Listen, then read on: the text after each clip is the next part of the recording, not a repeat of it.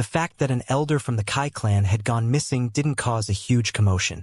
The Kai clan didn't even seem to have noticed, and also didn't look into the matter very deeply. It was the same in Giant Ghost City, where life went on like it usually did.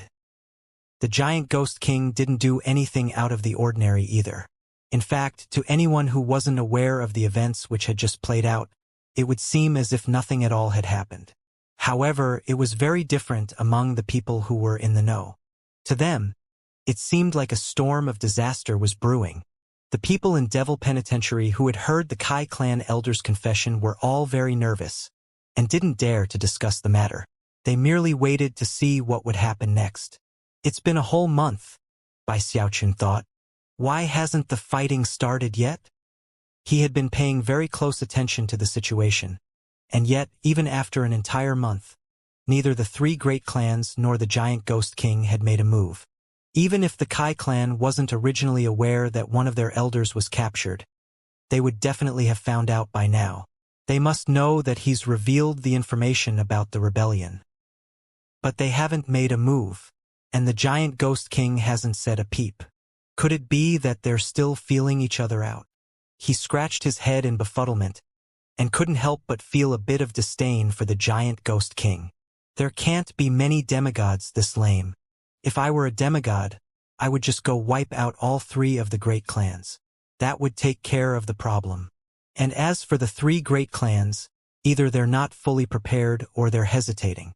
Well, regardless of which it is, this is a good opportunity for me.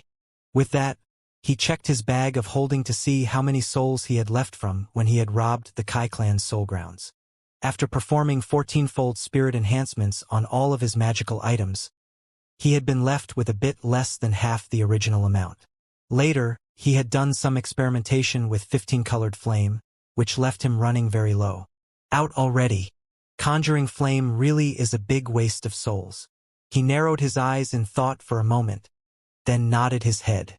I have to take some risks sometimes. I'll just go check the situation out. If the chance presents itself, I'll take some souls.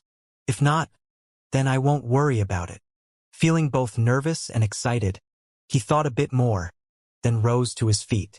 Devil Penitentiary was on lockdown, but Bai Xiaochun was now the #1 Dark Inquisitor, and was also the one who had dug up the critical intelligence to begin with. Clearly, he was not on the side of the three great clans, and therefore, Li Su approved his request to leave the prison. Before long, Bai Xiaochun was in disguise, and heading through the moat toward the city. The moat wasn't very large, but nevertheless, Bai Xiaochun found a place where he could leave it without attracting attention. Soon, he was outside of Giant Ghost City. It's too bad I have to be very careful about revealing my ability to disguise my appearance. It really leaves me no choice other than to use ordinary disguises. He was currently wearing a wide-brimmed hat, and some extra layers of clothing to make him look bigger. Keeping his head down, he headed away from Giant Ghost City, and in the direction of the Chun clan. I already robbed the Kai clan, so they'll definitely be on guard. The Bai clan has too few souls to make it worth my time. The Chun clan is the only option. Eyes flashing, he flew quickly to the location where the Chun clan stood. Arrayed in different locations around the clan were 8 soul grounds. The mere sight of the vast number of vengeful souls flying around the floating, beehive-like structures in the soul grounds caused Bai Xiaochun to swallow in anticipation. After sizing the situation up, he murmured, "The Chun clan really has a lot of souls." Unfortunately, the soul grounds were all very close to the clan itself, and also very tightly guarded. Despite the speed he was capable of, he was fairly sure that as soon as he did the deed, he would be discovered. The Chun clan is really too stingy. They're just some measly soul grounds, right?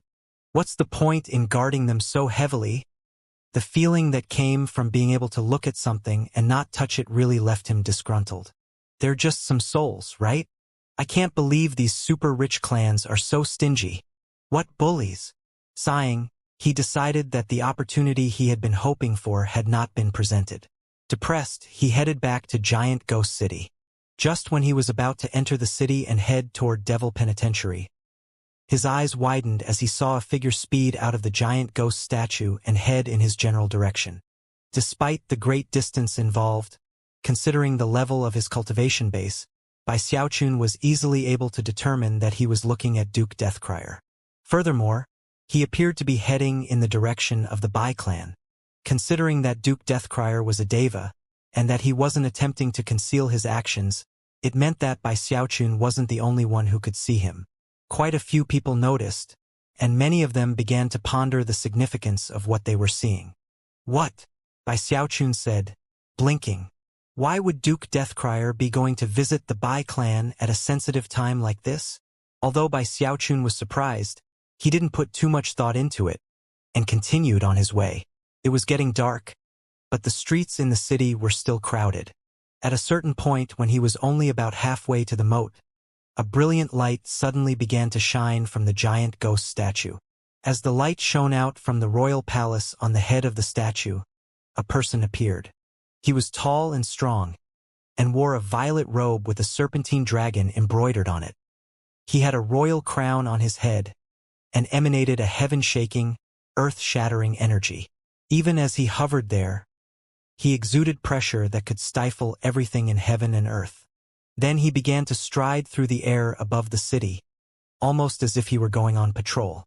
"The giant ghost king. It's His Highness the King. Greetings, Your Highness." Quite a racket could be heard as countless soul cultivators dropped to their knees to kowtow.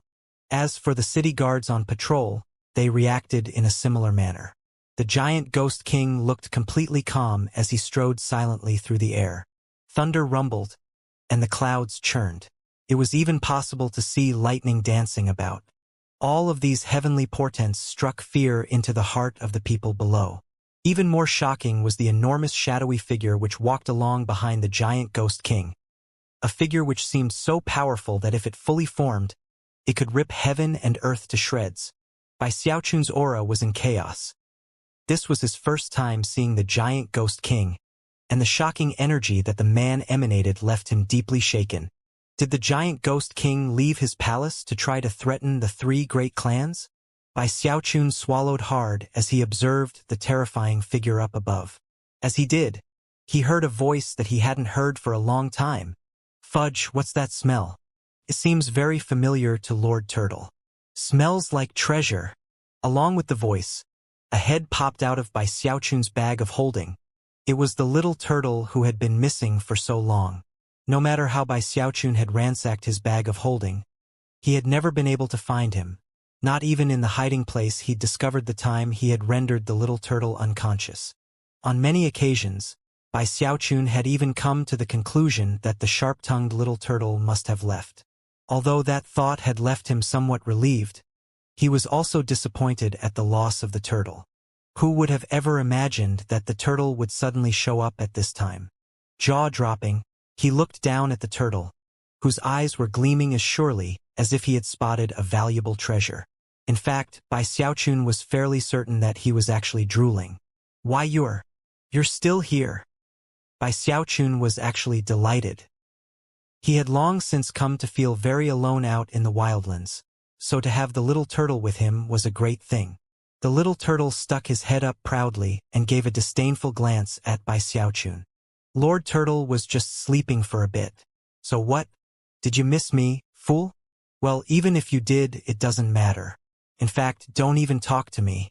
I'm germophobic." To hear such stinging words immediately took Bai Xiaochun's delight at meeting an old friend and transformed it into anger. "Shut up," he said. Ignoring the little turtle, he looked back up at the giant ghost king for a bit. Then he shoved the little turtle's head back into his bag of holding and flew back into the moat, and beyond it, Devil Penitentiary. Around that time, the Bai clan Deva Patriarch was in a grand hall in the Bai clan, looking grim-faced at Duke Deathcrier. Gritting his teeth angrily, the Patriarch said, "I'm not even going to mention how many years I've loyally served His Highness the King. We've fought side by side on the field of battle, and I've never been anything but devoted. Besides, considering the level of my cultivation base, how could I ever fight the king? Do you think I'm crazy or something? Why would I lead the Bai clan into a rebellion? This is complete nonsense.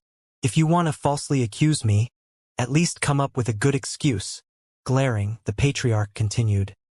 By the way, regarding what happened with that unfilial bastard of my clan, I respected His Highness the King's wishes because of face. That's the only reason I didn't pursue the matter at the time. However, based on some of the rumors that have been floating around about him, I have to ask you, Duke Deathcrier. What is the meaning of the situation? Duke Deathcrier sighed inwardly. Because he was a close follower of the giant Ghost King, he was privy to a few secrets that no one else knew. Furthermore, he was able to speculate at what the king was thinking. However, he still couldn't figure out why he had been asked to go to all three of the great clans and directly ask the patriarchs if they were planning a rebellion.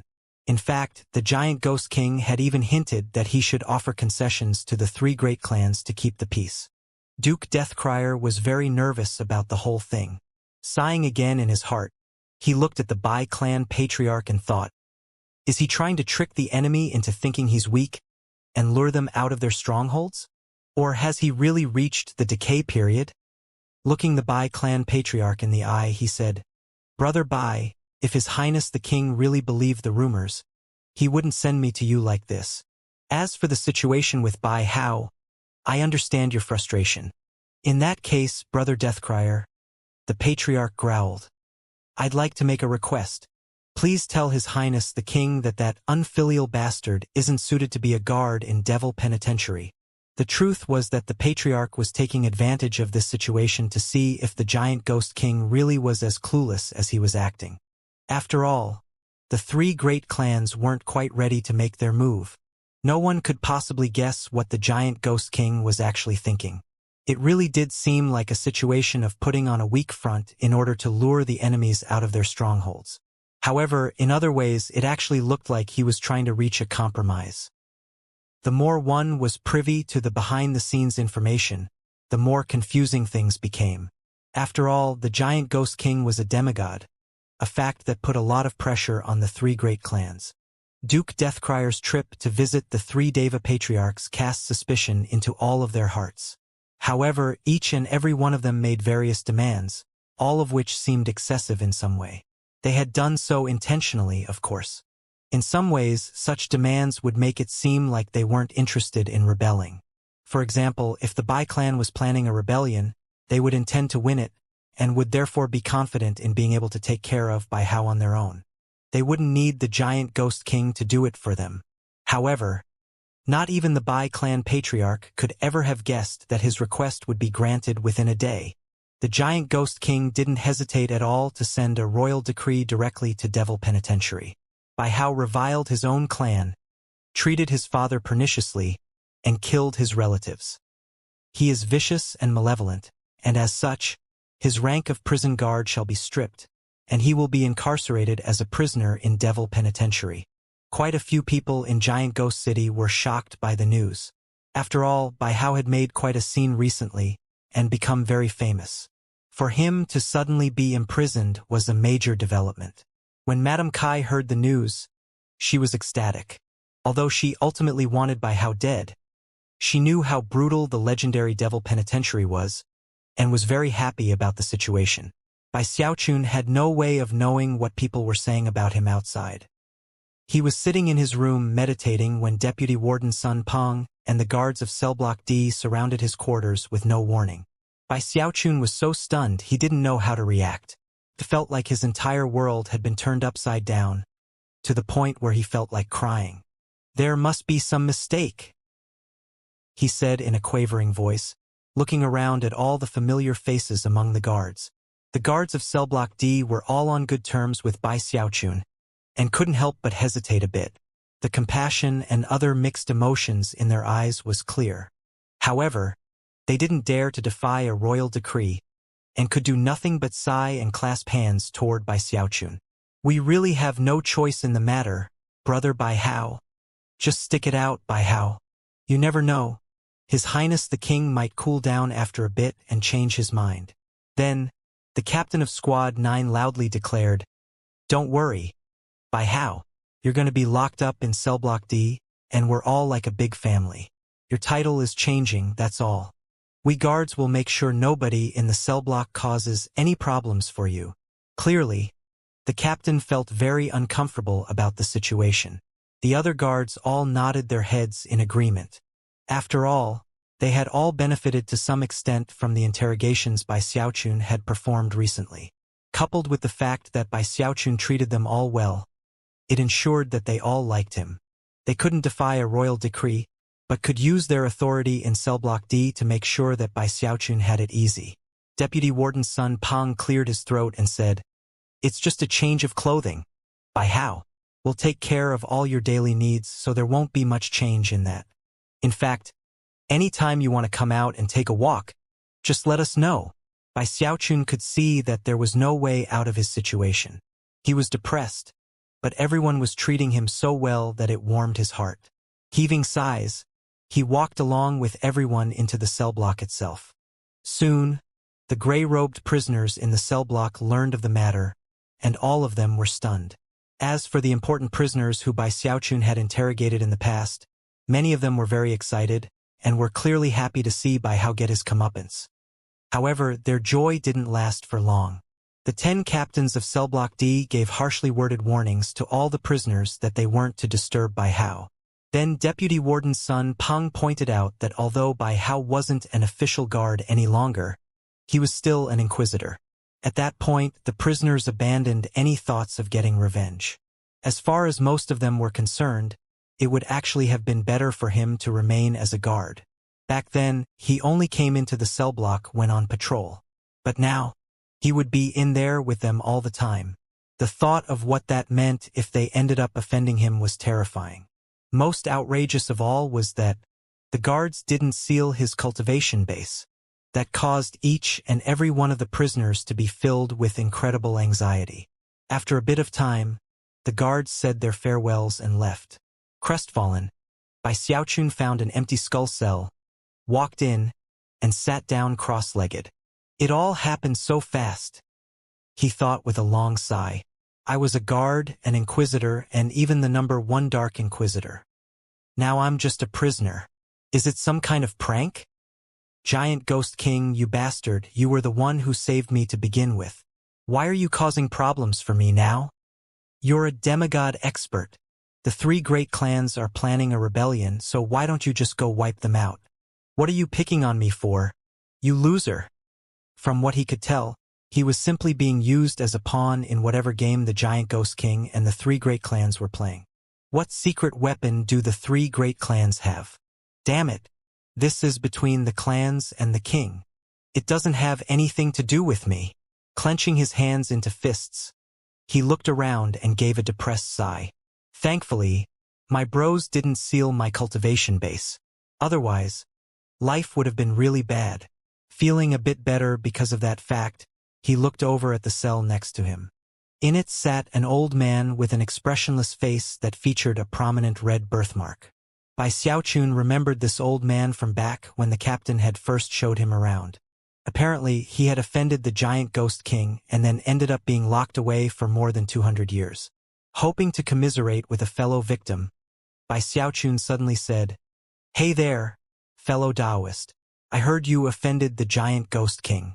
I guess you and I are in the same boat." The old man didn't react at all. Either he hadn't heard, or was pretending not to. Your cultivation base is sealed, so why are you sitting around meditating all the time?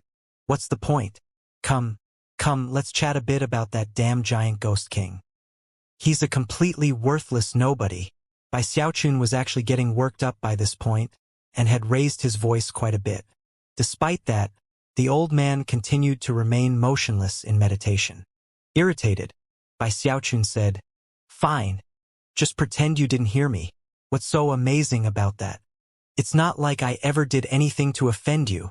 Bai Xiaochun had been a bit depressed to begin with, and having this old man completely ignore him didn't help. Snorting coldly, he leaned back up against the cell wall and began to ponder his misery. Sighing, he thought back to how glorious his life had been as a major general on the Great Wall, and how amazing things had been in the river-defying sect. "Oh Junwan, I miss you so much, and you too, Xiaomei." For some reason, he then thought of Mistress Red Dust, and after that, Chen Hutian, and his anger surged. However, sitting around moping wouldn't do any good, so after a bit of time passed, he sat up cross-legged and started thinking about what to do next. Unfortunately, no matter how he pondered the situation, he couldn't come up with any ideas. He had long since tested out his undying hex, and found that it was as useless inside Devil Penitentiary as it had been in the labyrinth near the Great Wall. Now that he was a prisoner, it felt like he was completely and utterly bereft of hope. "Damn that giant ghost king," he said through gritted teeth. "And the Bai clan too. They're all worthless nobodies. If the three great clans rebel and win, then they'll definitely come and kill me. If they try, then I'll just use my demigod soul to fight my way free." A fierce gleam appeared in his eyes. "If the giant ghost king wins, then maybe I'll have a chance of getting out of here. The captain and deputy warden's son might be able to speak up for me, and maybe even Warden Li." Bai Xiaochun massaged the bridge of his nose as he contemplated the two possible outcomes. The latter would be the preferred option, whereas the former would make it difficult to avoid death. The idea of dying in a fight got Bai Xiaochun so worked up that he started trembling. "You people are forcing my hand." Taking a deep breath, he closed his eyes to meditate.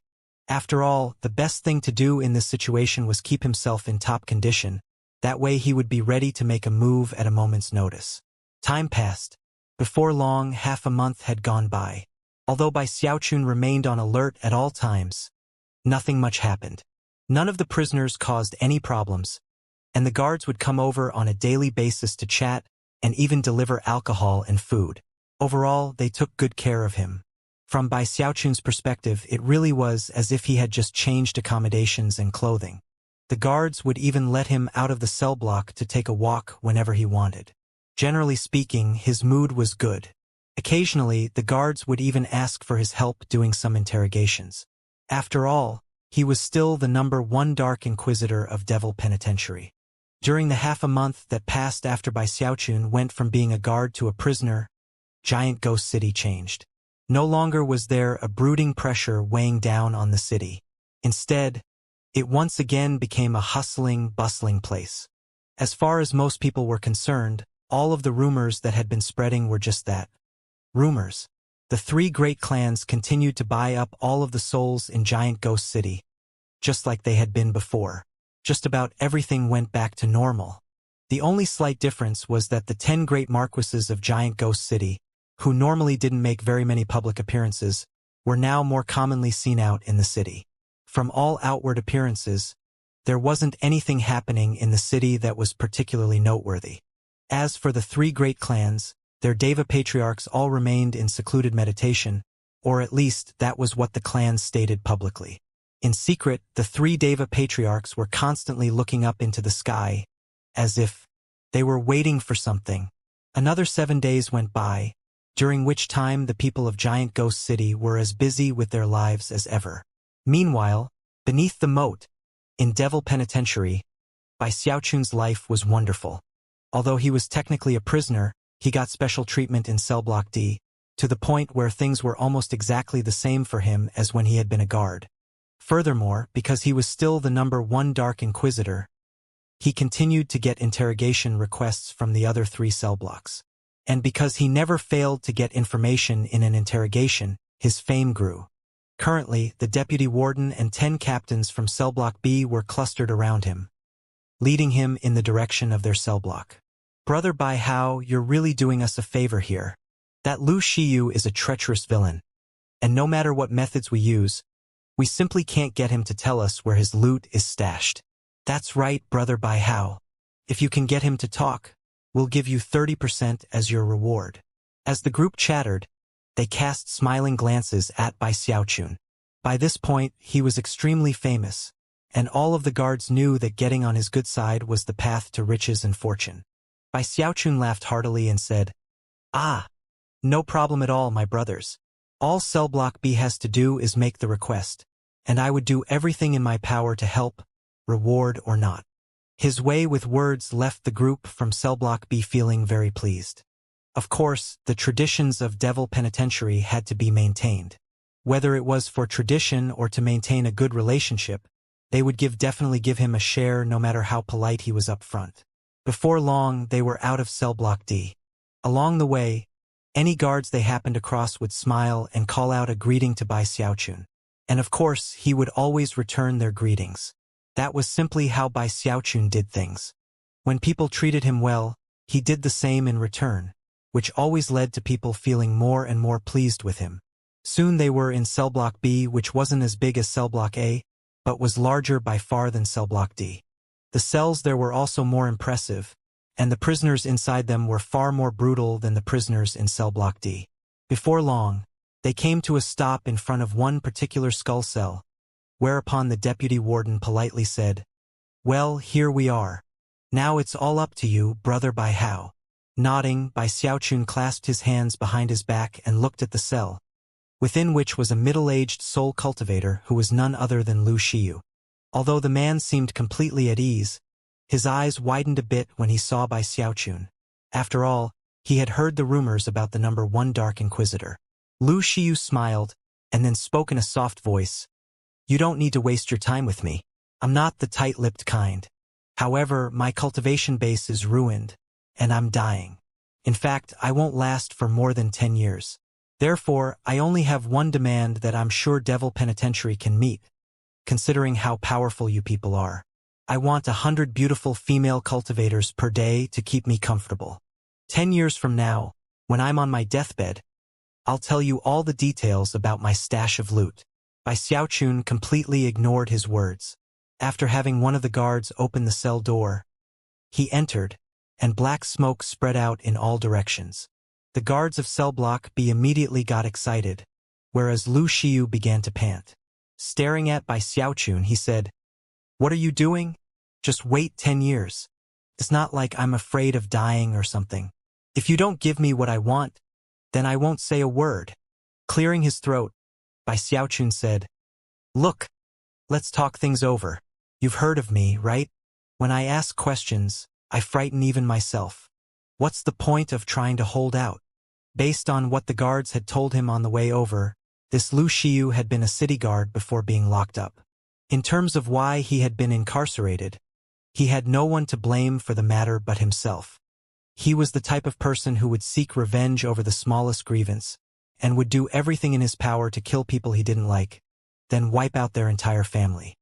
He had also used his authority as a city guard to raid the headquarters of numerous small clans within the city and take away all their wealth. Over the years, he had built up quite an accumulation of fortune.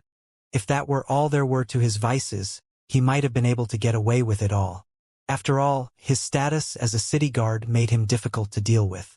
However, he was also a lecherous fellow, and had taken advantage of numerous women during his so-called raids. A few days before, he had forced himself on a female cultivator who happened to be connected to one of the marquises of Giant Ghost City. That was what ultimately led to his downfall. The enraged Marquis had his cultivation base crippled, and instead of killing him, had sent him to be locked up in Devil Penitentiary. In Devil Penitentiary, a gold mine like him was the type that the guards would never let off the hook. However, because he knew he only had a short time to live, he kept making all sorts of demands in exchange for talking. Not only was Cell Block B unable to meet all of his demands, but they didn't want to wait 10 years, and thus had asked for help from Bai Xiaochun. Backing up a few steps, Lu Xiyu loudly said, "There's no need to talk anything over."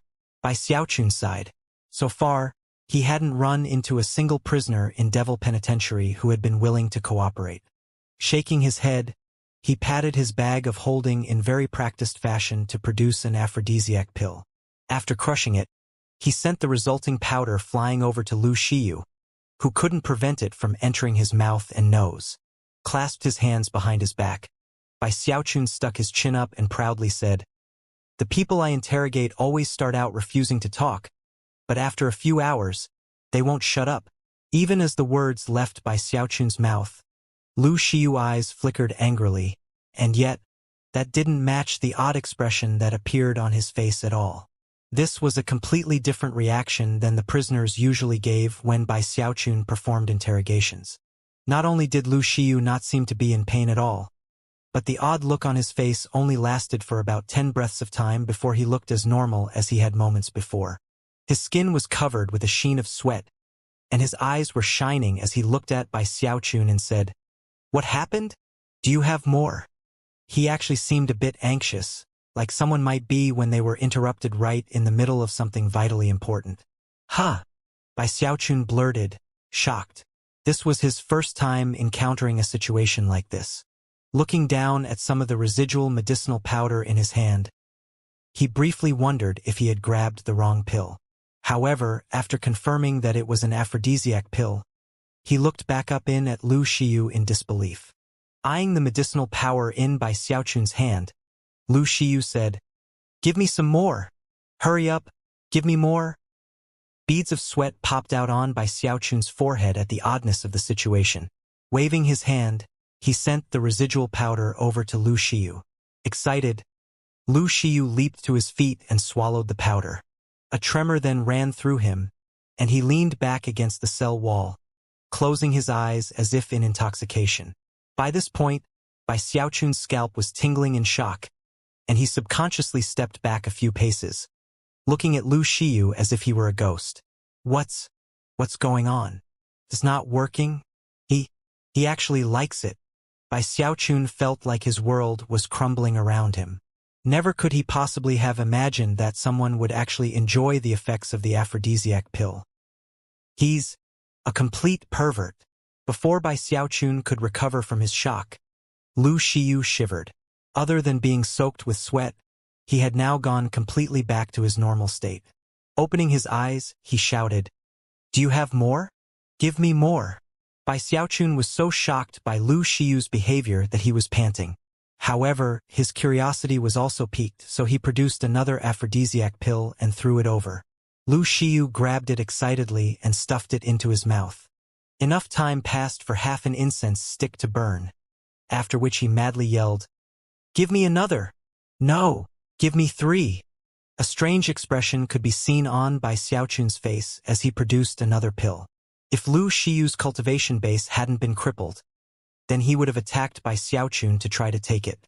At that point, Bai Xiaochun cleared his throat and awkwardly said, Tell me where your loot is stashed. Then I'll give you another one." "You!" Lu Xiyu said through gritted teeth. He wanted to refuse, but at the moment, the torment he was feeling actually surpassed the torment normally felt by prisoners who ate the pill. Other prisoners felt the pain of being unable to release the pent-up pressure.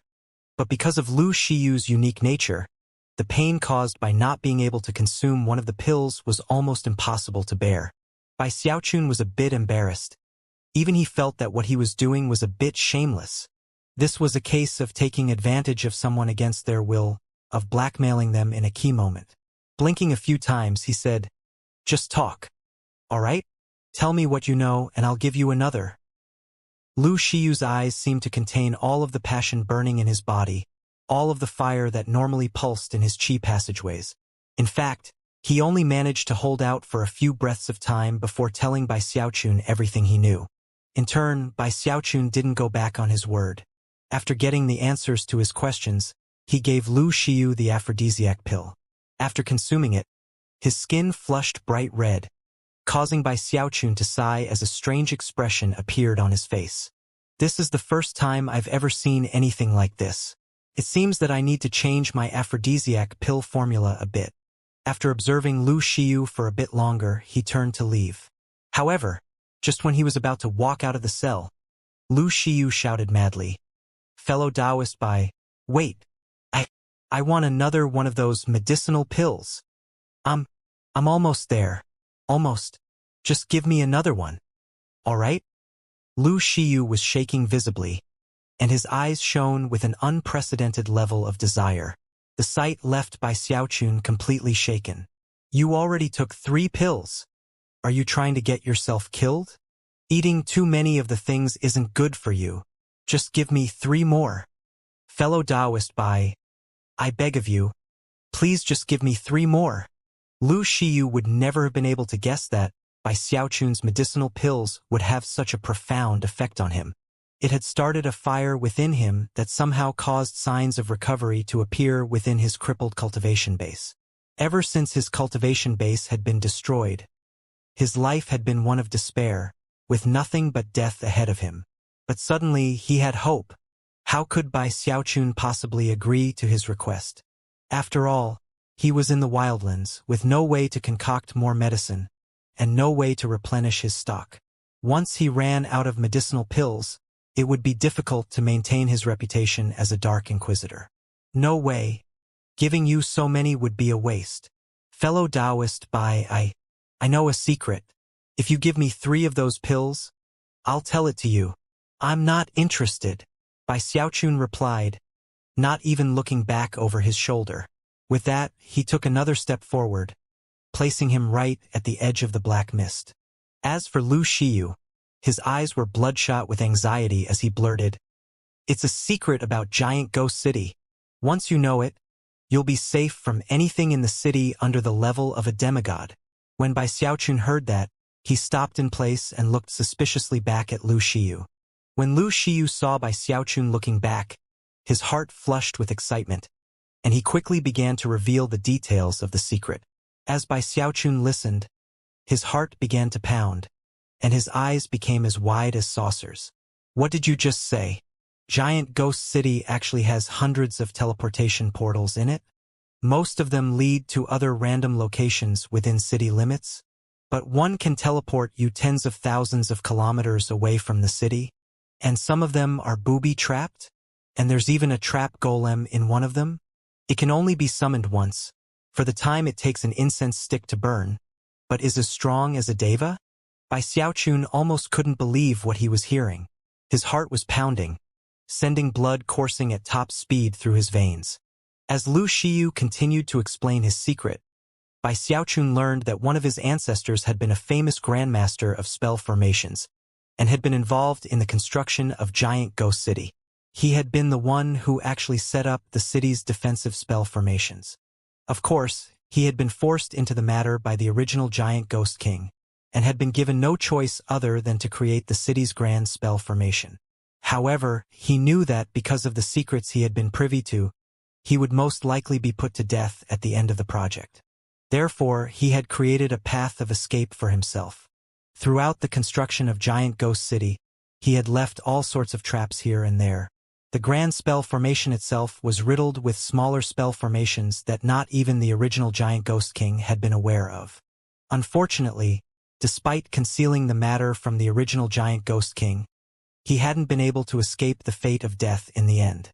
However, the information about the network of smaller spell formations was passed down from generation to generation among his descendants. Although it wasn't clear how he had managed to get the information out, it was never discovered by the original Giant Ghost King, nor by any of the following generations all the way down to the 9th. Therefore, it was likely that the current 9th generation Giant Ghost King didn't know about it either.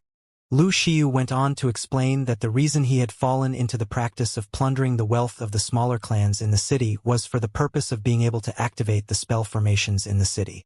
Although those teleportation formations were ancient, and many had fallen into disrepair, there were some that still worked. However, they needed large amounts of soul medicine to be activated. Unfortunately, Lu Xiyu had never saved up enough soul medicine, which was why he had been unable to escape when the Marquis came for him. Besides, once he activated the spell formations, the Giant Ghost King would never have let him off the hook. The news Bai Xiaochun was learning battered his heart with waves of shock. Of course, at the moment, he had no way to confirm whether or not the information Lu Xiyu was giving him was true or not. If it was, then it was of monumental importance to Bai Xiaochun. This might be my chance to get away. If the Bai clan comes after me, then as long as I can get out of Devil Penitentiary itself, I could use those teleportation portals to make a complete getaway. Heart trembling with excitement, he settled his thoughts and asked for some more details about the teleportation formations and their locations. According to the list he was given, there were a total of 371 formations. After making a complete record of them, Bai Xiaochun tossed 3 aphrodisiac pills over to the anxious Lu Xiyu. As soon as Lu Xiyu had them, he tossed them into his mouth. Moments later, his face turned bright red, and he began to tremble violently as his previously blocked-up qi passageways began to surge on the verge of opening up. At that point, a look of hesitation appeared in Bai Xiaochun's eyes as he considered whether or not to kill the man to keep him quiet. To kill him would be the safest thing. After all, if the information about the teleportation formations was true, then it would be very important that the information not get out, lest it create a major danger for Bai Xiaochun. This guy is vicious and merciless. Definitely a villain. He's also no fool.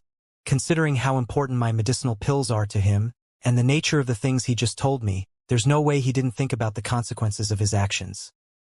At this point, Bai Xiaochun's eyes flashed. He must be lying. What a treacherous rogue. Humph.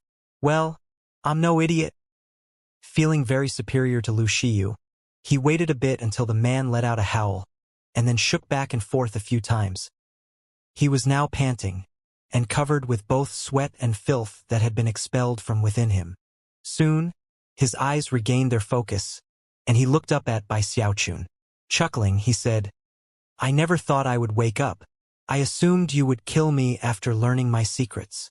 Of course, he had had no other options. Considering how important the medicinal pills were to him, he had decided to gamble a bit. Besides, if Bai Xiaochun did kill him, he had a secret weapon, something that would make anyone who used the teleportation formations regret doing so. "You didn't kill me because you wanted to give me another chance to talk. Isn't that right, Bai Hao? Alright, I'll tell you something else. Among the more than 300 spell formations, there are 27 that require a special sealing mark to use. Without the sealing mark, you'll be stuck on the outside. Furthermore, most of the teleportation formations only link to other places in the city. There's only one that leads to a spot 50,000 kilometers outside of the city. Bai Hao, I know that you betrayed the Bai clan, and were also imprisoned by orders from the giant Ghost King. You probably want to get out of here just as much as I do. Therefore, when the time comes, just bring me with you. I can open those 27 locked formations, and can also take you to the one leads outside of the city. Without me, you won't be fleeing anywhere. And by the way, the formation that leads outside of the city is also one of the ones that needs the sealing mark to enter." Lu Shiyu's eyes glittered with deceit. By this point, he was absolutely confident that this Bai Hao would agree to his demands. Then, when the time came to make his actual escape, he would simply kill Bai Hao and escape on his own. "I don't have any other choice," he thought, his heart bursting with greed. "I need those medicinal pills, and this Bai Hao definitely has more of them in his bag of holding. He's dead one way or another." Of course, Bai Xiaochun was no fool. Considering how Lu Shiyu felt about the aphrodisiac pills, it seemed obvious that he hoped to get free of the cell and kill Bai Xiaochun for his supply. Before doing anything else, though, Bai Xiaochun decided to confirm what he had just heard. "You can only get into those formations with a special sealing mark?" "That's right," Lu Shiyu said with a pleased smile. A strange look could be seen on Bai Xiaochun's face as he proceeded to ask, "Interesting. So without that sealing mark, I would be stuck on the outside. Presumably there would be some danger involved with trying to break inside." Looking a bit surprised, Lu Shiyu nodded. Bai Xiaochun blinked a few times, and then cautiously asked, "And, all you have to do is get into the teleportation formation to activate it." "What's with all the questions?" Lu Shiyu barked, annoyed. "Cut the bullcrap. The only way to get into the formations is with the special sealing mark. Once you're inside, of course anyone can activate them." Lu Shiyu was completely convinced that he had pulled the wool over this Bai Hao's eyes. They both had the same goal now, and it only made sense for them to cooperate. If he didn't agree to cooperate, then Lu Shiyu would simply tell his secret to some other people to ruin his plans, assuming he stayed alive long enough. "Are you sure about all that?" Bai Xiaochun asked, his eyes shining. "Absolutely sure," Lu Shiyu replied, frowning. All of a sudden, he felt like something was off about the situation, although he wasn't sure what. After getting his confirmation, Bai Xiaochun smiled. As soon as Lu Shiyu saw that smile, his face fell. Before he could move, Bai Xiaochun waved his hand, sending a blast of wind out that pierced into Lu Shiyu's forehead. "You?" Lu Shiyu's eyes went wide with disbelief. Never could he have imagined that, after everything he had just said, Bai Hao would actually kill him. "You should have said so earlier. Scared me half to death." Bai Xiaochun flicked his sleeve in distaste. Although a special sealing mark was needed to get into those 27 special spell formations, he could simply do so with his undying hex. If I can get through the Great Wall's spell formation, then there's no need to even mention some little teleportation formations. Sticking his chin up, he looked down at the dead Lu Xiyu and felt very proud of coming out on top in this battle of wits. You can only blame your lack of insight into my abilities. With that, he strutted out of the cell. Although the death of Lu Xiyu caused some complications, it wasn't anything the guards of Cell Block B couldn't take care of. After giving the deputy warden the information regarding the man's loot stash, the fact that he was dead didn't really matter. Of course, the guards weren't stupid. They realized that Bai Xiaochun must have uncovered some other secret and had been forced to silence Lu Xiyu. However, when Bai Xiaochun proposed forgetting about the 30% cut that was owed to him, the guards felt much better. After all, the official rules allowed for the possibility of inquisitors coming across secret information. As long as the inquisitor was well liked by everyone else, it usually wouldn't cause a problem. Bai Xiaochun's way of handling the situation not only forestalled any questions, but also left everyone involved feeling pleased. With a few parting words, Bai Xiaochun left and headed back to Cell Block D, in very high spirits. He even decided to contact Zhou Yixing. Earlier, Li Su had put Devil Penitentiary on complete lockdown, and any attempts to communicate with the outside had been fruitless. But now, his communication went through. Bai Xiaochun quickly relayed a portion of the information about the spell formations, and told Zhou Yixing to go confirm its validity. The next day, he got word back. Zhou Yixing sounded completely incredulous as he said, "The spell formations were all there, my lord. Each and every location was really strange, and in fact impossible to see into. Not even divine sense would work. In fact, I couldn't actually see any evidence of spell formations. If you hadn't told me of the exact locations, I would never have been able to find them." When Bai Xiaochun heard that, he breathed a sigh of relief, and then excitedly clenched his hands into fists. So it really is true. Ha ha ha. With those teleportation formations, I have a much better chance of getting away. The three great clans and the giant ghost king are currently at each other's throats. Once the chaos breaks out, I definitely won't wait around for the Bai clan to come looking for me. I'll get out of Devil Penitentiary and then make my way to freedom. With that, Bai Xiaochun began to wait patiently. Another half a month went by. Although there were many people in the city who knew that the rebellion was coming, when it actually happened, it still came as a shock. The first astonishing development occurred, not within the three great clans, but rather in the form of a huge illusory axe that appeared in the sky above Giant Ghost City. It was fully 30,000 meters tall and radiated shocking energy. The instant it appeared, it sliced down through the air toward the huge giant ghost statue in the middle of the city. Rumbling sounds filled heaven and earth, and at the same time, a roar of rage erupted from the royal palace at the head of the statue. "How dare you, Nine Serenities King!" Even as the voice echoed out, the illusory image of a giant ghost appeared in the air, which snarled viciously as it unleashed a fist strike to meet the incoming axe. As the two bore down on each other, indescribable power rippled out in all directions, casting all creation into chaos and even ripping the air apart. "I'm only doing this to repay a debt, Giant Ghost King. You're on your own now." Laughter accompanied the axe as it descended, along with intense rumbling sounds. Then the axe and the giant ghost met. Booming rumbles filled the air. A massive sound that surpassed heavenly thunder rippled out with the power to destroy the heavens and crush the earth. A huge shockwave spread out, crushing everything in its path and even ripping rifts open in the sky. Giant Ghost City was instantly thrown into chaos as countless people looked up to see what was happening. The sight that met their eyes was the shadowy incarnation of a giant ghost being completely destroyed by the huge axe. This, heavens! The giant ghost king can't even fight back. This is impossible. To the utter shock of countless onlookers, the huge axe ripped through the illusory giant ghost, and then proceeded onward toward Giant Ghost City.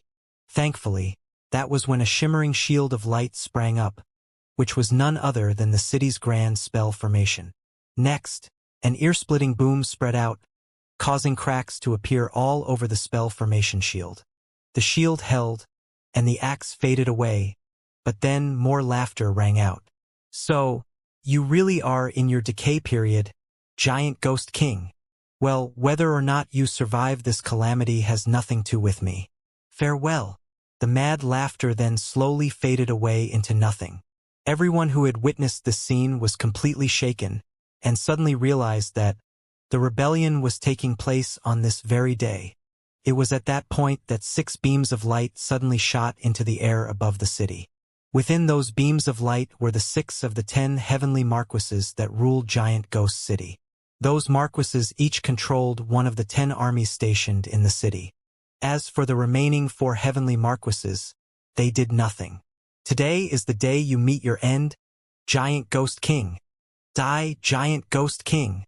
Of the 6 heavenly marquises, none were Devis, but some of them were half a step into the Deva realm. Their combined attack on the royal palace instantly caused Giant Ghost City to tremble. And yet, that was when a roar of rage erupted from one of the statue's hands.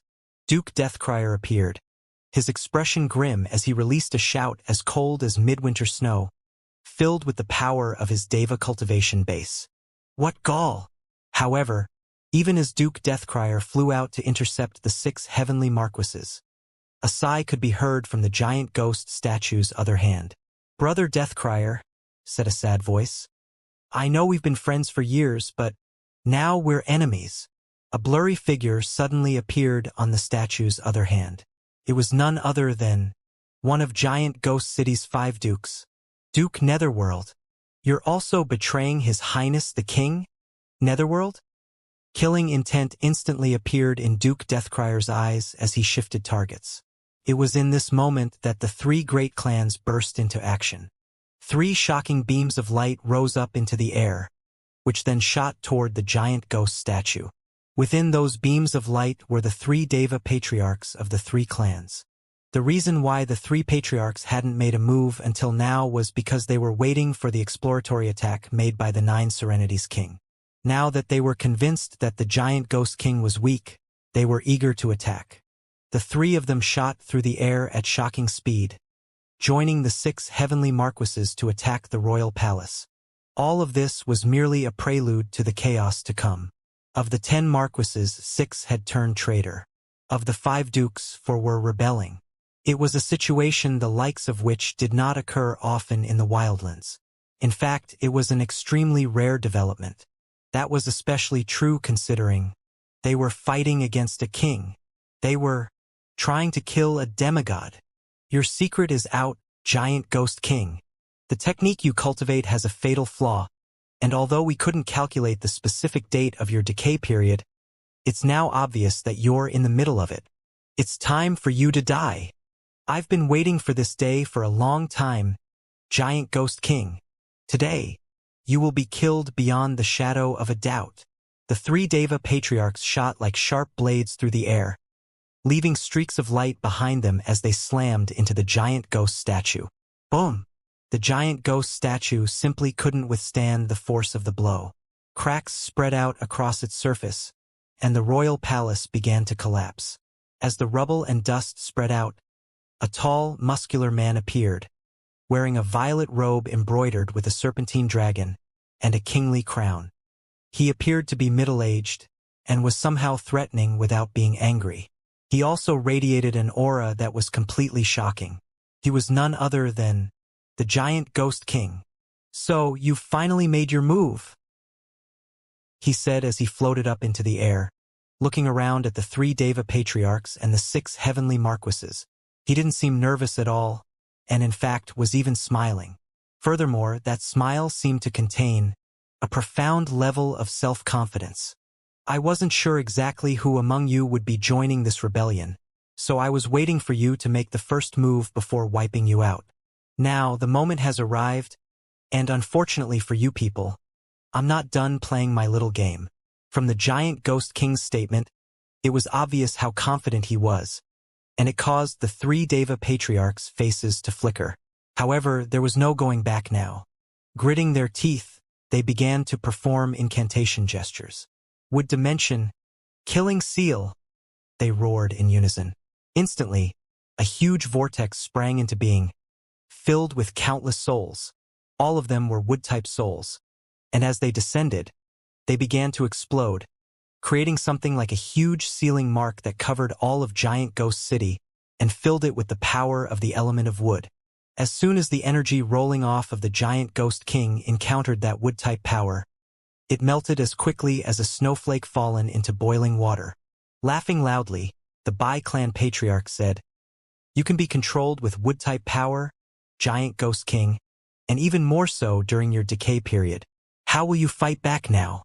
With that, he shot toward the Giant Ghost King, joined by the patriarchs from the Kai and Chun clans. The look on the Giant Ghost King's face remained as calm as before. His energy and his cultivation base were being rapidly eaten away by the wood dimension, to the point where he was no longer in the demigod realm. He was now in the Deva realm, and in fact, his power was diminishing so rapidly that it would soon be that of the nascent soul stage. And yet, he seemed completely calm, with the same confident smile on his face, as if he were facing nothing more than a group of clowns. Of course, that only made the patriarchs and heavenly marquises even more nervous. Intense rumbling sounds filled the air as the Giant Ghost King single-handedly took on 3 Devis and 6 near-Devis. Even as the shocking scene played out up above, the armed forces of the 3 clans, as well as the soldiers of the 6 heavenly marquises' armies, all began to pour into the city. The chief of the Bai clan led the clan elders in a murderous charge toward the moat, joined by many of the Kai clan elders. "The heavens are changing. By how? You won't escape this tribulation." The clan chief's heart was bursting with anticipation. He had been waiting for this day for a long time, and in fact, couldn't care less about the Giant Ghost King. His goal was to skin Bai Hao alive. As chaos spread out down below, the patriarchs of the 3 clans, as well as the 6 heavenly marquises, were engaged in fierce combat with the Giant Ghost King. Unexpectedly, the fighting already seemed to be on the verge of ending. One boom after another rang out, and blood sprayed out of the Giant Ghost King's mouth. His cultivation base was already down to the nascent soul level, and yet, the same self-confident smile could be seen on his face. In fact, it even seemed to contain a bit of ridicule, as though he were sneering at the fact that no one had seen through to the truth yet. However, it was also obvious that the truth would be revealed soon. It was at that point that, all of a sudden, the Giant Ghost King's body suddenly flickered, as though it were not corporeal. His hand turned blurry, and then the Bai clan patriarch suddenly shouted, "Something's wrong! He's a clone. Damn it, he's a clone. This isn't the Giant Ghost King's true self. He's an expendable clone." The other 2 patriarchs began to tremble as looks of complete disbelief spread out across their faces. Impossible! Because of the unique way divine will works among demigod experts, they can't create clones more powerful than the nascent soul stage. Demigod realm clones are an impossibility. How could he possibly have a clone like this? And furthermore, how could we have never realized it over all these years? The 3 Deva patriarchs weren't the only ones to be shocked. Duke Deathcrier and Duke Netherworld were also profoundly shaken, and both had expressions of utter disbelief on their faces. The Bai clan patriarch gritted his teeth bitterly as he looked at the Giant Ghost King. Finally, he understood why he had been so calm this entire time, and now he realized that everything was exactly as the Giant Ghost King had described. A game. "So, this is your secret weapon. This is why you were so self-confident." It was a game that the Giant Ghost King had carefully set up and was sure he would not lose. The probing for information, the provocation, the compromises, the placations, pretending to be weak, none of them were real. All of it had been a huge game. As everyone reeled in shock, the Giant Ghost King chuckled. By this point, his body had almost completely faded away. And yet, his laughter still contained a type of supreme and ultimate power that echoed out through heaven and earth. "Now you understand, and yet it's too late. This has all been nothing more than a game to me. So what if you know about my decay period? And so what if you know about my weakness to wood-type power? My decay period didn't just start right now. In fact, it's almost over. In 3 months, I'll be fully recovered. And that is when I'll return, and we can all reminisce about old times. The giant ghost king shook his head as he looked around scornfully. That look of disdain was like a big palm that slapped all of the rebels directly in the face. You only have 3 months. Let's see if you can find my true self during that time. That is phase 2 of my little game. He threw his head back and laughed uproariously as he slowly faded out of existence. The 3 Deva patriarchs and 6 heavenly marquises were all having trouble breathing steadily, and couldn't keep the terror out of their eyes. As of this point, they had no choice to believe what the giant ghost king had just told them, and they knew that they only had 3 months. If they didn't find the giant ghost king's true self within 3 months, then they and their clans would be exterminated. They could flee, of course. The Wildlands was a big place, but with the giant ghost king at his peak, they would never be able to escape him. "Find him!" shouted the Bai clan patriarch. "Spare nothing. Pour all resources into the search. We must find where the giant ghost king's true self is. He's still in his decay period, so if we find him, we'll live. If we don't find him, we're all dead." He said 3 months, but we can't trust him. 1 month. We have to find him in 1 month. Somehow he managed to do the unexpected and create a clone. To control that clone, his true self would have to be somewhere nearby. I'd say there's an 80 to 90% chance that he's actually in Giant Ghost City. The Bai clan patriarch's heart was already filled with despair. They had been beaten. They had prepared for years and built up power, and yet had been completely routed. It was almost funny. How could any of them have ever imagined that the giant ghost king would somehow be able to create a demigod clone, which was supposed to be impossible? How could he have a clone like that? Eyes bloodshot, the Chun clan patriarch shouted out similar orders, and even started flying around to search personally. The Kai clan patriarch, as well as the 6 heavenly marquises, were all trembling in fear, but similarly began to carry out searches. They held nothing back, searching everywhere in Giant Ghost City to try to find the giant ghost king's true self. Duke Netherworld was in no mood to fight Duke Deathcrier any longer, and withdrew from the fight. As for Duke Deathcrier, he was not inclined to continue fighting either, and simply hovered there, laughing at the top of his lungs. No one bothered to ask him where the giant ghost king's true self was. Everyone knew that there was no way the giant ghost king would trust information that important to anyone. Time would be better spent searching rather than asking pointless questions. And they were right. Duke Deathcrier hadn't even been aware that the person he had been dealing with for so long was only a clone. As the 3 great clans and the forces of the 6 heavenly marquises began to search Giant Ghost City, Bai Xiaochun was sitting in his cell in Cell Block D in Devil Penitentiary, looking around in boredom at one of his fellow inmates, the old man with the red birthmark who had offended the giant ghost king years ago. Sighing, he said, "Hey old man, I've been in here for a while now, and I've talked to you a whole bunch. Are you ever going to say anything back?" Originally, he had felt like he and this old man could commiserate with each other as fellow sufferers. However, the man had never even looked at him, much less said anything. Eventually, Bai Xiaochun had decided to just ignore him. However, today the old man actually opened his eyes, and furthermore, his expression had flickered a few times. Curious, Bai Xiaochun asked him a few more questions, only to be ignored. "Don't you know who I am, old man?" Bai Xiaochun yelled. "Listen up. I'm the #1 Dark Inquisitor in Devil Penitentiary. It's not going to do you any good to piss me off." However, the old man simply sat there, frowning and ignoring Bai Xiaochun. Glaring at the humiliation, Bai Xiaochun gave a cold snort and was just about to say something else when the entrance to the cell block opened, and the captain of Squad 9 rushed in, followed by several of the guards who Bai Xiaochun was particularly close to. Alarmed expressions could be seen on their faces as they rushed over. "Something big is happening, Bai Hao," the captain said urgently. "You have to come with us right away. The 3 great clans are rebelling, and they're being joined by 6 of the heavenly marquises. All of Giant Ghost City is in chaos. The Bai clan isn't going to let you off the hook. You need to get out of here, and that's just what we're going to help you do." With that, the captain grabbed his arm to drag him away. Although Bai Xiaochun had long since reckoned that the three great clans would make their move soon, he was still surprised that it was happening so suddenly. But then the captain explained how the giant Ghost King's cultivation base had dropped because of his decay period.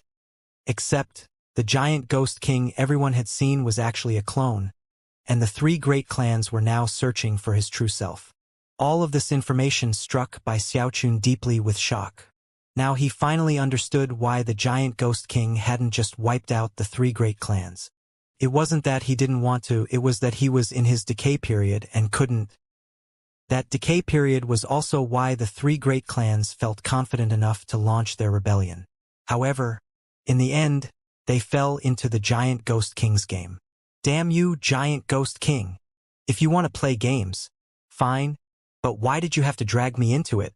Depressed, and yet completely helpless about the situation, Bai Xiaochun knew that he was in a dangerous situation.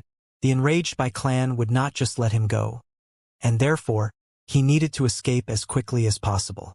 Having reached this point in his train of thought, he gratefully clasped the captain on the shoulder. "Brothers," he said, addressing the captain and the guards, "thank you for the immense kindness you've shown. I'll never forget it.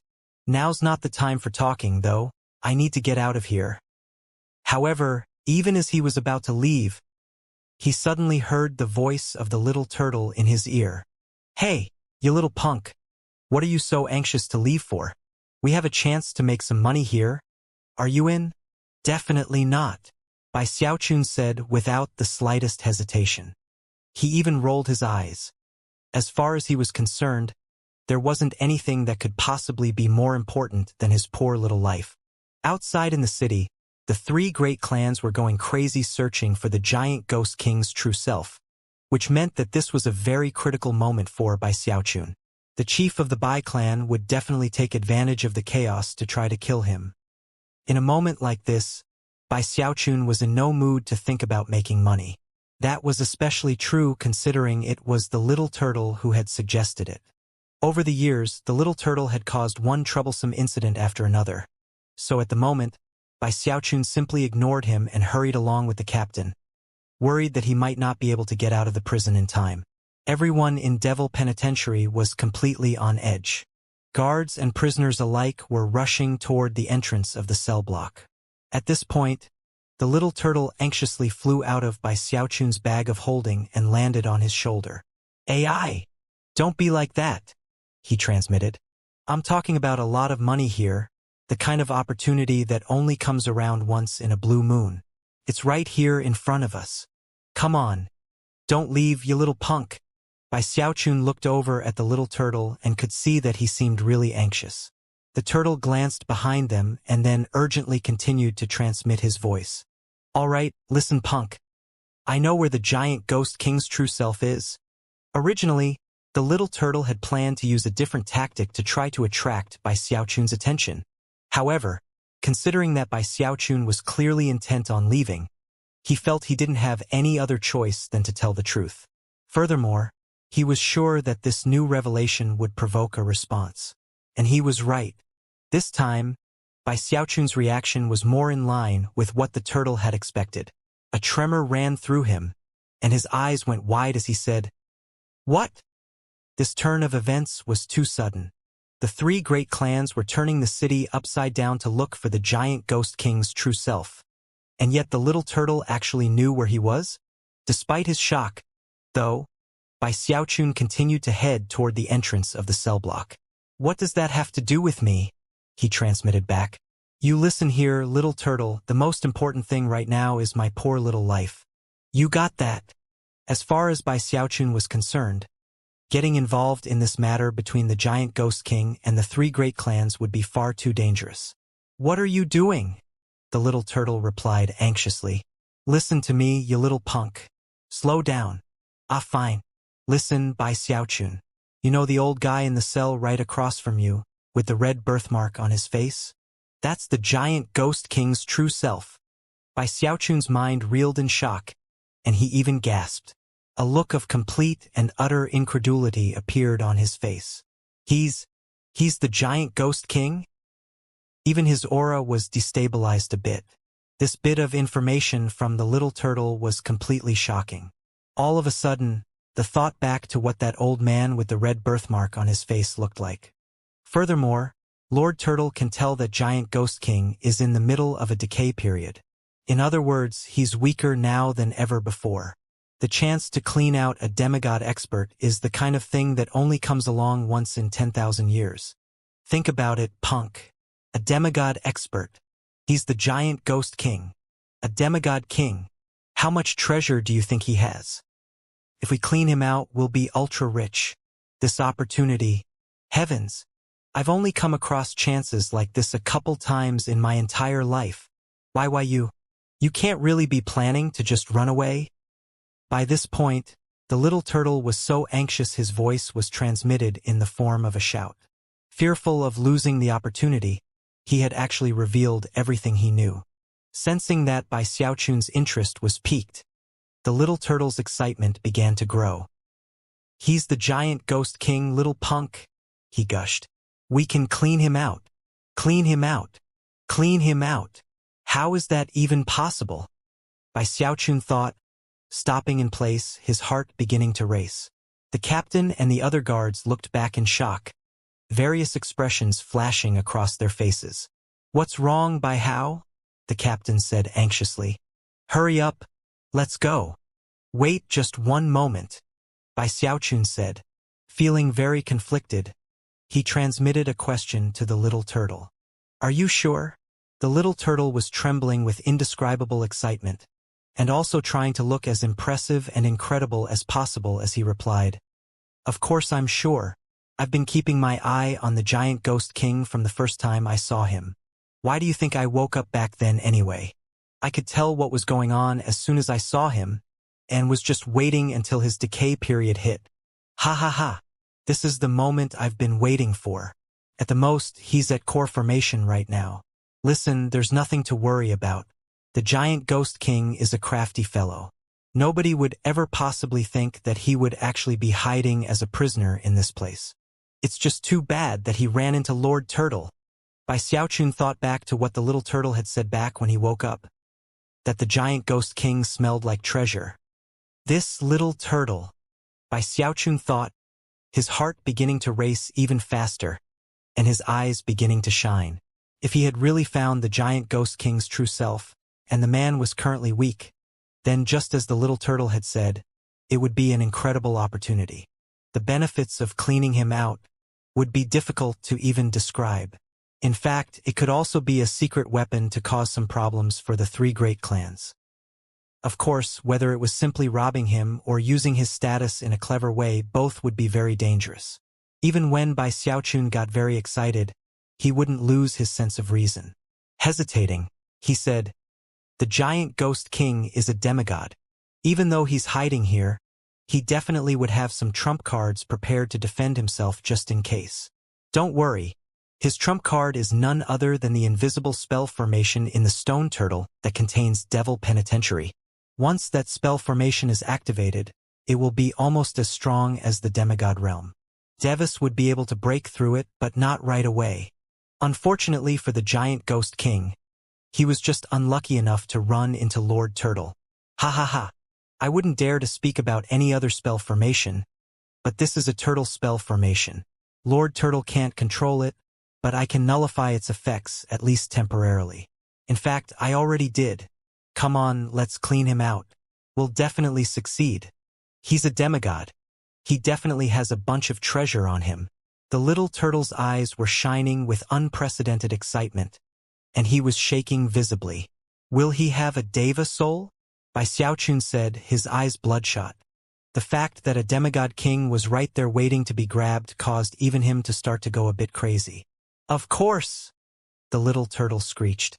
To you, Deva souls are priceless, but demigods can get them without even trying. Hurry up. Let's just grab him and get out of the turtle statue. I can only keep the spell formation suppressed for so long. Once my control slips and the Giant Ghost King is able to control it again, we'll be in great danger. Bai Xiaochun took a deep breath and looked over at the captain and other guards, who were anxiously waiting for him to speak. Gritting his teeth, he said, Captain, you go on ahead. but please give me the key to the cells. There's a guy back there who pissed me off, and I want to teach him a lesson before I leave." With that, Bai Xiaochun clasped hands and bowed deeply. At any other time, the captain would never have been able to agree to this request. But considering everyone was completely on edge, he looked at Bai Xiaochun for a moment, and then sighed and said, "All right, brother Bai Hao, you're on your own now. We'll take off now." Naturally, the captain could tell that Bai Hao had some secret he wasn't willing to divulge. However, that didn't matter. Even if Bai Hao wanted to kill one of the prisoners, it wouldn't matter in the end. The captain tossed a command medallion over to him, then turned and left with the other guards. Bai Xiaochun grabbed the command medallion that acted as the key to the cells, then adjusted his aura and settled his thoughts. He knew that if he slipped up in the slightest way right now, he could get into a lot of trouble. But his decision was made. Gritting his teeth, he began to speed toward the cell that contained the old man with the red birthmark on his face. Along the way, he had a short transmitted conversation with the little turtle to confirm that the old man was in the core formation stage. However, he was still feeling nervous. Although the little turtle didn't notice, he looked up in thought for a moment. Then he lowered his voice and said, "No, little turtle. It's too dangerous. He's a demigod. If you're wrong about everything, nothing will happen to you. You could escape any time you wanted. But I would lose my poor little life. You fly over into my hand. That way, if the situation gets dangerous, we can face it together. If we're going to clean out a demigod together, you need to show some good faith." The little turtle was completely wrapped up in the idea of getting some treasure. On top of that, the giant ghost king's true self was just up ahead. Therefore, in response to Bai Xiaochun's words, he immediately flew out and allowed Bai Xiaochun to grab him. "Hurry up! Hurry up!" the little turtle rebuked anxiously. "What's with all the delays? Fudge! The chance to clean out a demigod is a good thing. Why are you hesitating? Rewards come only with risk. Without taking chances, how can you ever profit?" Chuckling inwardly, Bai Xiaochun kept his tone sincere as he said, "I'm just young and don't have any experience in this kind of thing. My apologies, Lord Turtle. Please don't take any offense, sir." With that, he headed toward the cell that contained the giant ghost king's true self. This was the first time the little turtle had ever heard Bai Xiaochun speak so politely to him, and it felt wonderful. Very proud of himself, he decided that he should take some time to educate Bai Xiaochun a bit more in the future, to prove how wise, intelligent, and courageous he himself was. Even as the little turtle reveled in his own pride, Bai Xiaochun flew closer to the giant ghost king's cell. Inside was the old man with the red birthmark, who slowly looked up, his eyes shining with a sharp light and a bit of disdain. It was the type of look that someone might give to a bug. However, before the old man could say anything, Bai Xiaochun pulled out his command medallion and unlocked the door of the skull cell. Then, before the little turtle could do anything, Bai Xiaochun shouted, "See if you can handle my secret attack, you old bastard." At the same time, he took the pleased little turtle and hurled him with lightning-like speed toward the old man in the cage. He did everything with incredible smoothness, force, and speed. As soon as the little turtle left his hand, he slammed the cell door shut and then became a series of afterimages that shot backward away from the cage. He stopped some distance away, looking back at the cage and preparing to flee at a moment's notice. "Don't blame me, little turtle," he said, feeling completely in the right. "You're eternally indestructible. But I'm not. Why you little punk." The little turtle had been completely taken by surprise. Never could he have possibly imagined that Bai Xiaochun would be treacherous enough to do this. "Ag, you little jerk. You're completely shameless, despicable, contemptible." However, there was nothing the little turtle could do at the moment. Enraged, he turned toward the frowning giant ghost king, and then flew forward at top speed. "How impudent!" the giant ghost king yelled, waving his hand out in front of him. A boom rang out as the little turtle slammed into an invisible barrier roughly 3 meters in front of him. However, that only seemed to make him angrier. Looking at the giant ghost king, he shouted, "You think nobody would figure out you were hiding here Giant Ghost King? You might be able to trick everybody else, but you can't fool Lord Turtle. Hand over your treasures this instant. Otherwise Lord Turtle is going to beat you to death." With that, he shot forward, again slamming into the invisible barrier, this time causing cracks to spread out in the air. In response to the little turtle's words, the Giant Ghost King's expression flickered with shock and disbelief, which went to prove that he really was the Giant Ghost King. "Who are you?" he asked. He had been a prisoner in this cell for 200 years, and was also protected by the stone turtle spell formation. Because of that, he had assumed that he was safe. But now, his identity was exposed. How could he not be shocked? However, it was only a moment later that his killing intent erupted. As the little turtle closed in, he reached out and waved his right index finger. Spell formation. Evaporating destruction. As soon as the words left his mouth, the stone turtle vibrated, and an indescribable power stirred. Apparently, the single wave of a finger on the part of the Giant Ghost King would unleash an all-destructive divine ability. Bai Xiaochun was shaken by this development, and yet, before anything else could happen, the little turtle's eyes widened into a glare. Sticking his head far out from his shell, he roared, "No destruction!"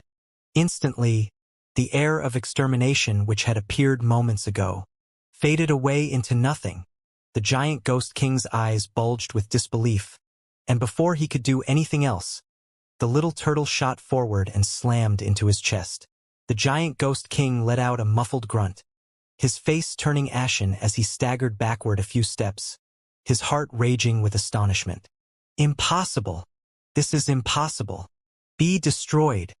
Trembling, he yet again waved his finger at the little turtle. However, the stone turtle's spell formation didn't do anything in response. The blood immediately drained from the Giant Ghost King's face. As of this moment, his heart was racing more wildly than it had in countless years. At the same time, a sensation of profound danger filled him. What was happening right now was vastly more critical and astonishing than the rebellion of the three great clans. "Destroy what, your ass?" The little turtle threw his head back and laughed uproariously, then launched himself forward in another attack. Outside the cell, Bai Xiaochun had been paying close attention to what was happening, and by now his eyes were shining. Throwing his head back, he laughed loudly at the realization that this really was the Giant Ghost King. Clearly, his cultivation base really was at the core formation level, and furthermore, he couldn't use the spell formation. The fact that he was like a sick tiger with no teeth or claws left Bai Xiaochun feeling very relieved. Laughing, he walked forward, and then entered the cage again. The majestic, illustrious Giant Ghost King is actually dressed up like a prisoner and hiding in this place. "How low of you, Giant Ghost King!" Sticking his chin up, he assumed his best pose and then waved his sleeve proudly. With the snap of a finger, Bai Hao reduced the Giant Ghost King to the point of becoming ashes. "Ha ha ha!" Even as Bai Xiaochun's laughter rang out, the Giant Ghost King stood there feeling shocked and anxious. However, the look in his eye was cold and sinister. After all, he was a demigod king, and knew how to maintain his dignity. "Bai Hao," he began. "You," however, before he could finish speaking, Bai Hao took a step forward and slapped him across the side of the head. Instantly, the Giant Ghost King's cultivation base was sealed. Off to the side, the little turtle let out a whoop of delight. "Clean him out! Clean him out!" A tremor ran through the Giant Ghost King, who was now glaring at Bai Xiaochun with intense killing intent. Despite that killing intent, Bai Xiaochun simply walked forward and began to search him. A moment later, he pulled out a ring of holding. Unfortunately, further searching didn't reveal anything else. "Only one ring of holding?" he said, less than pleased. "That's it." As for the Giant Ghost King, the humiliation he was enduring had his heart pulsing with rage that simply couldn't be described with words. As far as he was concerned, this Bai Hao was nothing more than a pawn in his game, something to make the action a bit more interesting. He should be the type of person he could kill with a thought if necessary. Never in his wildest dreams could he have imagined that this pawn would end up holding his own life in his hands. This sudden turn of events, and the sudden crisis was something that the giant ghost king couldn't simply accept. He was a demigod, and he had planned this entire event down to the smallest detail. However, even as he seemed to sink into a cool calm, the little turtle shouted, "Searching for treasures isn't your forte, you little punk." With that, he flew forward and began searching the giant ghost king's robes and tossing all sorts of items out toward Bai Xiaochun. There was a long crimson spear, a blue jade slip, a multicolored magic bottle, and also a fist-sized chunk of black rock. When the giant ghost king saw all of these things flying out, his expression flickered and soon turned extremely unsightly. Those items had been hidden in various spatial pockets he had created, which no one should ever have been able to find. However, the little turtle easily found them and emptied them. "You?" the giant ghost king said anxiously, his eyes bulging. Although there weren't many items, each one was the type that could shake heaven and earth. That red spear was how he had earned his name to begin with, and could not be wielded by anyone under the Deva realm. It had been forged with an object that fell from beyond the heavens, and contained 1 billion restrictive spells. Even among Devas, it could be considered a top-rate item. Then there was the blue jade slip. It looked ordinary in nature, but contained a legacy Tao of incredible importance. As for the magic bottle, it was called the Primeval Cosmos bottle, and was similarly something that could not be used by anyone under the level of a Deva. It could absorb any and all objects in creation and transform them into high-level medicine. He had paid a huge price to acquire this item, and was relatively certain that it was why the Nine Serenities King had gotten involved in the rebellion. Finally, there was the black rock. It was a completely unique item in the world that not even the giant ghost king was sure of the origins of. Supposedly, it had once belonged to the first-generation archemperor, although no one knew where he had acquired it. These items were his most valuable treasures, so seeing them being taken away by the little turtle filled the giant ghost king's heart with uncontrollable anxiety. Bai Xiaochun was ecstatic to see so many things being pulled out, although he wasn't sure how to use any of them, and despite the fact that they all were branded personally to the giant ghost king, he could tell that they were extraordinary. Anything the giant ghost king kept hidden on his person should definitely be incredibly precious. Maybe I can't use them now, but I'll be able to eventually.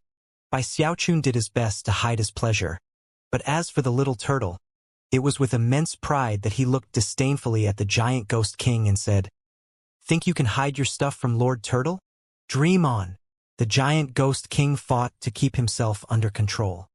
He knew that at the moment, his rage could do nothing to resolve the situation, and that despite how his heart was dripping with blood, he needed to force himself to remain calm. "What do you want?" he said, uttering his words one at a time. Although his cultivation base was currently very weak, and he couldn't even control his own life or death, he still managed to radiate calmness, and was even somewhat threatening. When Bai Xiaochun saw that, he couldn't help but shiver a bit. After all, this was a demigod, even though his cultivation base was currently not at that level. However, the fact that he felt scared also got him angry. "Trying to frighten me?" he said. Then he thought about how the giant ghost king had been using him as a pawn in his game, and had even turned him into a prisoner. Influenced a bit by the little turtle, his eyes suddenly shone with disdain, and he smacked the giant ghost king across the side of the head again. "Close your eyes when you talk to me," he said angrily. The sight of the giant ghost king so angry that he was physically shaking was actually quite exciting. Licking his lips, he continued, "I've never smacked a demigod. So exciting." In fact, he couldn't hold back from delivering another smack. "Not gonna follow orders, huh? Heh. I said close your eyes when you talk to me. Do you have a death wish? By how?" The giant ghost king raged angrily. If his cultivation base was at its normal level, he would teach Bai Xiaochun a long and hard lesson about the consequences of slapping people. Bai Xiaochun was quite excited by the thrill of the moment, so in response to the giant ghost king's threatening words, he angrily yelled, "Still trying to threaten me? How dare you? Don't push me. I'm the #1 Dark Inquisitor in Devil Penitentiary. When I get pissed off, I frighten even myself." Then he placed his hand onto his bag of holding and considered whether or not to take out an aphrodisiac pill.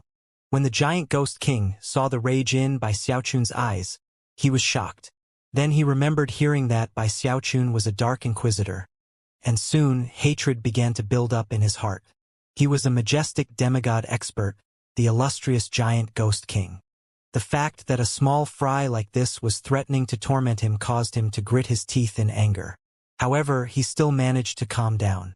"What do you want, Bai Hao? Just tell me. Spit it out. Don't tell me that your betrayal of the Bai clan was some elaborate plot." The giant ghost king was able to control his anger so well that his voice actually didn't contain anything threatening in it all. As he spoke, he also couldn't help but glance at Bai Xiaochun's palm and wonder if he was going to get slapped again. "Plot my ass. You listen up, giant ghost king. Lord Bai wants."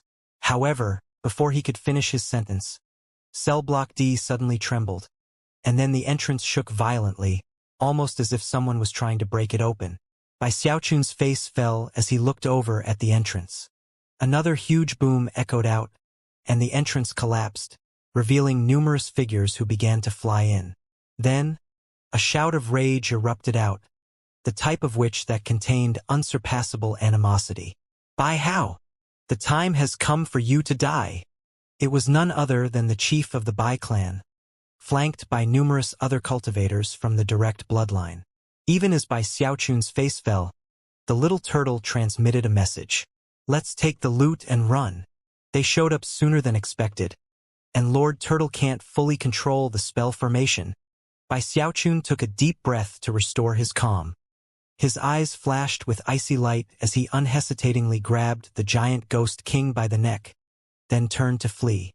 "Give me the command medallion, little punk," the little turtle shouted. "Fudge!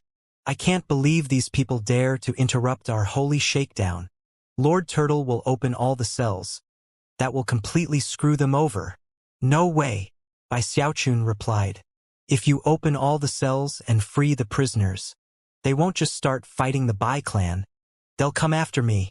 After all, as a Dark Inquisitor, Bai Xiaochun had interrogated many of the prisoners in the cells, most of whom now hated him with deep passion. The little turtle was too stunned at Bai Xiaochun's response to say anything. Meanwhile, Bai Xiaochun shook his head and began to move forward, keeping the giant ghost king gripped in his hand.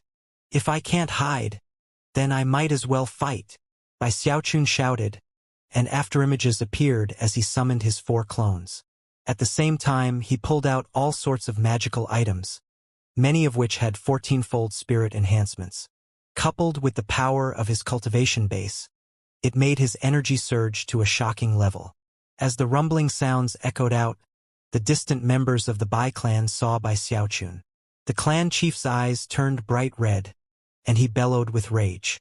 Flanking him were 5 clan elders, all of them in the nascent soul stage, as well as a crowd of core formation experts.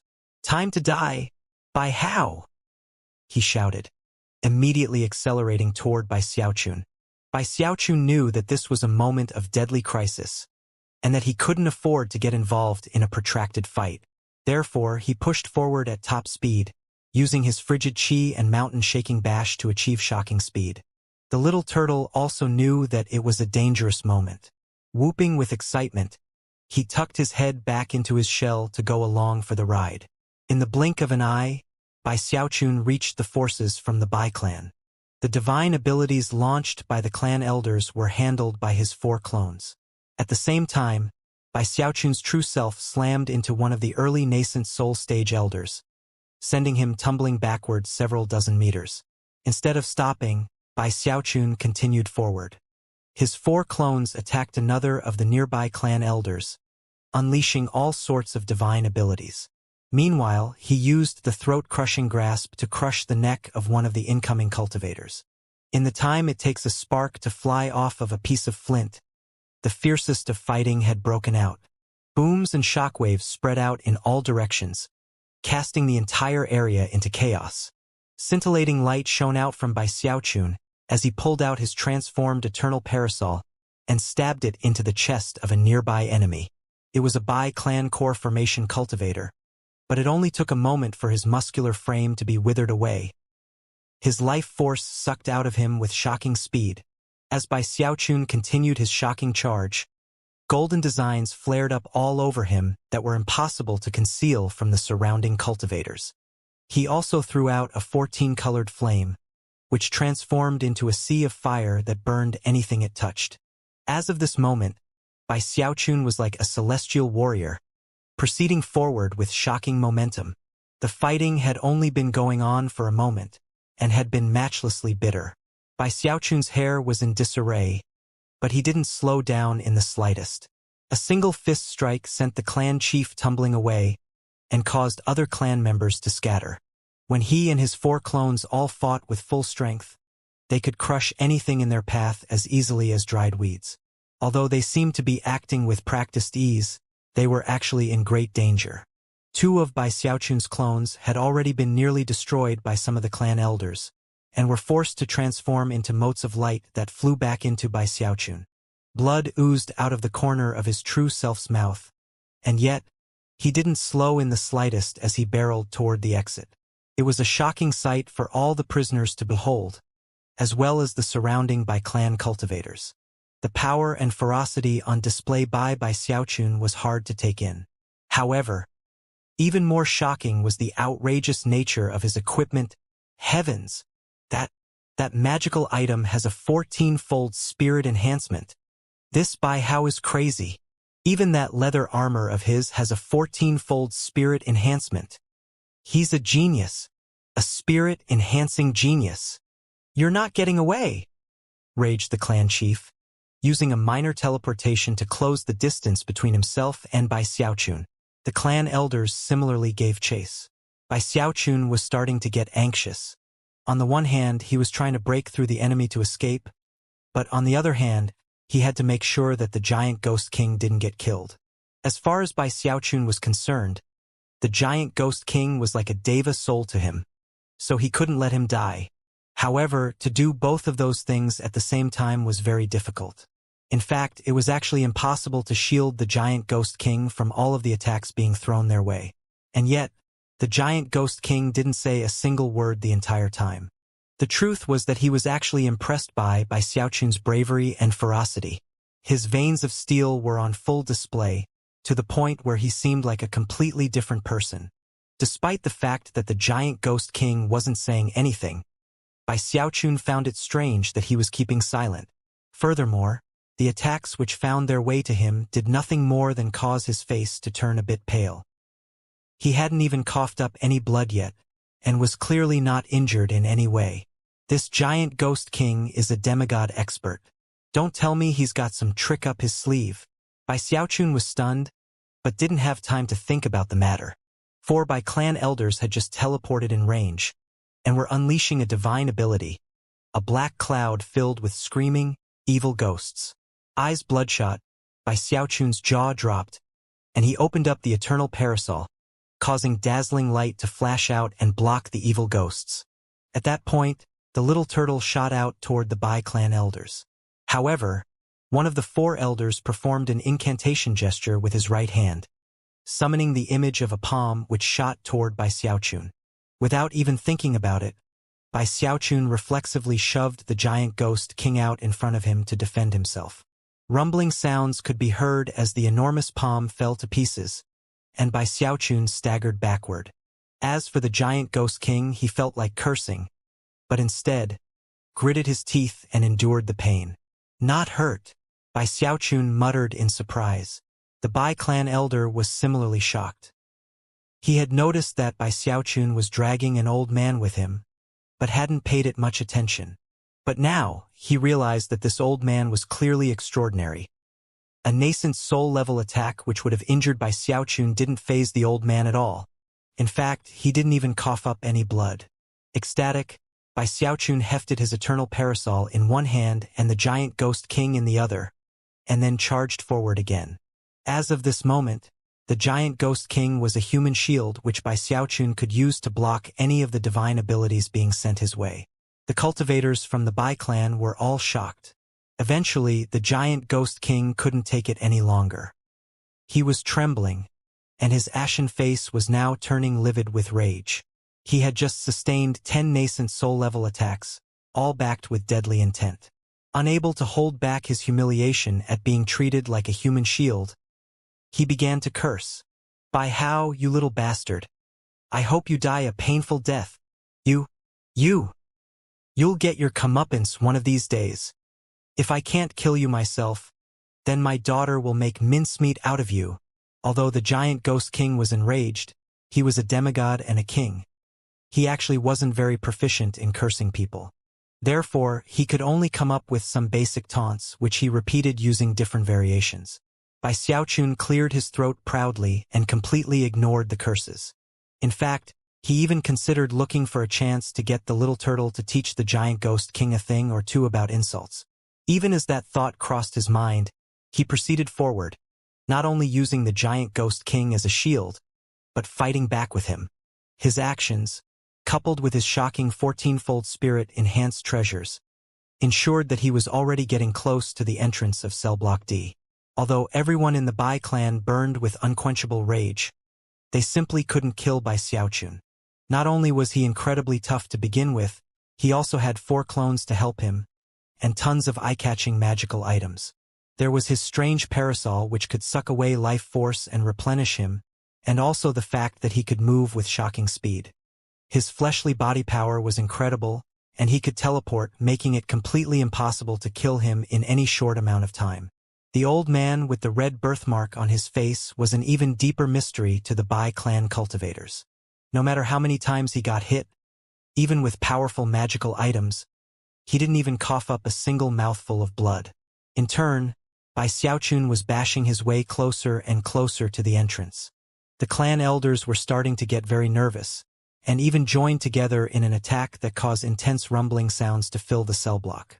Powerful fluctuations rolled out, and multicolored light spread out in all directions. However, Bai Xiaochun continued to use the giant ghost king, who never stopped cursing the entire time. "You will die in pain, Bai Hao. You'll get what you deserve one of these days." The giant ghost king wanted to cry, but no tears would come. His hair was in complete disarray, and his clothes were in tatters. He now possessed none of the dignity of a demigod expert, and it was even possible to see welts and bruises on his skin. Because this was his true self and he was a demigod, his body wasn't necessarily eternally indestructible, but was strong enough to be very difficult to kill in circumstances like this. With the exception of Devis, any opponent he faced couldn't hurt him any more than the bite of a mosquito. Only by wearing him down for a very long time could they possibly kill him. The rage burning in his heart right now was so hot that not even the waters of the underworld river could extinguish it. There was also no small amount of grief inside him. Despite the many years he had lived, and his overall tenacity, he really felt like crying. By this point, he felt like he was being struck by 8 generations of accumulated bad luck. It was simply impossible to describe how humiliated he felt to have run into this damnable Bai Hao. Then he thought back to his original plan, and how he was only supposed to remain in Devil Penitentiary for a few more days before emerging like a cicada shedding its carapace. His decay period completely behind him. Even if the 3 great clans found him before the process was complete, with the spell formation of the stone turtle, they would have been incapable of defeating him. Because of all that, he had looked down with contempt on the 3 great clans the entire time, and had looked forward to watching their terror mount as time passed. From beginning to end, everything was to have been within his control. His anticipation and confidence were so great, in fact, that he hadn't even mentioned the current situation to his daughter in the Imperial City. It had been many, many years since he had gotten to do anything interesting, and as such, he had truly been looking forward to playing this little game. However, never could he have possibly imagined that his game would end up like this. It shouldn't be happening this way, he thought miserably. Regret gripped his heart. He had planned everything meticulously, and prepared perfectly. Never could he possibly have guessed that things would happen in this way, that one of the pawns in his game would ruin everything. He could only watch as he was thrown this way and that to block various divine abilities and magical items. Booms filled his ears, and his heart sank further into lamentation. "I refuse to accept this." he moaned inwardly, his eyes bloodshot. However, there was nothing he could do now. He had secretly tried to make contact with the spell formation, but there had been no reaction, causing his despair to deepen. As the giant ghost king wallowed in hopelessness, Bai Xiaochun coughed up a huge mouthful of blood. His remaining 2 clones had been destroyed, and were now speeding back to him in the form of 2 motes of light. Although his fleshly body was powerful, his injuries were serious. And yet, he still managed to break through everything the Bai clan was throwing at him. Then, in a blinding flash, he, the little turtle, and the giant ghost king all burst out through the main door of the cell block. Roars of rage echoed out behind him. Obviously, the clan chief and clan elders weren't going to just give up. They wouldn't rest until Bai Xiaochun was dead. Maybe you can escape from this place, the clan chief howled. But the 3 great clans control Giant Ghost City now. You won't get out of the city. By this point, Bai Xiaochun was speeding toward the exit of Devil Penitentiary. Moments later, the clan chief and clan elders appeared behind him and gave chase. Bai Xiaochun's heart was pounding, and his aura was in chaos. However, what worried him wasn't his injuries, which were significant, but rather the fact that he needed to get out of the prison as quickly as possible. If he didn't, then eventually the little turtle would lose control of the spell formation. And when that happened, the first thing the giant ghost king would do would be to kill him. At the moment, the giant ghost king's eyes were closed, making it obvious that he must be trying to make contact with the stone turtle's spell formation. More nervous than ever, Bai Xiaochun suddenly slapped him again. "I'm warning you," he yelled viciously. "You better not force me to tell them who you are." The giant ghost king's eyes snapped open and he glared at Bai Xiaochun, panting so hard he felt like his chest was about to explode. However, he had to continue to endure. At the moment, he had no other options available. Bai Xiaochun whizzed along. Thankfully, he was very familiar with Devil Penitentiary, so he quickly made his way through the various tunnels until he was at the exit. Just before leaving, though, the little turtle's face fell. "I'm gonna lose control," he shouted. A tremor ran through the giant ghost king, and his eyes began to shine with intense light. He could sense that the spell formation was beginning to awaken, and in fact, the entire stone turtle was beginning to vibrate. Further back, the clan chief and clan elders' faces all fell. As for the giant ghost king, his excitement grew, and he was just preparing to reach out to the spell formation when, all of a sudden, Bai Xiaochun, aware that he couldn't easily slap the man unconscious, suddenly reached into his bag of holding and produced a handful of aphrodisiac pills. Even as joy spread out across the giant ghost king's face, Bai Xiaochun stuffed the pills into his mouth. "You!" There was nothing the giant ghost king could do to fight back. As soon as the pills entered his mouth, they melted, and the medicinal effect of the pills erupted explosively. At the moment, the giant ghost king's cultivation base was incredibly weak, and he couldn't do anything to control the effect of the pills. Rumbling sounds filled his mind, and he instantly lost contact with the spell formation. Although he wanted to re-establish contact, the burning heat that spread through his body battered at his mind, making it difficult to even think straight. However, he made a mad effort to control himself, and once again reached out to the spell formation. The stone turtle instantly surged with power, causing pressure to weigh down everywhere, and filling the hearts of the Bai clan cultivators with sensations of imminent deadly crisis. However, Bai Xiaochun's aphrodisiac pills were simply too devastating, and the giant ghost king had been given too many. Soon his face began to turn bright red, and he started shaking visibly. A moment passed and, despite the fact that his connection to the spell formation was tenuous at best, it had not been broken. But all Bai Xiaochun had needed was a bit of time. Howling, he pushed forward with greater speed, using everything at his disposal to shoot out of the stone turtle's left eye and then into the moat beyond. In that instant, the giant ghost king called upon his indescribable levels of self-control to suppress the burning fire within him. He gripped tight on his connection to the spell formation, and then tried to activate it. However, as soon as Bai Xiaochun burst out of the turtle's eye, the rising energy of the spell formation faded away. "No!" The giant ghost king howled as he watched hope vanish right in front of him, sending him plummeting into the depths of despair. As soon as the word left his mouth, Bai Xiaochun looked over angrily and slapped him across the side of the head again. "Shut up! I'm gonna kill you!" "By how?" the giant ghost king roared. "Kill you, you hear? You're dead." "Ag! Whack!" Bai Xiaochun slapped him again. "Don't hit me, you!" Whack! Whack! Whack! Whack! Bai Xiaochun proceeded to slap him 8 more times, until finally, some blood oozed out of the giant ghost king's mouth. Having no choice but to endure the humiliation, the giant ghost king bit down on his bottom lip and stopped talking. The current Bai Xiaochun seemed even more terrifying than the Bai Xiaochun who had just fought his way out of the cell block. As of this moment, he seemed like nothing more than a devilish ghost. "You got what you deserved," Bai Xiaochun said angrily. "You listen to me, you old bastard. Don't push me. When I get pissed off, I frighten even myself." Fear still lingered in his heart from moments earlier.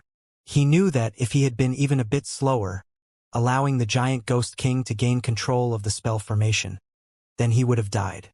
As he wallowed in that lingering fear, he glared at the giant ghost king with such intense killing intent that it left the man shaken. Furthermore, considering that he was willing to humiliate his own father, was vicious and merciless, and had reviled his own clan, then obviously provoking him would be a huge mistake. At the moment, the giant ghost king could only bow his head and vent his anger inwardly. "He definitely wants something from me," he thought. "Fine. I'll just endure and refrain from provoking him." Even as he lowered his head, the clan chief and other members of the Bai clan flew out from the stone turtle's eye. Of course, the Bai clan had their ways of protecting themselves from the corrosive water of the moat, and immediately began to chase Bai Xiaochun. Face twitching with fear, and having no more time to deal with the giant ghost king, Bai Xiaochun burst into motion, heading toward the surface of the water as quickly as possible. However, only a moment later, the little turtle suddenly shrieked, "Back up!" Without the slightest hesitation, Bai Xiaochun shoved the giant ghost king out in front of him and lurched in the opposite direction. As he did, a sound louder than heavenly thunder caused everything in the area to shake violently. At the same time, an incredible force descended into the moat water, causing a massive eruption of water. Thankfully, Bai Xiaochun was protected behind the giant ghost king, who took the entire force of the blow. Blood sprayed out of the giant ghost king's mouth as his internal organs vibrated on the point of collapsing. Even large portions of his hair fell off of his head. It was as if a full 20% of his overall energy had been destroyed. As for his cultivation base, in the blink of an eye it dropped from core formation into foundation establishment. Obviously, that attack wasn't a nascent soul divine ability, but rather a blow from a deva. As the boom continued to echo out, Bai Xiaochun realized that all the water around him had been destroyed, leaving him hovering in the middle of the air. Furthermore, up above him, with a grim, maddened expression on his face, was the Bai clan patriarch.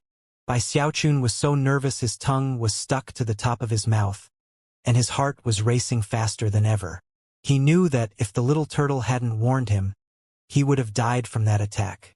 Furthermore, without the giant ghost king there to use as a shield, the little turtle's warning would, at most, have enabled him to escape with serious injuries. The Bai clan patriarch had been searching for the giant ghost king, but had obviously received a message from someone in the Bai clan, causing him to turn his attention to Bai Hao. However, he could never have guessed that Bai Xiaochun could survive a full-force blow. Shocked, the patriarch looked closer, and immediately focused on the tool Bai Xiaochun had used to defend himself, an old man with a red birthmark on his face. "That's..." The Bai clan patriarch shivered, and his aura fluctuated unstably. Then his eyes began to shine with unprecedented light. He almost seemed hopeful, as though he had just been rescued from an impossible situation. This... He couldn't even speak straight. A moment later, he threw his head back and laughed maniacally. A laughter that filled all of Giant Ghost City. A laughter filled with delight, joy, and complacency. As for Bai Xiaochun, His heart began to pound, and he looked over at the giant ghost king to see that his eyes were somewhat blank. He didn't look at all like he had moments ago when arguing with Bai Xiaochun. As of this moment he realized that everything that was happening was likely just fate. The heavens will not destroy the Bai clan. Ha ha ha. We're saved. Giant Ghost King. How could I have ever imagined that you would actually be here? The patriarch was laughing so hard he was shaking, and his eyes were bright red because of the excitement he felt. During the past few hours, he had felt both indescribable torment and unending regret. However, there was no way to undo what had been done, and the realization that he was simply a pawn in the Giant Ghost King's game left him terrified to the extreme. His chances of finding the Giant Ghost King were virtually nil, and even if he did find him, there was no way the Giant Ghost King would not be prepared to defend himself. The patriarch had already begun to sink into complete despair and insanity. Upon encountering Bai Hao, he was so upset that he forgot about his plans to use him as a future incarnation, and immediately unleashed a killing blow. Never in his wildest dreams could he have imagined that right there, in the middle of his complete despair, a ray of hope would appear and that he would find the Giant Ghost King. Furthermore, the Giant Ghost King was incredibly weak. The patriarch's eyes immediately began to burn with fiery passion as he ignored Bai Xiaochun and focused completely on the Giant Ghost King. As soon as the Bai clan patriarch's words echoed out, the clan chief and the other clan members further back stared in wide-eyed shock. Then they gasped and looked at the old man Bai Xiaochun was holding out in front of him. He's the Giant Ghost King? Heavens! The Giant Ghost King has been hiding here. I told you there was something weird about that guy to be able to take so many attacks from us and not be hurt. It turns out he's actually the Giant Ghost King. They weren't the only shocked ones. There were cultivators from the other great clans in the area as well, plus some soldiers from the armies of the 6 heavenly marquises who had rebelled. There were even spies loyal to other forces and groups. Everyone turned to look at Bai Hao, and the Giant Ghost King whom he held by the neck, clearly a captive. Everyone who could see the scene was completely and utterly shocked. This is impossible. That's Bai Hao? He kidnapped the Giant Ghost King. This Bai Hao is completely ferocious. He actually kidnapped the Giant Ghost King.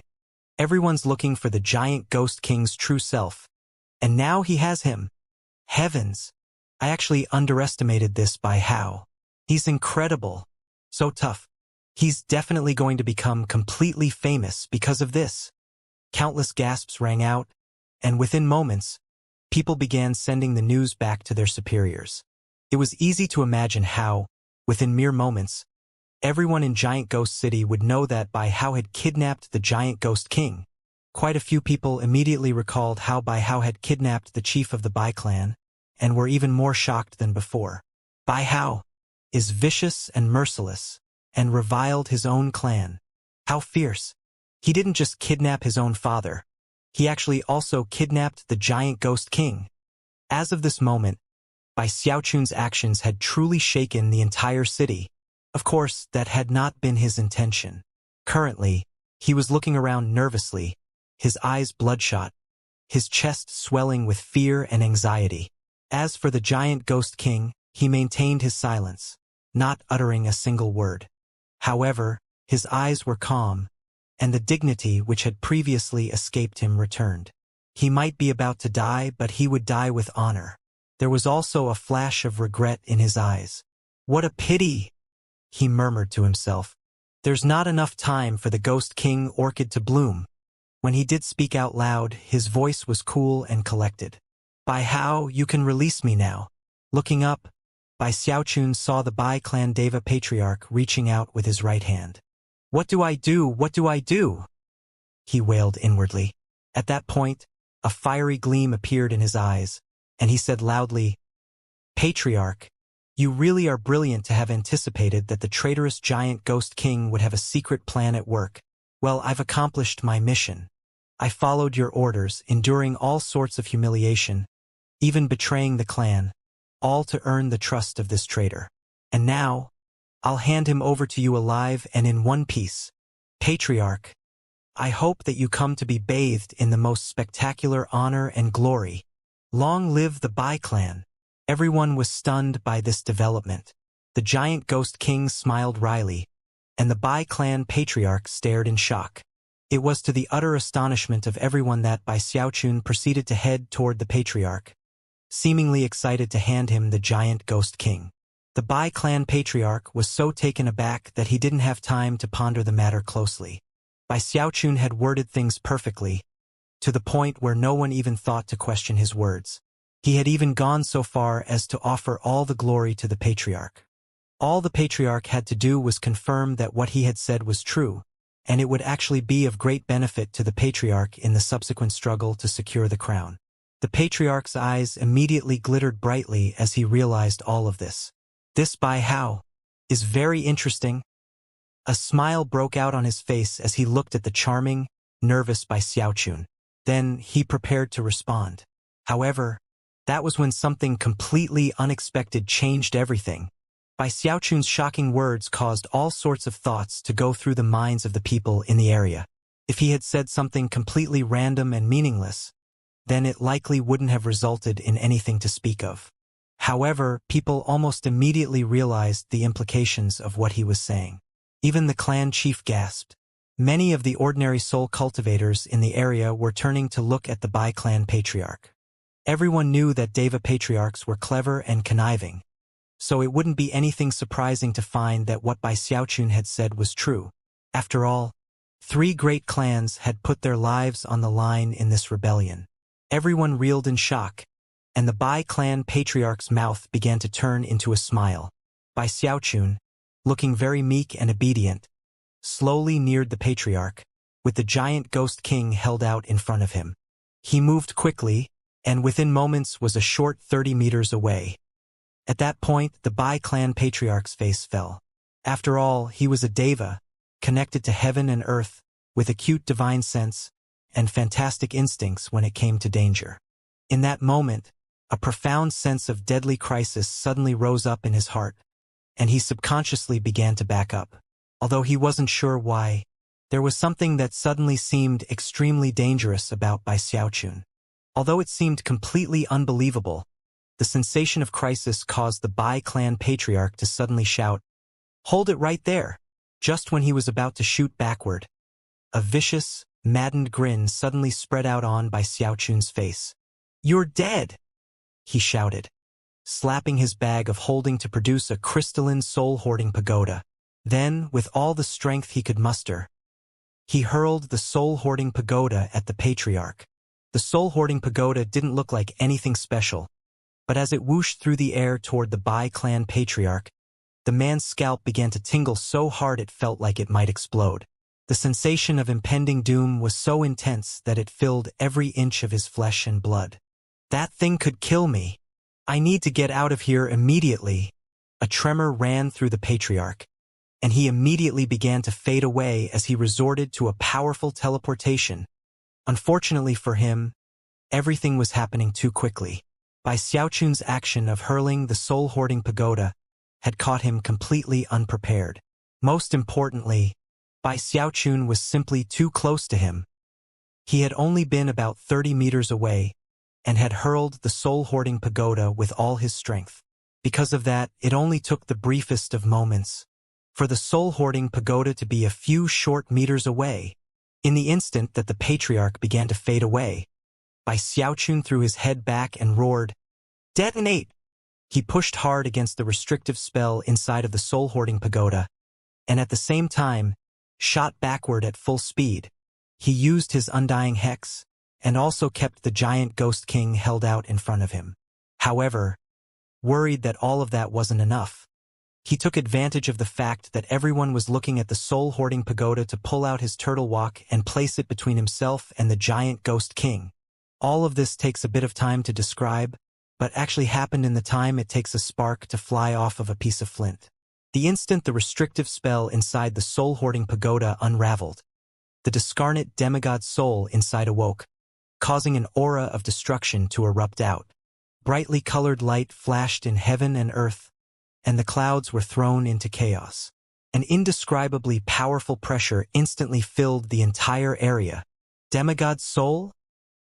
The Bai clan patriarch's face fell, and his heart was seized with shock.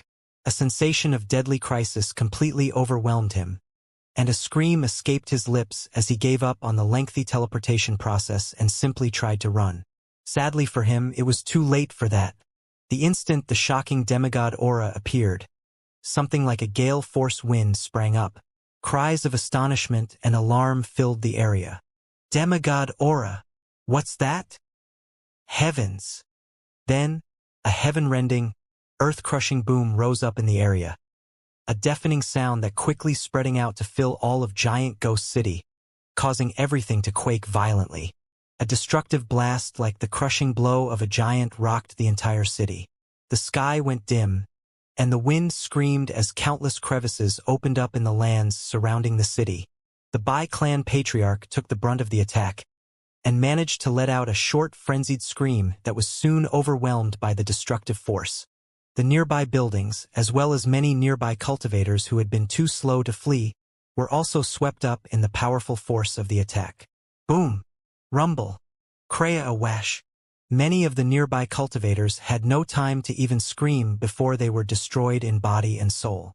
That included many of the Bai clan elders who were completely incapable of defending themselves and were transformed into ash.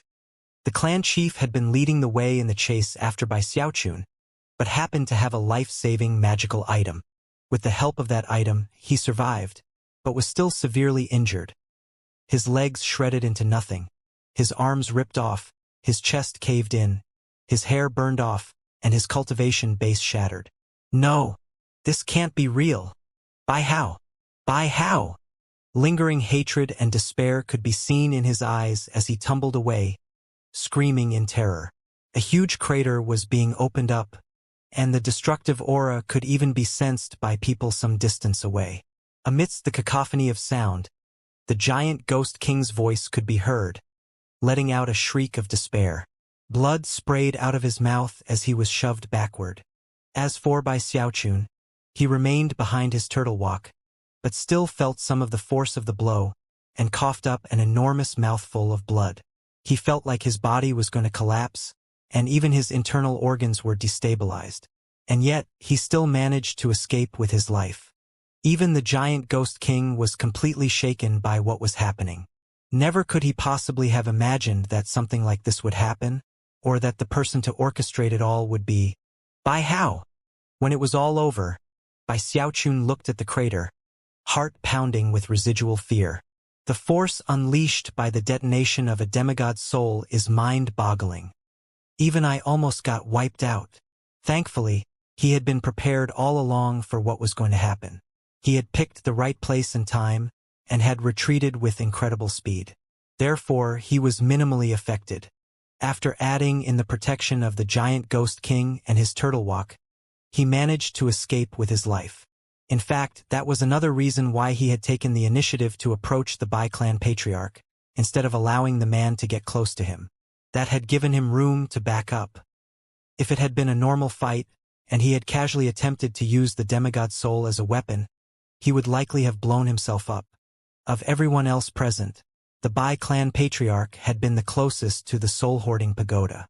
Now that the force of the blow was fading away, he could be seen floating there in the air, most of his hair burned off, the rest of his body in horrific condition. In fact, this was the worst shape he had ever been in throughout his entire life. Even more shocking to him was the fact that he was obviously in no place to try to fight Bai Xiaochun. If he did, he would surely be defeated and killed. Trembling, he uncontrollably coughed up another massive mouthful of blood, then looked over at Bai Xiaochun with a mixture of unparalleled fear and incredible killing intent. However, he also didn't hesitate to turn and flee, using every ounce of speed he could muster to get as far away as possible. He survived! Bai Xiaochun thought, shocked. At the moment, he didn't dare to chase him, though. Aware that he wasn't out of danger yet, he looked up in thought for the briefest moment and then shouted, I, Bai Hao, am the type who doesn't attack unless I am attacked first. Listen up, everyone. That divine ability I used just now, I can use it another 100 times. When I attack, I frighten even myself. So don't even think about provoking me." With that, he turned and fled, keeping a firm grip on the giant ghost king, who was still coughing up blood. Well played, Bai Hao. Vile and sinister, vicious and merciless, reviler of the clan. The Bai clan patriarch was currently speeding along, coughing up blood and racked with bitterness. Although the detonation of the soul-hoarding pagoda hadn't killed him, it had gravely injured him. At the moment, he was in no condition to be thinking about trying to kill the giant ghost king. Right now, he had to fear for his own life. There could be no better opportunity than this moment for the patriarchs of the Chun and Kai clans to kill him. After all, the three clans were cooperating at the moment, but in general were enemies. The Bai clan patriarch was in no mood to bet his own life, and therefore drew on every scrap of energy he had left to flee back to the Bai clan, where he could safely go into secluded meditation and start recovering. He had no attention to spare for what was happening back in Giant Ghost City, or with Bai Hao. The longer one lives, the more one will fear death. That was the current situation with the Bai clan patriarch.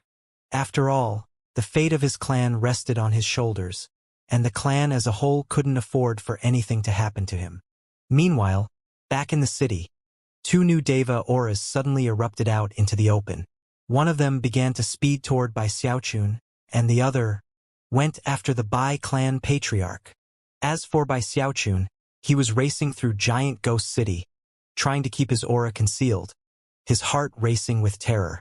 "I'm finished. Kaput. Damn it, I was too impulsive. It's all the fault of this giant ghost king. He's too conspicuous." Bai Xiaochun felt like crying, but no tears would come. At the moment, he was so nervous his soul was trembling. Equally nervous was the giant ghost king, who couldn't stop coughing up blood, and whose aura was incredibly weak. The destructive blast just now had far surpassed a Deva attack, and had very nearly killed him. Feeling like he had just survived a deadly calamity, he looked over at his captor in astonishment. He could tell that this Bai Hao was a crazy daredevil who wouldn't shrink back from any challenge. However, worried that he would say the wrong thing and piss him off, he very carefully chose his words as he said, If you just keep running around randomly like this, you're gonna get captured. Listen, let's go back to the stone turtle. I can. Who said you could talk?" Bai Xiaochun growled angrily, his expression as cold as ice. He even reached over and slapped the giant ghost king across the side of the head. More blood sprayed out of the giant ghost king's mouth, and his anger boiled. However, the crazed look in Bai Xiaochun's eyes caused him to shiver and simply suppress his anger. "This guy is crazy," he cursed inwardly. "A complete psycho." By this point, he truly regretted his decision of pulling Bai Hao into his game to spice things up. If he could go back and do things over again, he would absolutely positively change his decision. After all, if Bai Hao had ended up being killed by the Bai clan, he wouldn't be anywhere near a situation like this. "Listen up, you old bastard," Bai Xiaochun said angrily. "All of this is your fault. I almost just got killed trying to save you. If you don't want to thank me, fine. But how dare you try to trick me into going back to that stone turtle? You think I'm an idiot or something? As soon as I went back into that turtle, I'd be dead." He was truly feeling very irritated. Then he thought about how it was the little turtle who had gotten him into this mess. If it weren't for the little turtle, he would have long since made his getaway. And then there's you, little turtle. Gritting his teeth, he looked down at his bag of holding. However, the little turtle was long gone. Clearly, he knew that he had caused some really big problems. Well, Bai Xiaochun thought, I can't change things now. I guess if I have to, I'll just hand over the giant ghost king. When the giant ghost king saw the ominous glint in Bai Xiaochun's eye, he suddenly had a very bad feeling. He also realized that if he wanted to get out of this tribulation alive, everything would come down to this Bai Hao. Brother Bai Hao, there's no need to go do anything hasty. What exactly do you want? Whatever it is, just tell me. I'm sure I can accommodate you. The giant ghost king's words came a bit haltingly as he tried to keep his tone as neutral as possible. Inside, he was bemoaning how everything had played out. Originally, everything had been going exactly according to plan. He should have been safe in the stone turtle during his decay period, until his cultivation base was back to normal. At that point, he could have wrapped up his game perfectly. But then everything had gone wrong. He had made the critical error of trying to use a crazy person as a pawn. Too many things had then occurred which he could never have anticipated happening. Glaring angrily at the giant ghost king, Bai Xiaochun said, "I want a Deva soul, old man. A metal-type Deva soul. If you have one, give it to me right now, and I'll let you go immediately."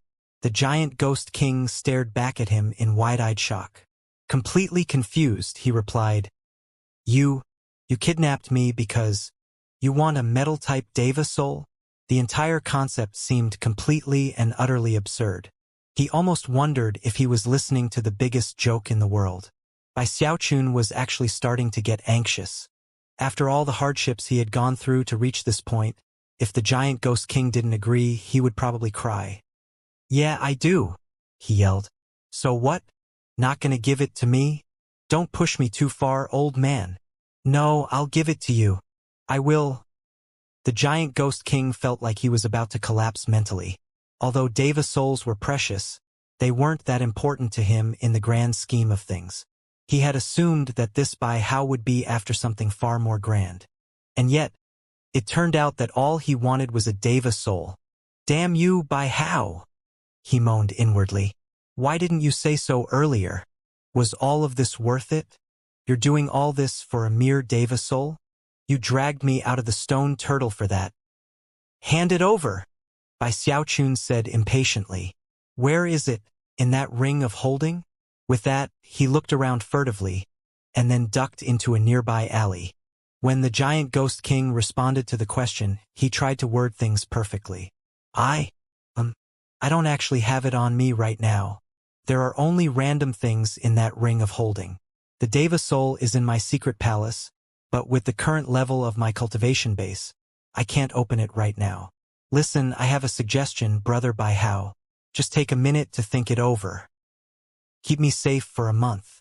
After that, my cultivation base will recover naturally. And I swear that as soon as it does, I'll open my secret palace and give you that Deva soul. The truth was that he really didn't have any way of producing a Deva soul at the moment.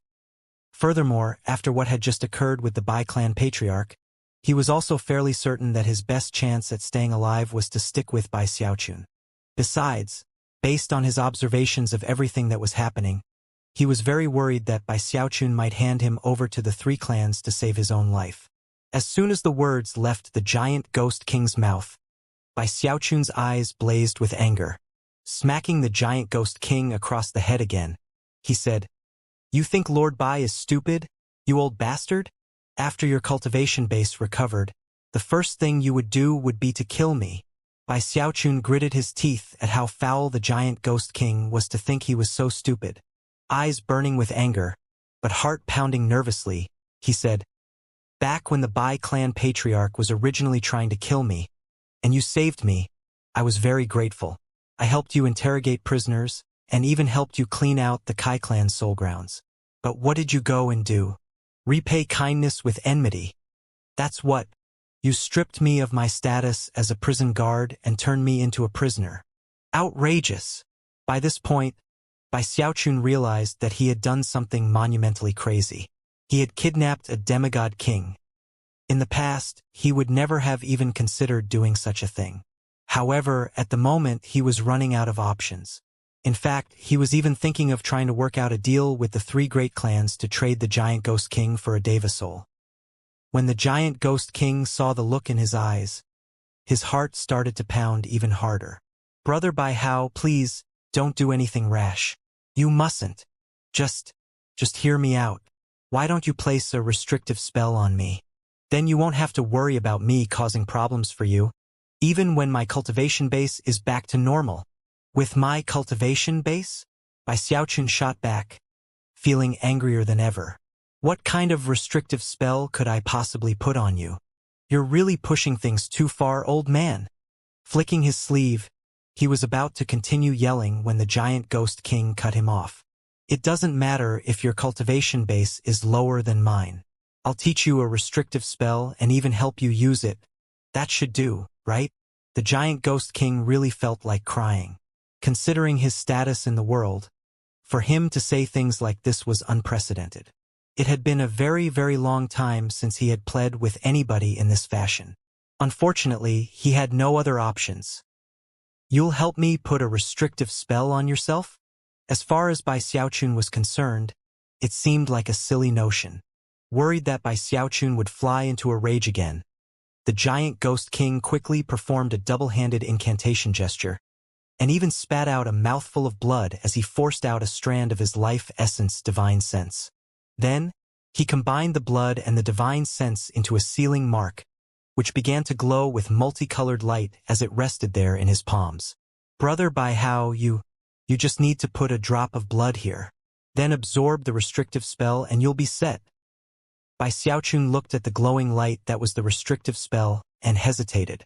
He didn't want to make a deal with the three great clans unless it was absolutely necessary.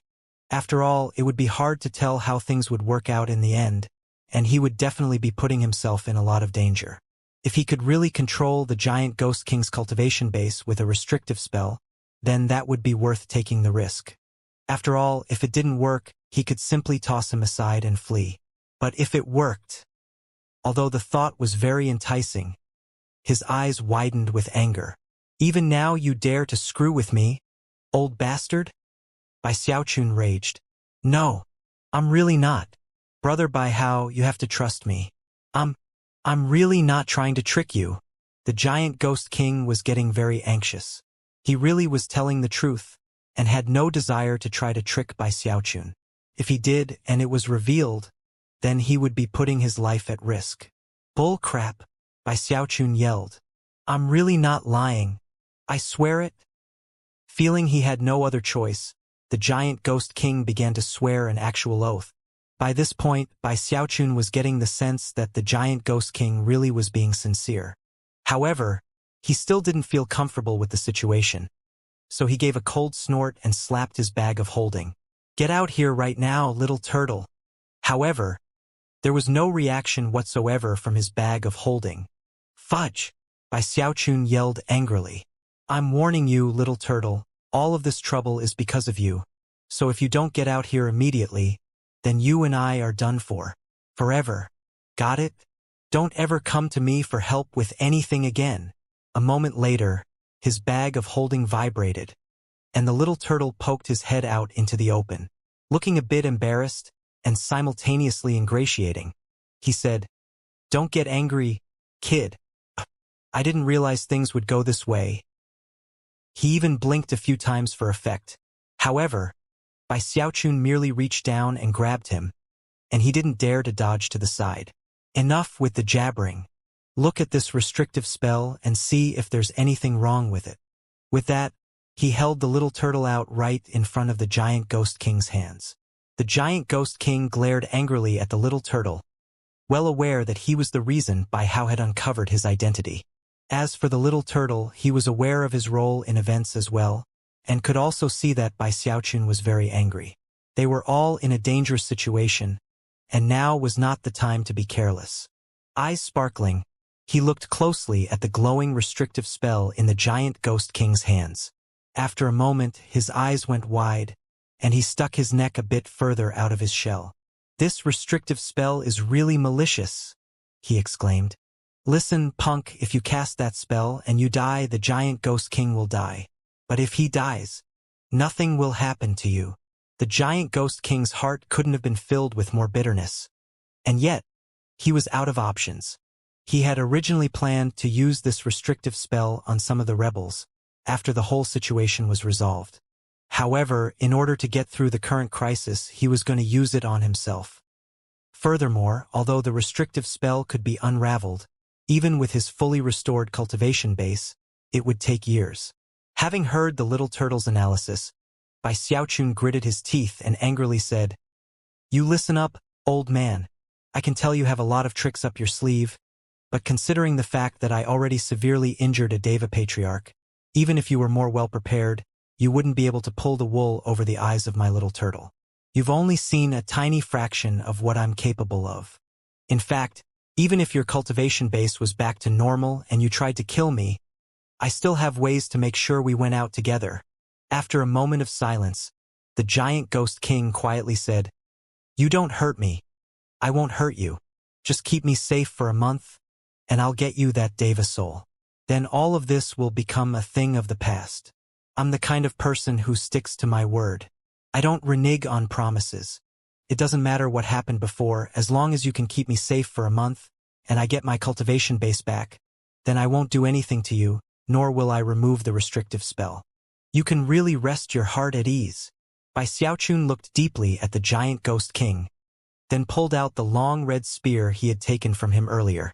"All right, giant ghost king. Since we're going to do things this way, then remove your branding mark from your ring of holding and your other magical items. That will give us a better chance of getting through this alive. There are only random personal items in the ring of holding.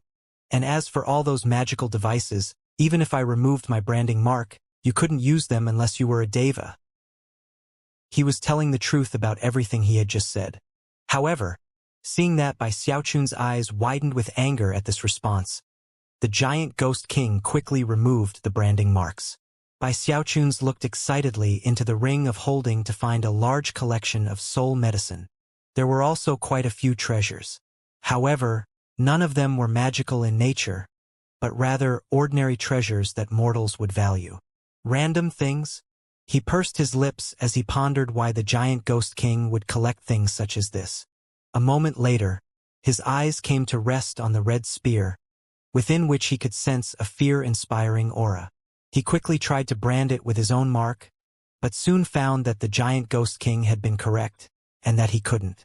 It was the same with everything else. Finally, Bai Xiaochun sighed and put everything away.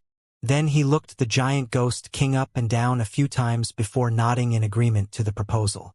The giant ghost king finally breathed a sigh of relief, and immediately suggested again that they head back to the stone turtle. However, Bai Xiaochun was still hesitating, unsure of whether that was a smart thing to do. First of all, the three great clans would definitely have locked the devil penitentiary down, which would make it very difficult to get back inside. Second of all, although they had reached an agreement, it had only just happened, and Bai Xiaochun was as yet not completely comfortable in giving the giant ghost king the upper hand. "I have a lot more experience than you when it comes to running away," he said proudly. "I don't dare to claim to be an expert in much, but I can tell you that I've done a lot of fleeing in my life." With that, he grabbed the giant ghost king and began to move. The giant ghost king began in irritation. However, before he could say anything else, Bai Xiaochun smacked him across the side of the head. "Shut up! Are you keeping me safe? Or am I keeping you safe?" At first, it had felt very stimulating to push a demigod expert around. By now, though, he had gotten used to it. The giant ghost king could only grit his teeth and stew in his frustration. Bai Xiaochun ignored him. He knew that, at the moment, it would be nearly impossible to get out of the city via conventional methods. After all, the three great clans would be searching for him and others as well. "I guess I have no other option than to use the teleportation formations that Lu Xiyu told me about. I hope I can find the one that leads 50,000 kilometers out of the city. I would feel a lot safer that far away." Having made his decision, he recalled the information he had acquired regarding the locations of the various spell formations, and then began to head toward the nearest one.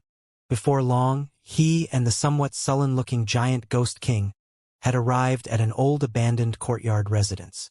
After going inside, the giant ghost king looked around curiously, while Bai Xiaochun examined the place more closely. After confirming that this was the correct location, he stomped his foot down onto the ground. Some rumbling sounds could be heard, and then some rifts spread out. Bai Xiaochun reached into the rift and unleashed some cultivation-based power, whereupon the glow of teleportation rose up. The giant ghost king's pupils constricted as the power of teleportation whisked them away. In the next moment, they were gone. In almost the same moment that they vanished, a dozen or so beams of light shot toward the area. After coming to realize that there was a teleportation portal in the area, the group exchanged dismayed glances. Meanwhile, in another part of Giant Ghost City, glittering light could be seen in a certain residential building as Bai Xiaochun and the giant ghost king materialized. When Bai Xiaochun looked around, he was a bit frustrated. He knew that there were a lot of teleportation formations, and he wasn't sure which one led to the spot 50,000 kilometers away. That meant that he would have to search through the formations one by one. On the other hand, the giant ghost king gasped in shock. Just when he was about to ask about what was going on, he looked over at Bai Xiaochun and realized that he was about to punch the ground. Only a moment later, another teleportation formation appeared, and the two of them vanished again. By this point, Giant Ghost City had descended into complete chaos. The entire city was on lockdown, and there were even soul cultivators outside the city creating a perimeter to prevent entry and exit. After the city was fully secure, more people began to join in the search. Before long, the Chun clan's Deva patriarch appeared in the location where Bai Xiaochun had initially appeared out in the open. However, after the area had been almost completely destroyed by the detonation of the demigod soul, the auras in the city had been so disrupted that not even the Deva's divine sense could spread out very far to find clues. Otherwise, the search for Bai Xiaochun would have gone much more smoothly for them. At the moment, the only option they had was to search everything with a fine-toothed comb. The Kai clan patriarch chased the Bai clan patriarch all the way back to the Bai clan. Once the Bai clan patriarch was safe inside, the Kai clan patriarch looked at the city with glittering eyes for a moment before heading back toward Giant Ghost City to join in the search. There were two more Deva experts in Giant Ghost City, those being Duke Netherworld and Duke Deathcrier. Although Duke Netherworld was inclined to join the search, in the end, he decided to leave that to everyone else. As far as he was concerned, his main mission was to make sure that Duke Deathcrier didn't find Bai Hao.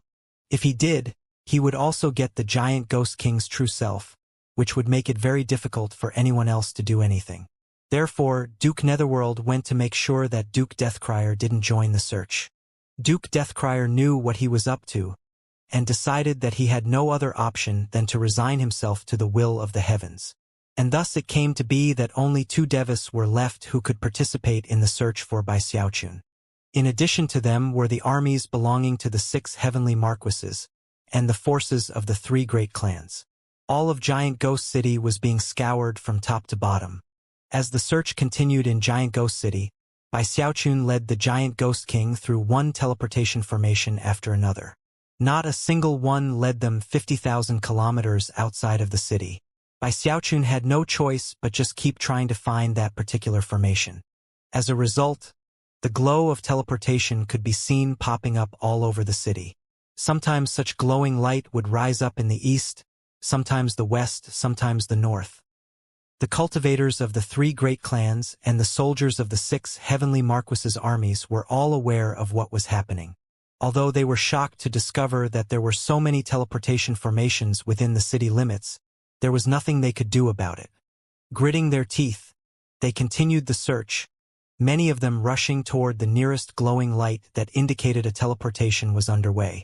The rumbling of the teleportation formations filled the air as Bai Xiaochun dragged the shocked Giant Ghost King here and there. That wasn't it. Not that one either. Here's one of the formations. Undying Hex.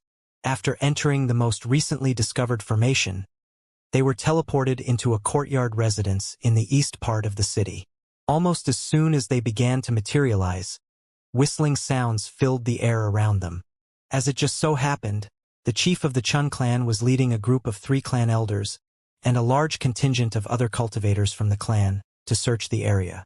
As soon as the light of teleportation appeared, they raced over to find Bai Xiaochun and the Giant Ghost King coming into view. It's Bai Hao! Notify the patriarch!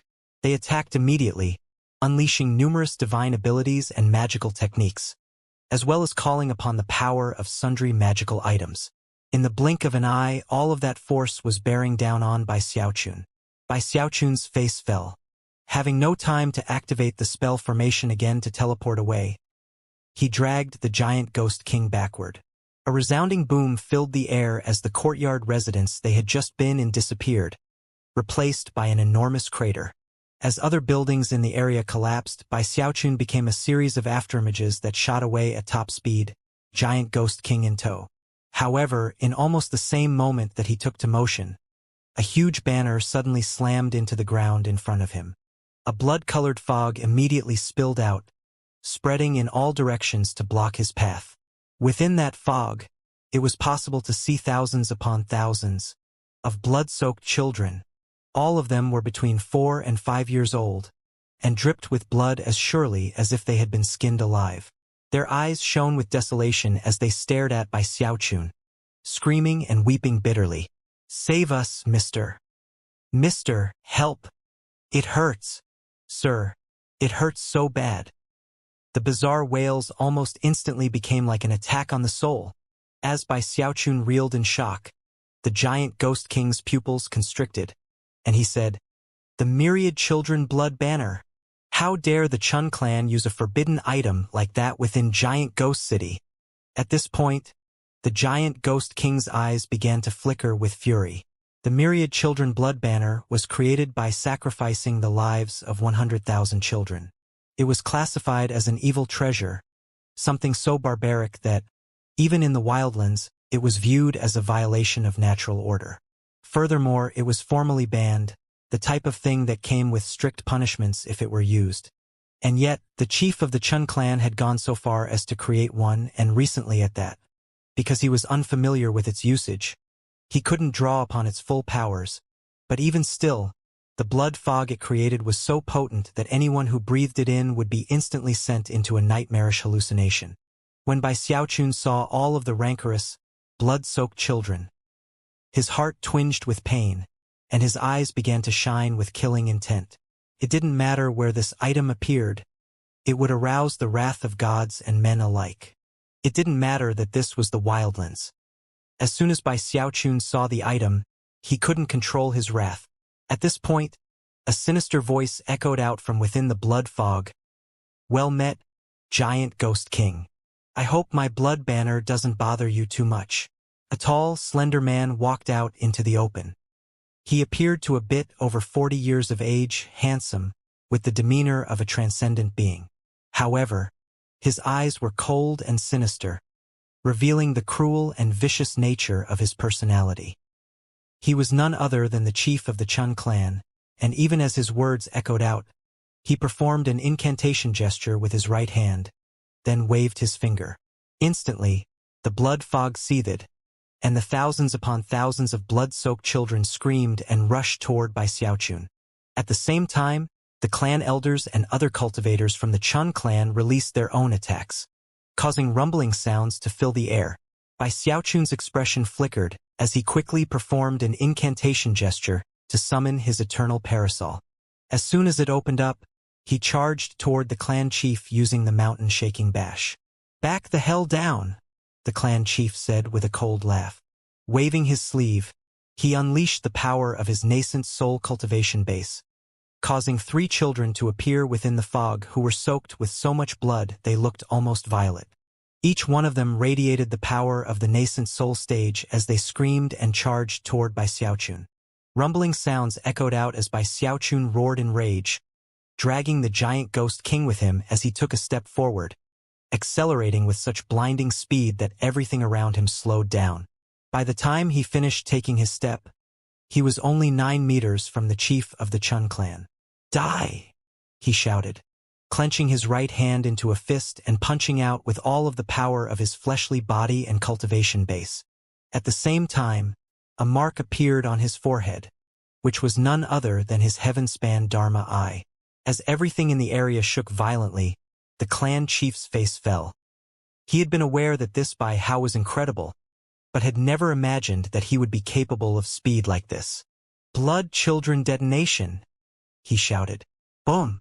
The charging blood children screamed in pain as they began to explode, creating a blast of energy that bore down rapidly on Bai Xiaochun. It became like an enormous blood-colored mouth that opened up as if to consume him. By now, Bai Xiaochun's veins of steel were on full display. He knew that if he didn't come out on top in this encounter, he would be in extreme danger. Without any hesitation, he snapped open the eternal parasol, upon which 4 golden designs could be seen. Glittering golden light shone out in all directions as the parasol grew in size, covering him as he shot through the huge mouth and closed in on the Chun clan chief with blinding speed. "Time to die!" Bai Xiaochun roared, unleashing the throat-crushing grasp. Because of the gravitational force that came along with the technique, the shocked clan chief was incapable of dodging or evading. In the blink of an eye, Bai Xiaochun's 2 fingers were almost onto his throat. The clan chief's ashen face was covered with a look of profound disbelief and shock. However, it was in that moment that an angry shout could be heard from some distance away. "Screw off!" The sound pierced through the air and exploded out into Bai Xiaochun's mind, causing blood to spray out of his mouth. To the delight of the clan chief, Bai Xiaochun's hand trembled, providing him the opportunity to escape. "Patriarch, help me!" he shouted. However, even as he dodged to the side, Bai Xiaochun's eyes turned more bloodshot than before. Although he had missed the man's neck, he still managed to latch onto his shoulder, whereupon he twisted his hand viciously. Cracking sounds erupted out, accompanied by a bitter scream as Bai Xiaochun ripped the clan chief's right arm off of his body. Blood sprayed out everywhere as the clan chief's face went completely ashen. However, he still managed to fall back at top speed. At the same time, a figure appeared nearby, speeding toward Bai Xiaochun.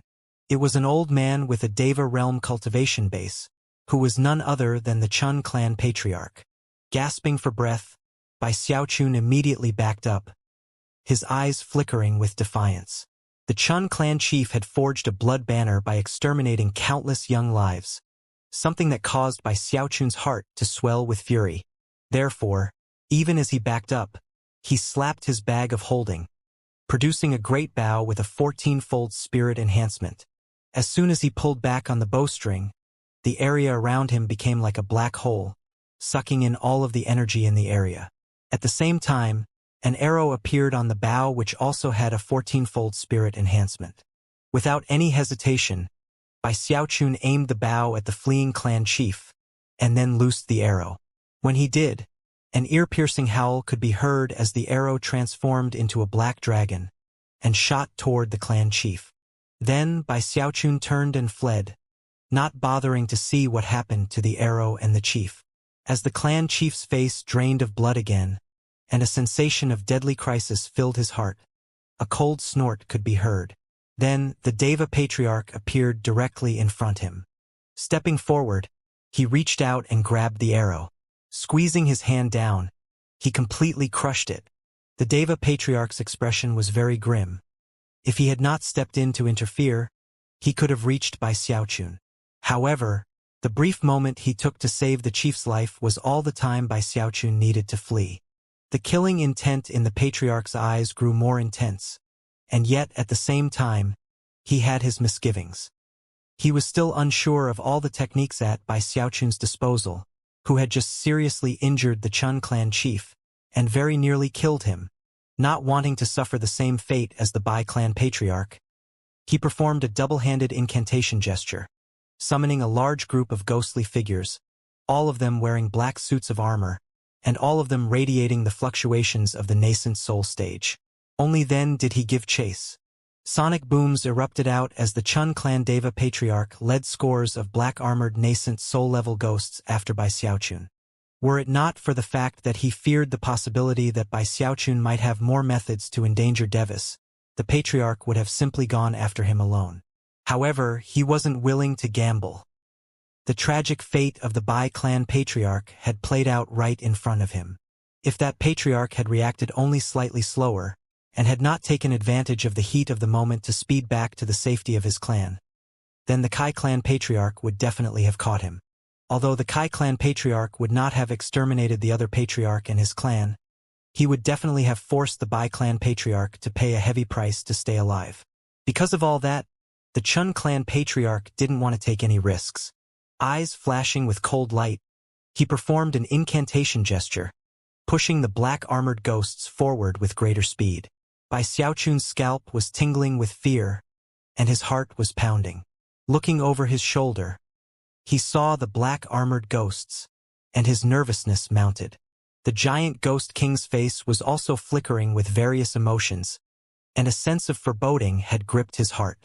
In his anxiety, he couldn't hold back from saying, "I told you to go back to the stone turtle, but no, you had to." "Shut up!"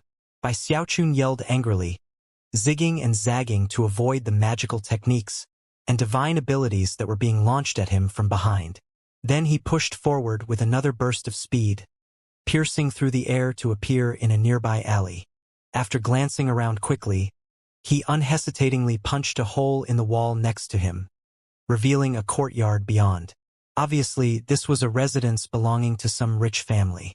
As soon as Bai Xiaochun stepped inside, screams rang out as the terrified servants scattered in every direction. Panting anxiously, Bai Xiaochun hurried to a pond in the corner of the courtyard, upon which he unleashed another punch. Immediately, the glow of teleportation rose up around him. Not too far away, the black-armored ghosts radiated a murderous air as they rumbled through the air. Then they sent a volley of divine abilities toward that very pond. The pond was completely leveled, sending water spraying everywhere. However, by that point, Bai Xiaochun was gone. About 9,000 meters away, in an abandoned building, more teleportation light filled the air as Bai Xiaochun and the giant ghost king materialized. Damn it, Bai Xiaochun thought. How come I haven't found the 50,000-kilometer one yet? Just when he was about to activate the formation to teleport away, a growl filled the air as the Chun clan Deva patriarch teleported into the same building. When he realized moments ago that Bai Xiaochun was using his unknown method to teleport away, he split away from the black-armored ghosts to chase after him directly. He got a very bad feeling when he realized that Bai Xiaochun was using multiple teleportation formations. However, there was no time to ponder the situation at the moment.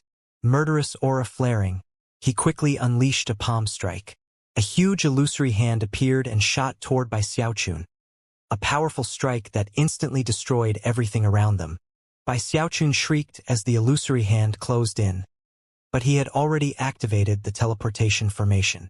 Teleportation light rose up, and by the time the palm landed, reducing everything in the area to ash, Bai Xiaochun and the giant ghost king were gone. Where did these teleportation formations come from? The Chun clan patriarch thought, his expression grim.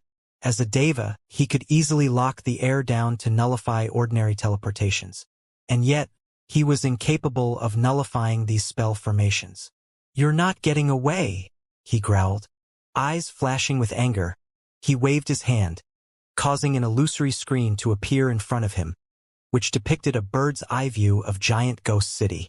As he peered at the picture, he noticed one spot where a bright light suddenly appeared. Snorting coldly, he stepped forward into the image. The spot where the light of teleportation had just risen up was a formerly bustling street. However, because of the current chaos in the city, it was an empty and cheerless place. As the teleportation light began to fade away, Bai Xiaochun and the giant ghost king appeared in front of one of the shops on the street.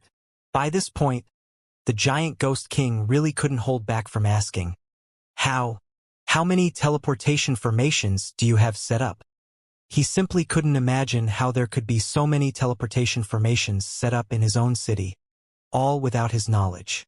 "A lot," Bai Xiaochun responded quickly, his heart pounding. He was really starting to get worried. His answer was no exaggeration, and right now, he was relying on blind chance to find one particular formation among all of the hundreds that he knew about. Not daring to waste any time, he smacked the ground. Rumbling sounds could be heard as the teleportation formation activated, and Bai Xiaochun and the giant ghost king vanished. Even as they did, the air rippled, and the Chun clan patriarch emerged. Waving his hand, he destroyed the spell formation. However, an unsightly expression could be seen on his face, and the rage in his eyes grew deeper as he realized that he had been a moment too late. "I really want to see how many times you can teleport before you run out of formations." With that, he vanished again. Enough time passed for an incense stick to burn, and booms filled numerous locations in Giant Ghost City. Bai Xiaochun was going all out, carrying the giant ghost king through one teleportation formation after another. Every time they vanished, the Chun clan's Deva patriarch would appear and destroy the formation they had just used. If Bai Xiaochun went even a little bit slower, he would be in great danger, a fact that was pushing him into madness. At the same time, he did everything he could to be as efficient as possible in his actions. Despite that, He still had not found the teleportation formation that led 50,000 kilometers outside of the city. He felt like he was going crazy, but it was the same with the Chun clan patriarch. As far as the patriarch was concerned, this Bai Hao was like a rat who had countless tunnels dug through the city, through which he scurried in mystifying fashion. In one moment he would be in the east, in the following moment the north. The patriarch's anxiety mounted along with his anger, and at the same time, he couldn't stop wondering what his quarry was attempting to accomplish. It doesn't actually seem like he wants to escape, more like he's looking for something. Don't tell me that one of the formations is actually capable of long-range teleportation. That thought only made him more anxious. He quickly stepped forward, appearing in the most recent place where Bai Xiaochun and the giant ghost king had teleported through. He immediately destroyed the formation, then threw his head back and spoke in a voice so loud it filled the city. Bai Hao, why are you risking your life for the giant ghost king? There's no great enmity between you and our 3 great clans. Why are you interfering with us? Hand over the giant ghost king. Bai Hao. Fear not, I will personally guarantee your safety. I can also help resolve your issues with the Bai clan. We can just wipe the slate clean. Give us the giant ghost king, and you can just be on your way. In fact, we'll even pay you for him. As his words echoed through the city, Bai Xiaochun appeared in another teleportation formation. His hair was in disarray, and he looked quite bedraggled. The patriarch's words immediately left him quite shaken, and were actually quite enticing. As for the giant ghost king, his eyes widened, and the nervousness in his heart mounted. That was especially true when he realized that Bai Xiaochun seemed to be hesitating. Not good, he thought.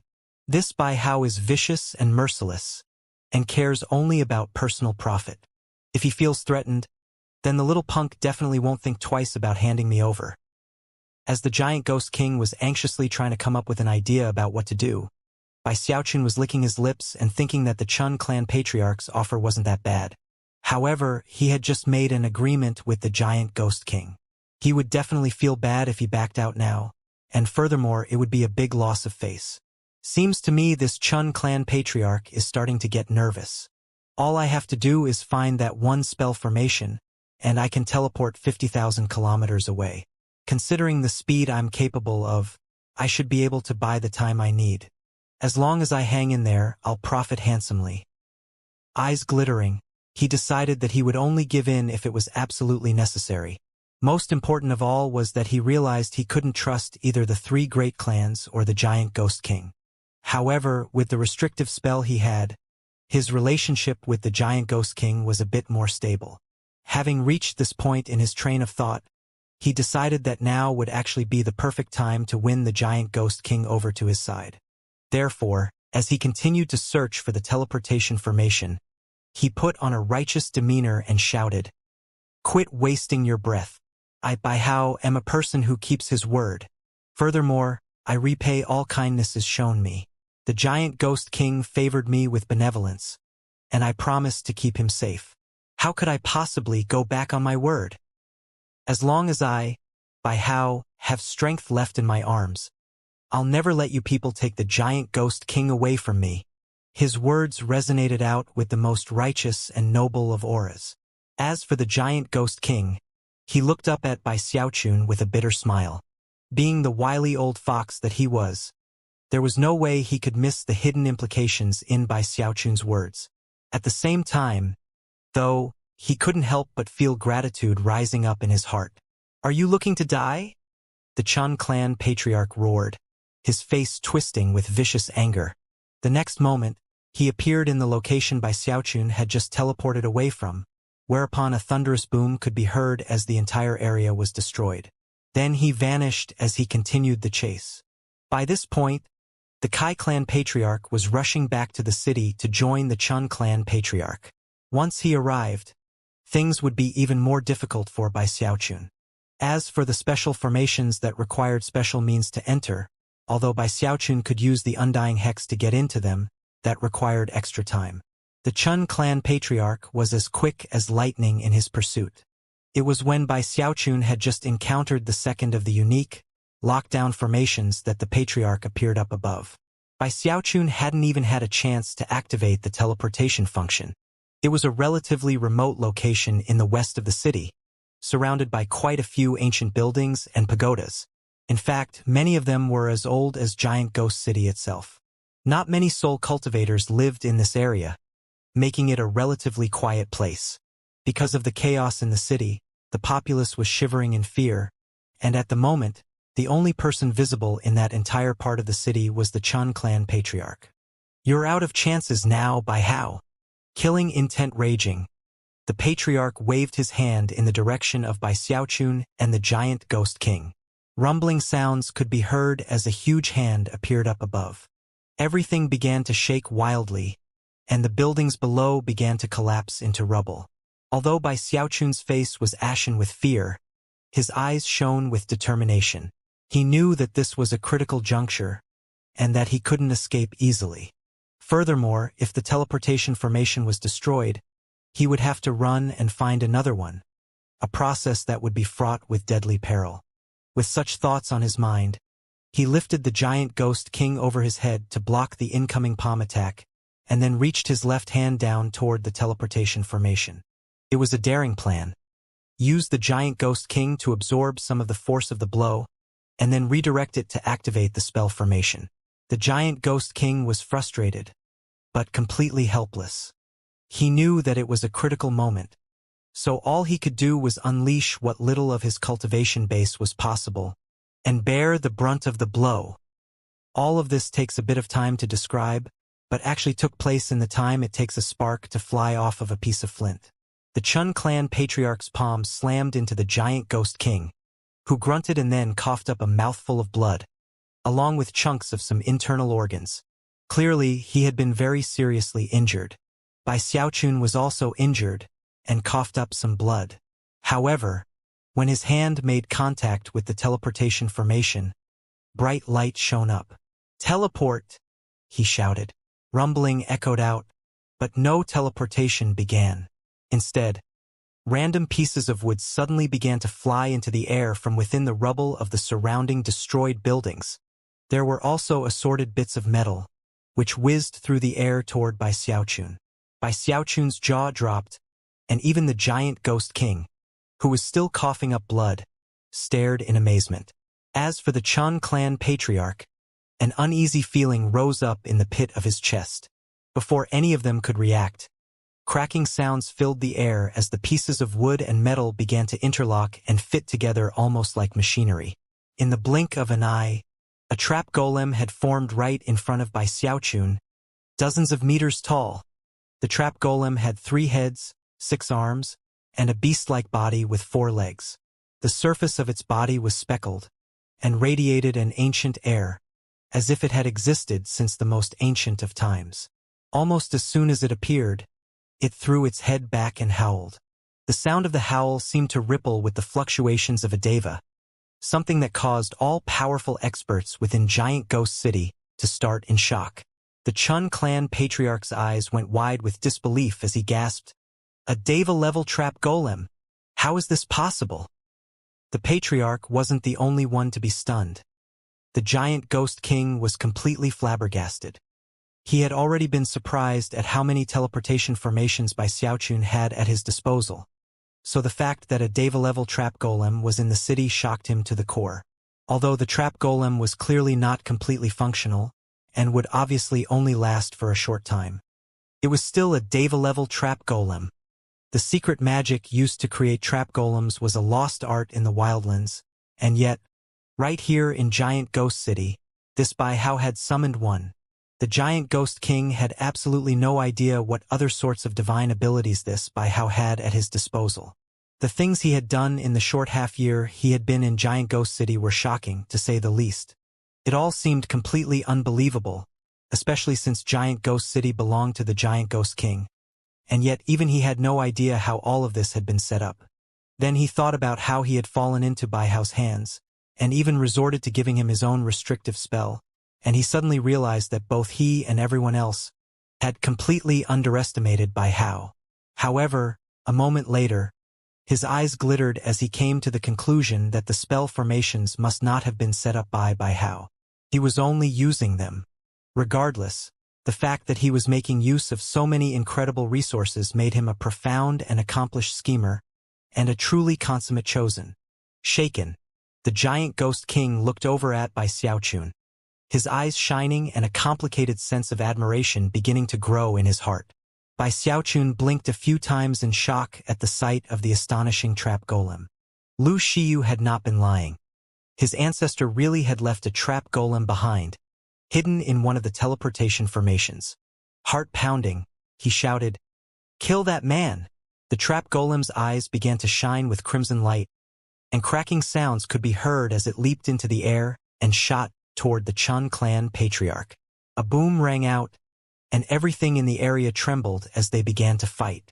As for Bai Xiaochun, he took a deep breath and then pushed his hand down onto the ground again, whereupon the ripples of a teleportation spread out, and he and the giant ghost king vanished.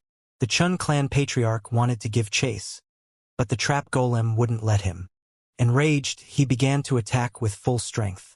As for the trap golem, it was an ancient thing, and although it was able to cause problems for the Deva patriarch, it wouldn't be long before it simply began to fall apart.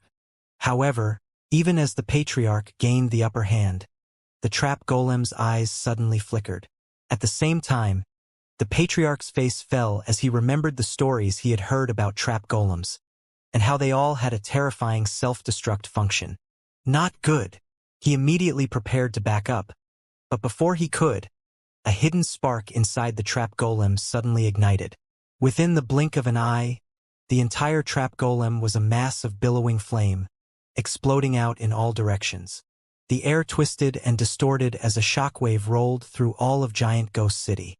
Countless faces fell, and numerous cries of alarm could be heard. Meanwhile, Bai Xiaochun appeared in another location some distance off in the city. As he did, a wave of heat surged by, blowing his hair up behind him. "Trap golem self-detonation," he gasped. At this point, the giant ghost king was still coughing up blood, and his face was slack. However, his eyes burned with fiery passion. As the flames faded away, a howl of rage could be heard, which came from none other than the Chun clan patriarch. His hair was in disarray, his robes were in tatters, and he was shaking visibly. Although he wasn't dead, the way he coughed up blood indicated that he had been seriously injured. At the same time, his hatred for Bai Xiaochun couldn't have been any greater. However, he didn't hesitate to make the same decision as the Bai clan patriarch. Roaring in rage, he became a bright beam of light that shot toward the Chun clan. Considering how little he trusted anyone, his main priority now was to heal his own injuries. When everyone in Giant Ghost City saw that, they gasped, completely shaken and terrified by Bai Hao. Heavens, the Bai clan patriarch tried to kill Bai Hao and got seriously injured. Now the same thing happened to the Chun clan patriarch. Just how many tricks does this Bai Hao have up his sleeve? He's terrifying. He's a Deva killer, a complete animal. Whether it was the 3 great clans, the armies of the 6 heavenly marquises, or anyone else, nobody could remain unterrified by what they had seen. As for the forces of the heavenly marquises, they did not have any Devas on their side, and thus were incapable of actually chasing after Bai Xiaochun. At the moment, though, they were actually glad about that. Meanwhile, Bai Xiaochun felt more pleased with himself than ever. "Did you see that?" he shouted loudly. "Don't provoke me. When I attack, I frighten even myself. I can use that same divine ability 99 more times if I feel like it." Everyone in the city who heard his words instantly grew hesitant. He had uttered similar words after injuring the Bai clan patriarch, and although few people had believed him, it still put them a bit on guard. But now, the Chun clan patriarch had suffered a similar fate. Everyone was completely shaken. As for the Kai clan patriarch, he had been in the middle of speeding toward Bai Xiaochun as quickly as possible, but was now hesitating. The fact that Bai Xiaochun had seriously injured the Deva patriarchs of the other 2 clans caused fear to pulse in his heart. However, after a moment, his eyes glittered with cold light. There might be some danger involved, but it also means this is an opportunity for the Kai clan to rise to prominence. Neither the Bai clan nor the Chun clan can do anything at the moment. I'm the only one left who can kill the giant ghost king. If I do, who would dare to refuse to bow to me? The Kai clan would dominate everyone.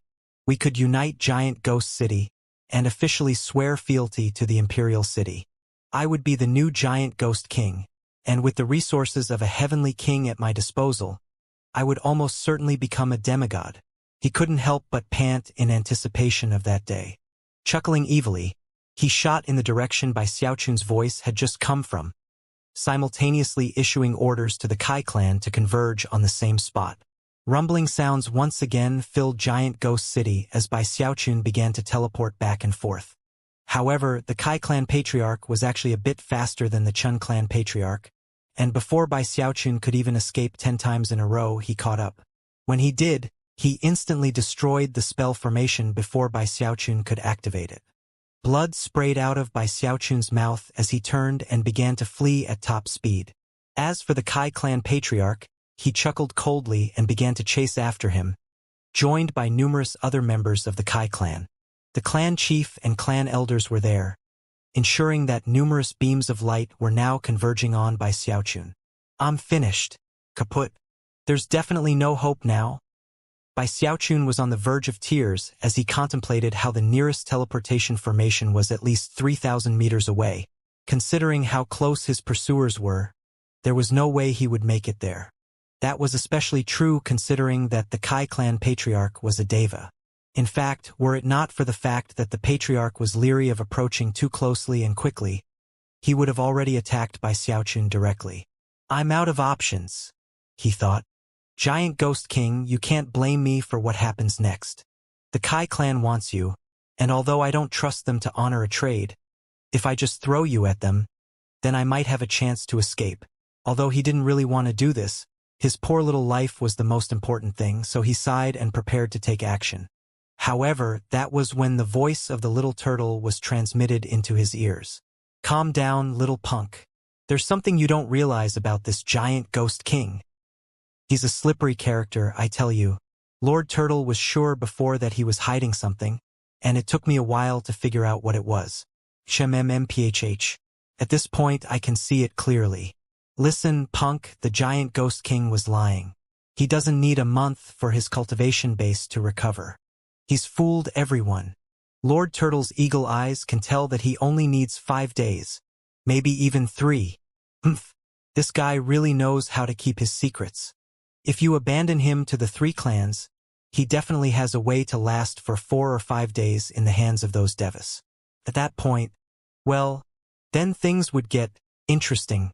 Shaken, Bai Xiaochun stole a glance at the Giant Ghost King.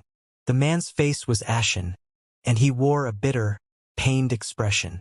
Bai Xiaochun immediately hesitated. The little turtle seemed very confident in what he had just said, and it did all make sense. After all, the Giant Ghost King was a profound schemer. Finally, Bai Xiaochun chuckled. Quite the act you've pulled off, he thought. 5 days, huh? If I give up now, it would really be a big waste. A month was too long, but it might be possible to last for 4 or 5 days. In any case, the possible payoff in the end was worth the gamble. I guess I need to smooth things out with him. After looking up in thought for a moment, he cleared his throat inwardly, then plastered a vicious expression onto his face. Giant Ghost King! He shouted at the top of his lungs, his veins of steel pulsing. Coughing up another mouthful of blood, the Giant Ghost King looked over at Bai Xiaochun and sighed. He's going to break his promise and hand me over to the 3 clans, isn't he? However, even as he thought this, Bai Xiaochun's voice rang out into the air. Giant Ghost King, you are a most honorable king, and a demigod as well. I, Bai Hao, am a nameless nobody with a lowly core formation cultivation base. The gap between the two of us is like the gap between heaven and earth. It's impossible to even compare the two of us. In fact, were it not for the events playing out right now, the paths of our lives would likely never have crossed. Bai Xiaochun's voice contained a mixture of bitterness and profundity that left the Giant Ghost King feeling a bit stunned. Even the people from the Kai clan were now staring at him with serious looks on their faces. Voice hoarse, Bai Xiaochun began to speak as if he were recalling old times. In the beginning, I was a pawn, dragged unwillingly into your little game. I am aware that it was not an expression of kindness. However, I do know that it was the sowing of karma. Perhaps I removed you from the stone turtle out of resentment or greed. It's hard to determine if that was a mistake or not. However, I do know that it was the reaping of karma. Karma. Karma. A mysterious and indescribable thing. Let's forget about all of those things. Right now, there is one thing that Bai Hao will not do, and that is forget about his promise or his agreement with you, Giant Ghost King. Bai Xiaochun's words caused the Giant Ghost King to shiver.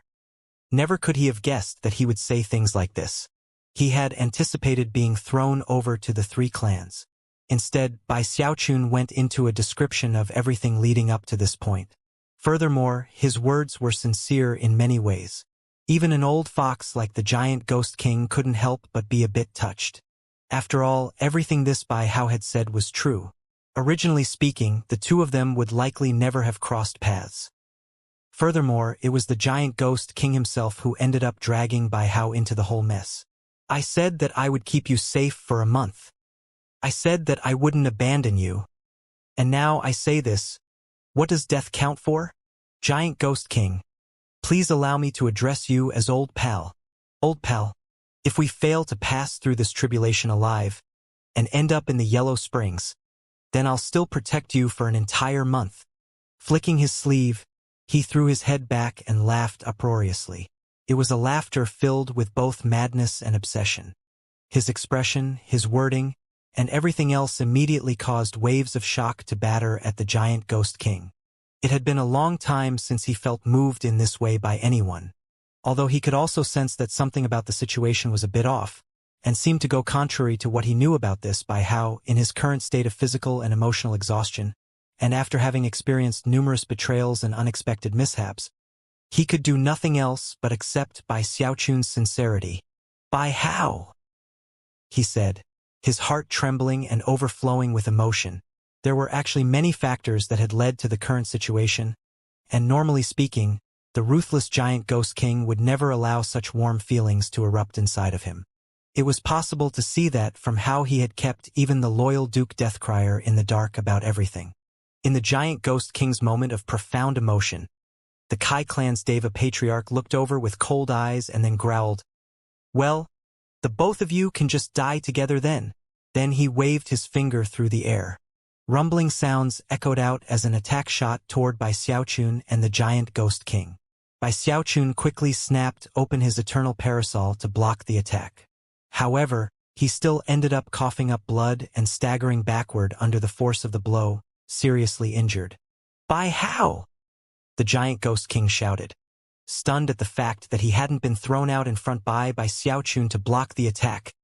"The reason I used you to defend myself earlier, Old Pal," Bai Xiaochun said grandly, "was not because I feared death.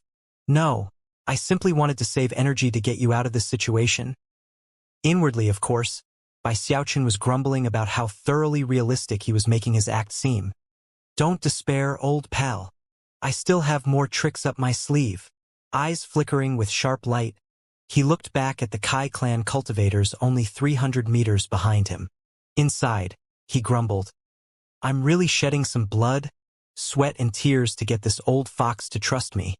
Gritting his teeth viciously, he waved his right hand, summoning a flying sword from his bag of holding, which glittered with the golden light of an 11-fold spirit enhancement. However, things weren't over yet. Even as he threw it out, he continued to extract magical items from his bag of holding. All of them were things he had acquired after arriving in the wildlands, and although some had 11-fold spirit enhancements, most had only 5- or 6-fold enhancements. However, there were dozens of them. Detonate! These were not the spirit-enhanced treasures he had personally made the time he went crazy and enhanced everything he owned. They were items he had acquired via interrogations performed as a Dark Inquisitor. Therefore, he didn't feel even the slightest twinge of pain in his heart as he threw them out and then detonated them, creating numerous fiery streaks of destruction. Bai Xiaochun had a bit of experience in detonating spirit-enhanced items, and knew that when they exploded, they released a huge amount of the energy of heaven and earth all in one moment. However, despite what he had experienced in the past, he had never detonated dozens of them simultaneously. The explosive force they released left him completely shocked. He wasn't the only one. The members of the Kai clan, from the clan chief and clan elders down to the ordinary cultivators, were all completely stunned by the extravagant wastefulness of it all. After all, magical items with 6- or 7-fold spirit enhancements were like cherished treasures to any soul cultivator. As for items with 9- or 10-fold enhancements, they were even more rare. For example, Zhou Yixing, a member of an aristocratic necromancer clan that was also in the great circle of core formation, had only possessed one.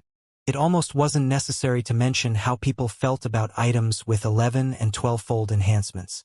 The explosions they caused released such incredible force that all witnesses to the event were stunned. The ear-splitting explosion rocked heaven and earth, causing even the nascent soul cultivators to back up in fear and do everything in their power to defend themselves. The massive detonation caused all of the pursuing cultivators of the Kai clan to tumble backward, many of them coughing up blood. The giant ghost king also trembled as the words by Xiaochun had just spoken continued to ring in his ears. Considering everything he was seeing right now, it was obvious that this Bai Hao was really going to put everything on the line. Bai Xiaochun was panting as he borrowed some of the force of the explosion to shoot in the direction of the nearest spell formation, 3,000 meters away. Each step he took propelled him hundreds of meters, and within moments, he had reached the formation. However, that was when a cold snort echoed out. The explosion of the spirit-enhanced items had stopped the ordinary members of the Kai clan, but could do nothing to block the path of the patriarch. Originally, he had been worried about how Bai Xiaochun had injured the patriarchs of the Bai and Chun clans, and had kept his distance. But now, he didn't have the luxury of worrying so much. He had been prepared to perform a teleportation at any time, so he moved with lightning-like speed, piercing through the air and the force of the explosion to appear only about 30 meters away from Bai Xiaochun. Without any hesitation, he reached out with his right hand and unleashed the power of his Deva realm cultivation base. "You're not going anywhere," he said, his eyes flickering with cold light. Instantly, the air in the area began to solidify, and an energy began to crush down onto Bai Xiaochun with enough force to shatter his bones. Furthermore, the energy of heaven and earth being released formed together in front of him into the shape of a pitch-black, 9-headed bird. All of the bird's eyes radiated murderous gleams, and the bird itself exuded a pressure of immense proportions. This 9-headed bird had been summoned by the Kai clan's Deva patriarch, not by means of a magical technique, but rather as an incarnation of the will of the heavens. Most other cultivators would have been completely shocked by what they were seeing, and their cultivation bases would have been crushed into a state of complete suppression. But Bai Xiaochun had 4 clones, and although they had been seriously injured and were currently holed up inside of him, they still gave him a huge boost in terms of both cultivation base and divine sense, pushing him far past the level of an ordinary core formation cultivator. Furthermore, his fleshly body was already in the great circle of the undying tendons. To top it all off, this was not his first time fighting a Deva. He didn't even respect Devas very much. Because of that, he was able to resist the Deva pressure weighing down on him, and as the 9-headed bird shrieked and lunged toward him, he let out a powerful roar. There was no time for thought or planning, nor any time to try to put on an act. He instantly fell back, simultaneously waving his arm, which sent the several sets of leather armor he was wearing shooting toward the 9-headed bird. When he had first performed spirit enhancements on the armor, he had used special techniques to conceal the evidence of spirit enhancement. But the pressure of the Deva nullified such effects, and the 4 golden designs on their surface now shone brightly. "Detonate!" he shouted. Instantly, the suits of leather armor all exploded, releasing force that far surpassed the detonation of the dozens of items from moments ago. The Kai clan cultivators further back looked on with wide eyes, especially when they noticed the 4 golden designs on each of the suits of armor. And yet, even as feelings of madness rose up in their hearts, things continued. Bai Xiaochun's outer garment flew out, along with a hat and a few ordinary-looking bracelets. However, It was to the shock of everyone present that 4 golden designs now appeared on all of them. Each one flew out and then exploded, sending waves of intense force to meet the 9-headed bird. The bird was already fading away, but that was when Bai Xiaochun swung his left foot through the air, sending a shoe shooting forward, a shoe that had 4 golden designs on it. The extravagant wastage on display caused the Kai clan cultivators to cry out in shock. This Bai Hao. He even has a 14-fold spirit enhancement on his shoe. The giant ghost king was being held in by Xiaochun's right hand, so he had a first-hand view of everything, and the shock he felt now was so intense that his face was completely slack. The Kai clan patriarch's eyes went wide with disbelief, and yet, the killing intent within them only grew stronger as he pressed the attack. As for Bai Xiaochun, he simply continued to speed toward the teleportation portal, which was now only about 300 meters away. As the Kai clan patriarch closed in, Bai Xiaochun's eyes lit up with joy, and he threw his head back and laughed uproariously. "I've been waiting for you to get close, old man. You finally fell into my trap. Time for you to see my trump card." Continuing to laugh loudly, he swung his right leg through the air, causing his right shoe to fly out, which also had 4 golden design on it. "Detonate," he roared. The Kai clan patriarch's face fell. He had only just now decided to go all out, and yet was still filled with apprehension regarding how Bai Xiaochun had seriously injured the other 2 patriarchs. As soon as he heard Bai Xiaochun's words, and saw the shoe flying toward him, he backed up, unwilling to take any risks. When the shoe exploded, it was a shocking sight, but nothing that could really hurt the Kai clan patriarch. Face turning very grim, he angrily shouted, "How dare you trick me? By how?" Roaring in rage, he stepped forward once again. But the slight delay which had just occurred had given Bai Xiaochun enough time to get within 30 meters of the teleportation formation. Just as he was about to step into it, the Kai clan patriarch howled and performed an incantation gesture with his right hand. Waving his finger at Bai Xiaochun, he caused the 9-headed bird to erupt into flames, and then accelerate rapidly. Bai Xiaochun's face fell, and he immediately prepared to defend himself. However, before anything else could happen, an afterimage appeared on the bird, and a second one flew out. One of the 9-headed birds bore down on Bai Xiaochun himself, and the other headed toward the spell formation. Not good. To Bai Xiaochun's shock, the Kai clan patriarch was not just attacking him. He was trying to destroy the teleportation formation as well.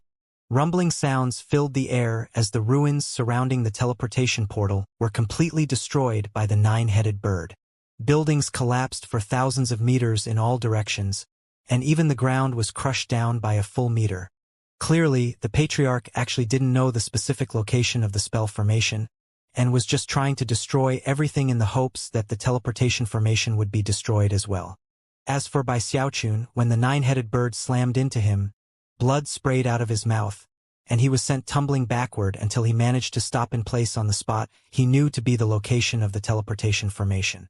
"Let's see how you try to get away this time," the Kai clan patriarch said, a vicious grin spreading out on his face. However, even as it did, his eyes suddenly flickered with disbelief. The light of teleportation suddenly began to rise up right beneath Bai Xiaochun's feet. As it turned out, the teleportation formation hadn't been damaged at all. Furthermore, the light that was shining up now was different than the light from before. It was blinding, and the energy of the teleportation was clearly stronger. It only took a moment for anyone familiar with teleportation formations to realize that this was a long-range teleportation. This was the very spell formation created by Lu Shiyu's ancestor, which led to a spot 50,000 kilometers outside of the city. All of the other spell formations in the city had really been created to serve as distractions, with this formation being the true escape path. Furthermore, there was no way he would have his true escape path be the type that could easily be destroyed. The only thing the Deva Patriarch's attack had done was make it, so that Bai Xiaochun didn't need to use his Undying Hex to enter the spell formation. Bai Xiaochun was very excited, and yet, within moments, his face turned ashen, and his heart began to pound. He had never dared to hope that this was the special spell formation that would lead 50,000 kilometers outside of the city. He had assumed it was just an ordinary spell formation that would put him a short distance away. However, he had come to the conclusion that, unless Lu Xiu had been lying about that special formation, he would find it soon. After all, he had tried out quite a few other spell formations up to this point, nearly 70% of the total amount. That being the case, his chances of finding the long-range teleportation formation would only increase as time went on. And yet, this formation he was standing on was definitely the formation he had been looking for. Unfortunately, although it might seem as though this formation was the one that would save his life, Bai Xiaoqun now realized that it was also a potentially deadly catastrophe. There was no time to ponder the situation. He quickly reached out with his right hand and then pushed it down toward the surface of the portal, causing the light to grow even more intense. A very serious look filled his eyes, a look that was tinged with madness. He knew that this moment was one of extreme danger. The Kai clan patriarch had been holding back out of fear, keeping much of his cultivation base power in reserve in case he needed to defend against a deadly trump card. It was only because of that fact that Bai Xiaoqun and the giant Ghost King had made it this far. But now, with the light of the teleportation formation rising up, the Kai clan patriarch had no reason not to go all out. And that was exactly what happened. The anger in the Kai clan patriarch's eyes faded, replaced by intense determination. Although he still felt hesitant because of the potential danger, he knew that he had to make a move now. Even if this Bai Hao did have one more trick up his sleeve, the consequences of letting him escape were too severe. Without the slightest hesitation, the patriarch drew upon the full power of his cultivation base, causing the sky to vibrate and bolts of lightning to appear everywhere. Up above him in the air, a huge face appeared, which resembled his own face in every aspect. The patriarch took a step forward, and as he planted his foot onto the ground, countless lightning bolts began to fall, making it look like a rain of gold was descending onto the earth. Bai Xiaoqun was racked with anxiety. Never could he have imagined that he would find the special teleportation formation under these circumstances. His plan had been to put some distance between himself and his enemies when he activated it, which would have given him plenty of time to escape. But that was not how things were playing out. I'm finished, he thought. Kaput. It's all over. What do I do? What do I do? Even if I handed the giant Ghost King over now, this old patriarch wouldn't let me off the hook. He wanted to cry, but no tears would come. It wasn't that he didn't consider simply throwing the giant Ghost King out of the teleportation portal. That might buy him some time, but in the end, the Kai clan definitely would not let him go free, nor would the Chan or Bai clans. Besides, after the giant Ghost King got his cultivation base back, then Bai Xiaoqun knew that the only thing which would await him would be a grisly death. He had the restrictive spell and the giant Ghost King's promise.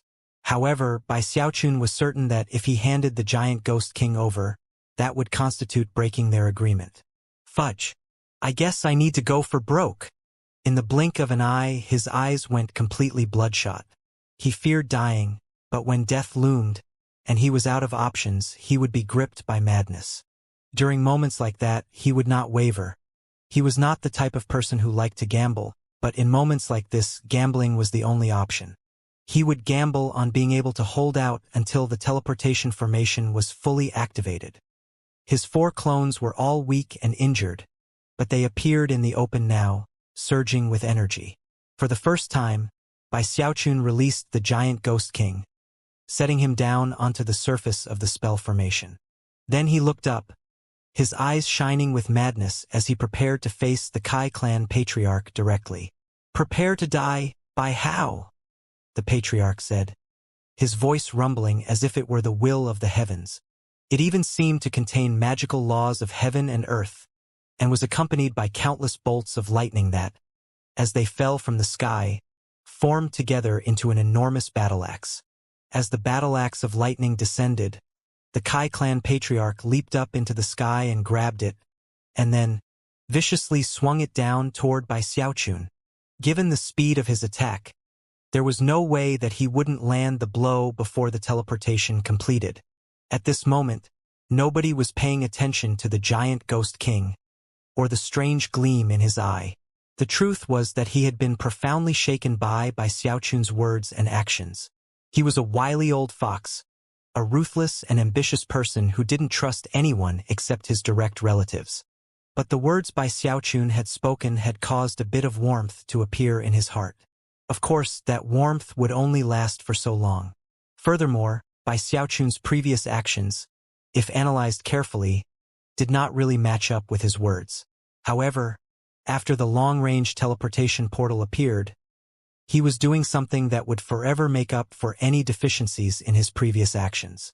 No matter what anyone said, as of this moment, Xiaochun really was living up to his word and was risking his life to keep the giant Ghost King safe.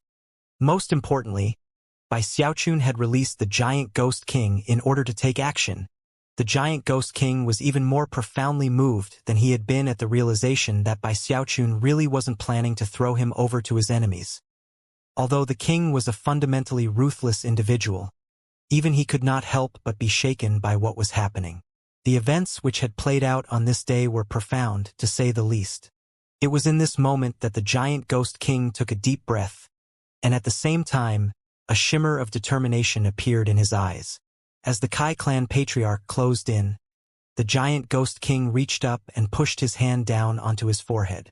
Rumbling sounds could be heard as his forehead opened up, and a golden drop of blood flew out and shot toward Xiaochun. By how, this is a drop of my soul blood. Absorb it, and you will have access to power equivalent to half a step into the demigod realm. Take my crimson spear, and attack with everything you've got. He sounded very weak as he spoke the words, and as the soul blood flew out of him, he seemed to age visibly, until he looked like little more than skin and bones. His aura was so weak that he was like a candle flickering in the wind. Even his eyes clouded over. He only had 3 drops of soul blood in total, each of which was extremely important. Of course, anyone who absorbed one of those drops of soul blood would experience a huge boost to their cultivation base, except that boost would only last for a short time. However, it would give the recipient enlightenment regarding the natural laws of Devas and the magical laws of demigods. At the moment, it was with complete and utter determination that the giant Ghost King sent his soul blood flying toward Xiaochun. All of this takes a bit of time to describe, but actually happened in the time it takes a spark to fly off of a piece of flint. Xiaochun's jaw dropped as the giant Ghost King's words entered his ears. And then, the drop of soul blood hit his chest and sank inside. A wave of heat exploded out inside of him, causing blue veins to bulge out on his face and neck. At the same time, a scream of intense pain erupted from his lips. Cracking sounds could be heard, and his entire body thrummed from the power of the soul blood. All of a sudden, monumental changes occurred to his cultivation base. His aura surged upward with indescribable speed, pushing him out of the gold core stage and into the early nascent soul stage. In the blink of an eye, he was in the great circle and then beyond it. He was a deva, and yet, things weren't over yet. His aura was almost instantly in the great circle of the deva realm, only half a step from the demigod realm. He was half a step into the demigod realm. He threw his head back and let loose a protracted roar, his hair whipping around him. As of this moment, all of the giant Ghost King's accumulated knowledge of Devas filled his mind, as well as much of his enlightenment regarding the demigod realm. Although that enlightenment wasn't complete, to Xiaochun, it was profoundly precious. This was a type of good fortune that could be encountered by chance, but never searched for and found. It would make his future cultivation advance much more rapidly than before, and would help him avoid many mistakes. In fact, it was highly likely that it would enable him to surpass the giant Ghost King himself. Right now, anything and everything was possible. That was the power of soul blood. It could not truly push someone to new heights permanently, but would still be dramatically helpful in the long run. As for the Kai clan patriarch, his face fell, and he blurted, "Soul blood!" Never could he have imagined that the selfish and callous giant Ghost King would actually give out a drop of his soul blood.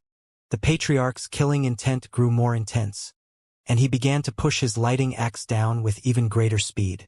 The attack he was unleashing contained indescribable energy of heaven and earth, as if nature itself were furious, and intent on punishing all living beings. Lightning filled the sky as the enormous axe bore down on Bai Xiaochun.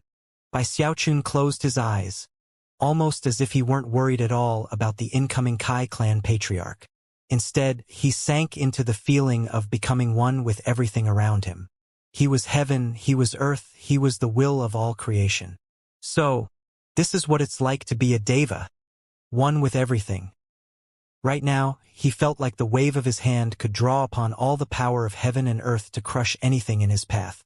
It was almost as if heaven and earth were an empty body, and a deva could become the will of that body, controlling it in every aspect. Of course, there was more than just a single will within that heaven and earth controlling it. There were other devas who also vied for control. In fact, Bai Xiaochun could sense another such will right there in front of him, drawing upon the incredible energy of heaven and earth to attack him. Bai Xiaochun's eyes snapped open, and when he did, his entire person thrummed with power. Ru Yuyuumble. His energy surged, and not only did that put him on equal footing with the Kai clan patriarch, but his 4 clones were also powering up in exactly the same fashion.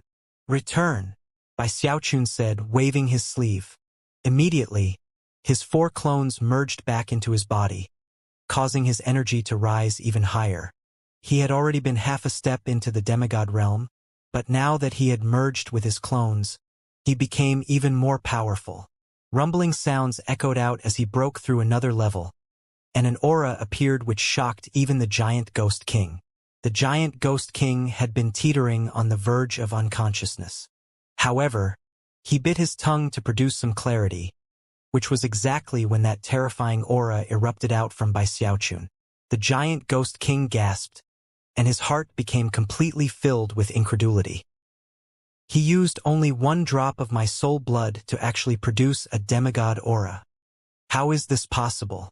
He'll only get 1 attack out of it, but it still shouldn't be possible. If the wide-eyed giant Ghost King had such a reaction, there was little need to mention the Kai clan patriarch. His mind was reeling, and his scalp was tingling so hard it felt like it might explode. You! Before he could say anything else, though, Bai Xiaochun's eyes shone with intense light. His heart was pounding wildly as he felt the fusion between himself and heaven and earth. However, there was something a bit fuzzy, as if the previously wide world was now cramped and narrow. It almost felt as if using all the power at his disposal would break beyond this heaven and earth. So, this is the difference between a deva and a demigod, huh? Bai Xiaochun knew that what he was experiencing was something beyond precious. Extending his right hand, he made a grasping motion, whereupon a red spear emerged from his bag of holding. The instant that spear appeared, the entire sky filled with thunderous rumbling. At the same time, the sea of lightning up above stopped moving, and even began to distort, as though something were interfering with it. The wind, the land, the air, everything grew still. Even the Kai clan patriarch stopped moving, causing his face to fill with a mass of shock and disbelief. The only thing in the world that could move was Bai Xiaochun and the long red spear. This red spear was how the giant Ghost King had made a name for himself. Normally speaking, Bai Xiaochun should never have been able to wield it, but now that he held it in his hand, piercing howls could be heard coming from inside of it, almost as if it thirsted to taste blood.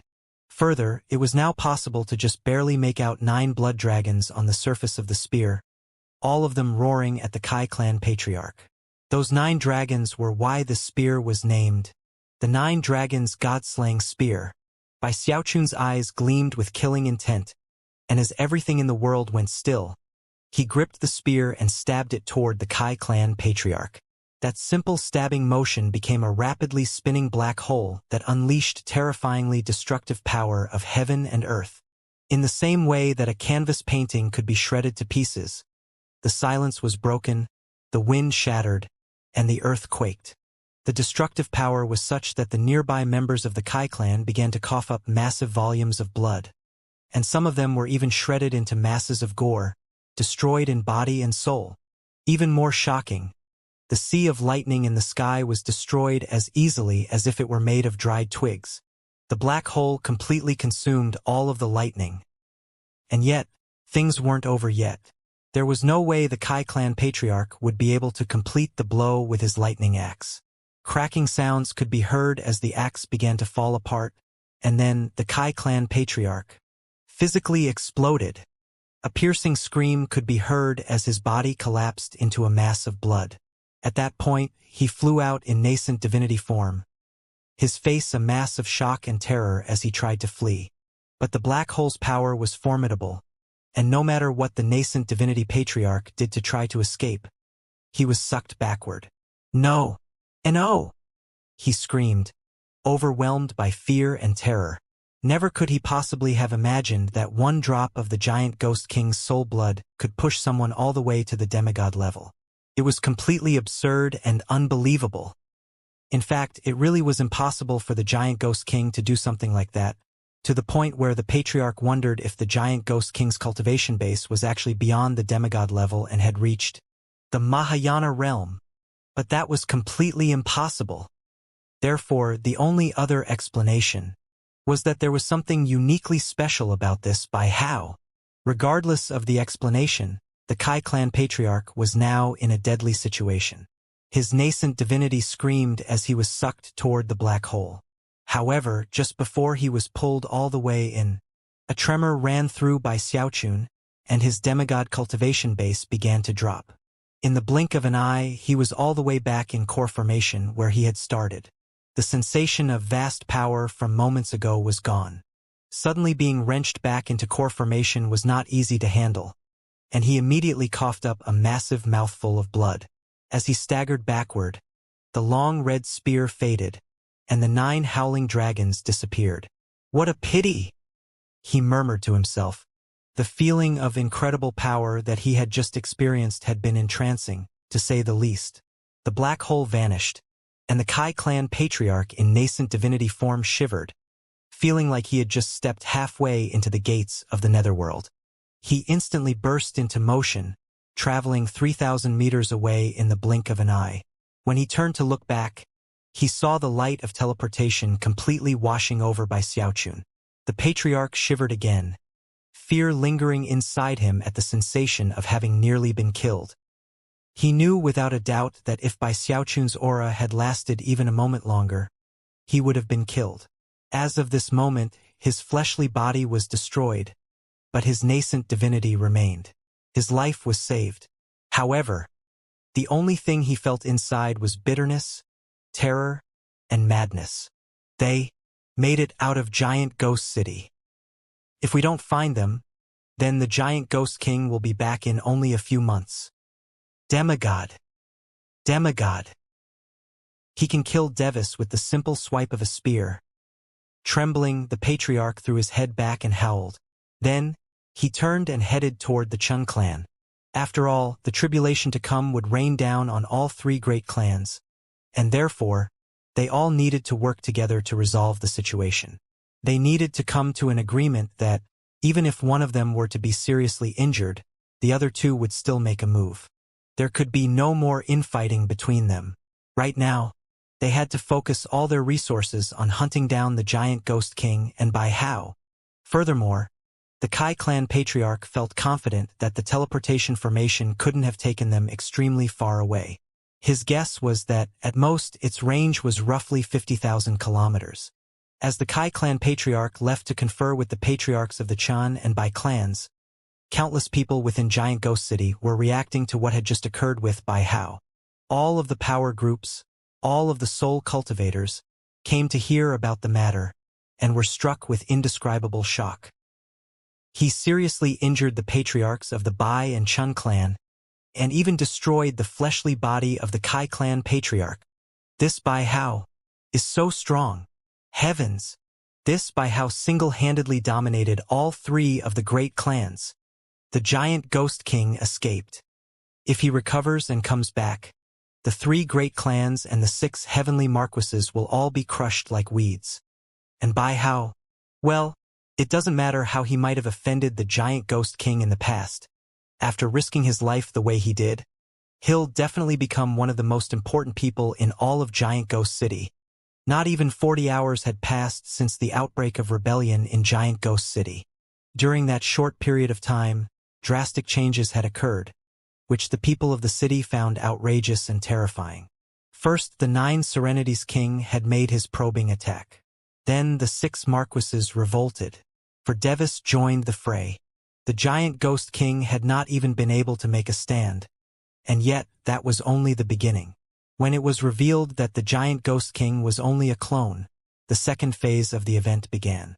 The entire city was turned upside down as the rebels searched for the Giant Ghost King's true self. That was when Bai Hao showed up on the scene, holding the Giant Ghost King's true self captive.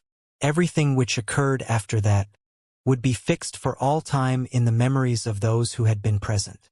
3 powerful Devis were seriously injured, and then Bai Hao and the Giant Ghost King escaped the city.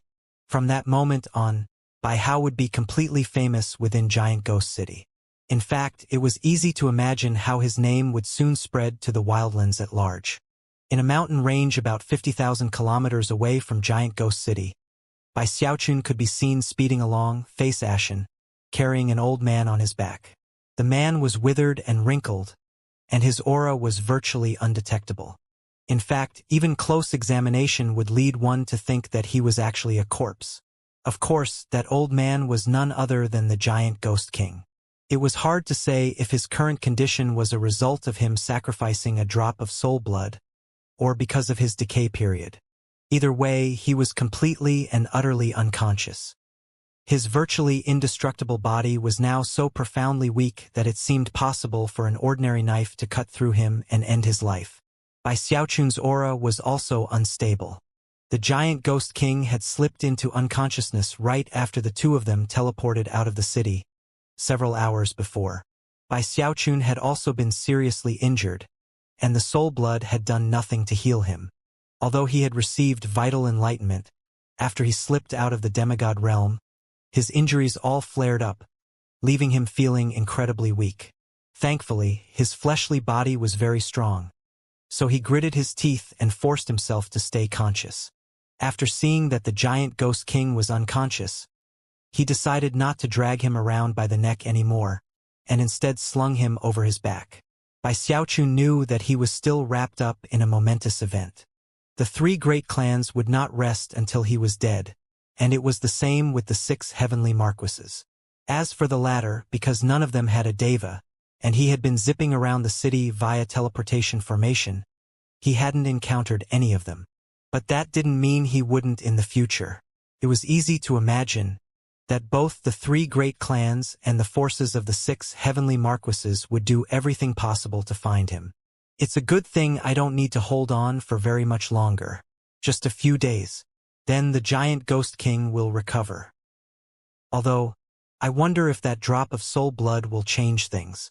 He sighed. If the Giant Ghost King hadn't given him that drop of soul blood, and he had been forced into a corner, then maybe he would have given the man up. At that point, he wouldn't have felt too bad. But considering how things had developed, he simply couldn't do that. Bai Xiaochun had deeply ingrained principles when it came to paying back debts. He felt moved by how the Giant Ghost King had helped him, which was actually a bit contrary to how he had planned for things to turn out. Whatever. Sighing, he continued onward through the mountains, the Giant Ghost King on his back. Soon it was evening, and the sky was starting to grow dark. Bai Xiaochun wanted to keep going, but his injuries were so bad that he couldn't. Furthermore, the Giant Ghost King's aura was getting so weak that at times that he couldn't even sense it. The man's body was also starting to grow cold. Nervous, Bai Xiaochun found a suitable spot to hew out a cave for use as a temporary shelter. Using what scant bit of his cultivation base was left, he made a small bonfire and then propped the Giant Ghost King up in front of it. Unfortunately, the Giant Ghost King's complexion was ashen, and he only seemed to be getting colder as time progressed. His aura was currently very weak. "You can't die," Bai Xiaochun said. Standing up, he patted his bag of holding to produce some medicinal items useful for treating injuries. Unfortunately, even after forcing them into the Giant Ghost King's mouth, nothing happened. What do I do? What do I do? He thought about asking the little turtle for some advice, but there was no trace of him. No amount of angry threatening got him to stick his head out, so Bai Xiaochun finally gave up. Then he sat there looking at the ice-cold giant ghost king for a while before finally slapping his own thigh.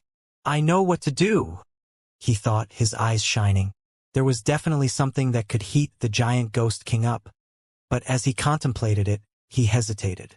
Unsure of whether the giant ghost king could hear him or not, he said, Hey, giant ghost king old pal, I'm only doing this to save you, alright? No hard feelings." With that, he pulled out an aphrodisiac pill, which he then placed into the giant ghost king's mouth. Bai Xiaochun remembered how all the prisoners who consumed aphrodisiac pills always got very hot, and even sweated profusely. At the moment, he was in a desperate situation and was grasping at straws, but had no other alternatives. Worried that one pill might not be enough, he pulled out a few more, and then stuffed them into the giant ghost king's mouth. Almost immediately, the giant ghost king shivered and got a bit warmer. His previously fading aura began to fluctuate, and a bit of color even returned to his skin. Bai Xiaochun breathed a sigh of relief, and at the same time, his face shone with pride at the fact that, in his genius, he had created a medicinal pill that could be used both to interrogate prisoners and save lives. Geniuses like me are always lonely. AI. At this point, he was finally starting to relax. If the giant ghost king had died, then everything he had done up to this point would have been for nothing. As he calmed down, he thought back to everything which had occurred in Giant Ghost City, and his heart trembled with lingering fear. Frowning, he reviewed all of his actions. "I got too impulsive. I shouldn't have listened to the little turtle. 3 Devis? I can't believe I actually escaped from 3 Devis." The thought of how he had put everything on the line left him gasping. Even the slightest mistake and he would have died. "I always say that I'm not going to do anything dangerous ever again. How come I always do, though?" Frowning, he realized that his personality was changing, and that he was actually becoming braver. Wait a second, that's not a good thing. Deeply worried, he looked over at the giant ghost king, and then up at the evening sky and the moon, which was just barely visible. Finally, he sighed. "I sure hope that what the little turtle said is true. The giant ghost king had better recover in the next couple days." And so he sat there nervously, surrounded by silence. Considering how exhausted he was and how quiet the area was, he soon began to think back to what it had been like to rise to the Deva level, and then beyond that to the demigod level. Eventually, his eyes began to shine with both confusion and desire. The Deva realm. So that's what it feels like. And the demigod realm. It almost seems possible to break through heaven and earth. The sensations he felt after absorbing the soul blood, and the enlightenment he had received, were forever branded onto his heart. At the same time, his desire to grow stronger increased. "I want to become a Deva. I want to become a demigod."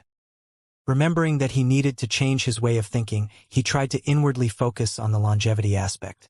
I guess becoming a demigod would mean I could live even longer, right? Time passed. Even before the night was through, Bai Xiaochun felt rested. After checking on the giant ghost king to make sure he wasn't getting any colder, he once again put him on his back and then flew out of the cave. It was in that manner, only resting when absolutely necessary, that Bai Xiaochun proceeded along for 3 days. The giant ghost king was unconscious the entire time, and didn't show any signs of waking up. As for Bai Xiaochun, thanks to his powerful fleshly body, his wounds were recovering nicely. However, the anxiety in his heart continued to mount. He knew that with every bit of time that passed in which the giant ghost king didn't wake up, it meant that the 3 great clans would be getting closer. Eventually, on evening of the 3rd day, as he was flying along, the sky above him began to rumble loudly. A voice filled with boundless venom suddenly echoed out. "Bai Hao!" Bai Xiaochun looked up into the sky and saw 3 enormous faces, each of them hundreds of meters tall. They were none other than the patriarchs of the 3 great clans. The one who had spoken was the Kai clan patriarch, who had lost his fleshly body. His eyes burned with killing intent, and he was surrounded by a sea of lightning that pulsed with metal-type power. that indicated that this lightning could give birth to metal, and supreme-grade metal at that. Next to the Kai clan patriarch were the patriarchs from the Bai and Chun clans. Both of them had very serious expressions on their faces, without a trace of the derision with which they had previously looked at by Xiaochun. In fact, they almost seemed to view him as an equal. Anyone unfamiliar with the situation who saw that would surely be shocked. After all, these were Devis, and Bai Xiaochun was only in the great circle of the gold core stage. This was simply the kind of respect that Bai Xiaochun could earn when he used full force. As for the Bai clan patriarch, a strange, mysterious light flickered through his eyes. Bai Hao, considering that you're a member of the Bai clan, if you simply hand the giant ghost king over, I'll count it as a meritorious service and pronounce you clan chief. The rumbling pressure coming from the Bai clan patriarch completely surpassed that of the other two patriarchs. Although the Kai clan patriarch didn't seem very happy about what the Bai clan patriarch had just said, he didn't say anything. Clearly, the patriarchs had come to an agreement of some sort. However, when it came to the Chun clan patriarch, his desire to kill Bai Hao had actually far surpassed that of the Kai clan patriarch, although no one knew that. The things Bai Hao had accomplished so far were completely shocking, so much so that they would eventually shake all of the wildlands. As a result, the Chun clan patriarch was absolutely certain that if Bai Hao returned to the Bai clan, they would eventually control all of Giant Ghost City. We can't leave him alive, he thought. If he sticks around, the Bai clan will get so powerful that nobody will be able to stop them.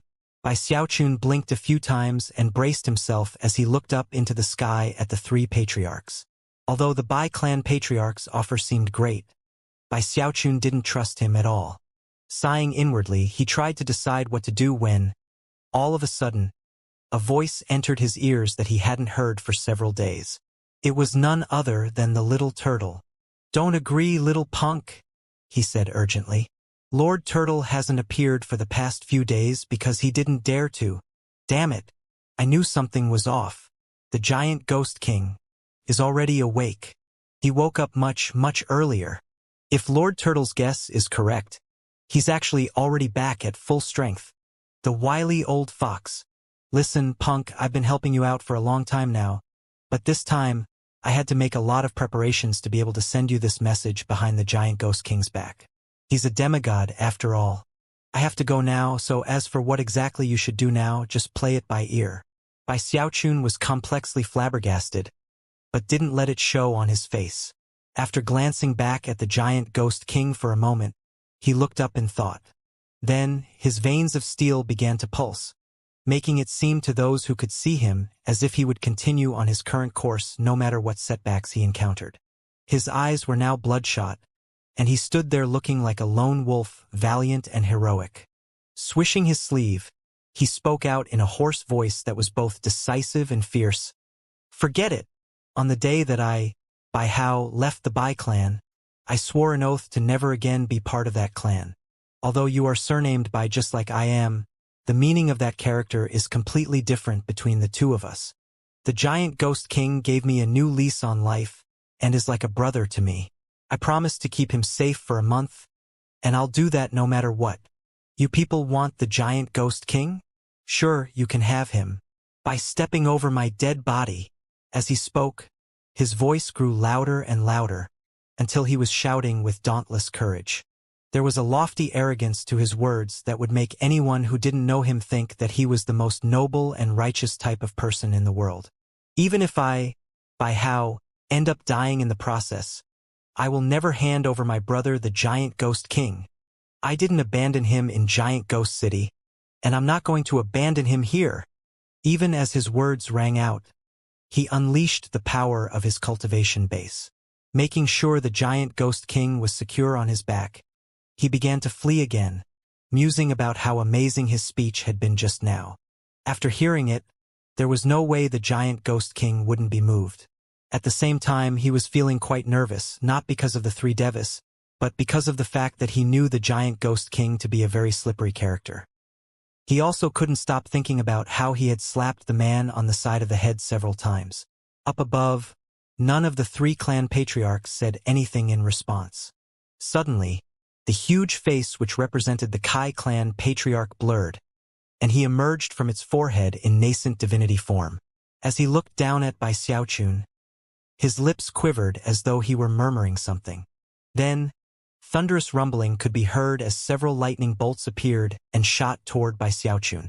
As they moved through the air, they formed together into a sphere of lightning, pulsing with shocking energy that caused the air around it to distort and then ignite into flames. As that happened, the Chun clan patriarch also emerged from the giant face that represented him. Brightly colored light flashed in heaven and earth as the entire 50-kilometer area around him suddenly became an enormous sealing mark. Bai Xiaochun's eyes opened wide. Aware that he couldn't avoid this attack, he looked at the incoming sphere of lightning and roared, "Even if I die, I'll never let any of you hurt my big bro." He stamped his foot onto the ground, causing a huge crater to appear below.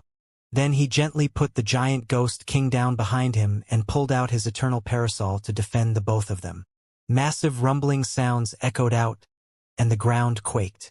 Rifts spread out as sparks of electricity showered about in all directions, creating something like a lake of lightning. The eternal parasol twisted and distorted, and behind it, Bai Xiaochun trembled and coughed up a huge mouthful of blood. He was trembling on the verge of collapse, bones breaking inside of him as he withstood the force of the attack. After it was over, he gritted his teeth, grabbed the giant ghost king again, and took to flight. As he sped along, he continued to cough up blood. An expression of despair appeared on his face as he looked at the giant ghost king, and then spoke in a voice so soft only the two of them could hear. "Everyone dies one day. Compared to the kindness you have shown me, my brother, what does death count for?" At this point, his expression of despair began to turn into one of madness. "I just hate the fact that my cultivation base is so weak, and the fact that I can't fulfill my promise to you, my brother." With that, he threw his head back and roared in frustration. Inside, he was thinking that he had continued with the act for long enough. If things kept going on like they were, he really would be flirting with disaster. He had gone all out to defend against that attack just now, and knew that the only reason he had survived was because the Kai clan patriarch was in nascent divinity form, making his attacks much weaker than normal. If the Chun or Bai clan patriarchs attacked him in his current state, he probably wouldn't be able to take it. How far does the giant ghost king want to take this? If he doesn't do something soon, I'll end up dead, and so will he. Bai Xiaochun was virtually weeping inside by this point. Up above, the Bai clan patriarch sighed in regret about how things were turning out. However, he was a cold-hearted person, and therefore, since this Bai Hao was just too stubborn, he knew he had to act. "Fine then, just die," he said, launching a fist strike toward the ground. Rumble. A huge, illusory fist appeared, and as it descended, incredible pressure weighed down in all directions.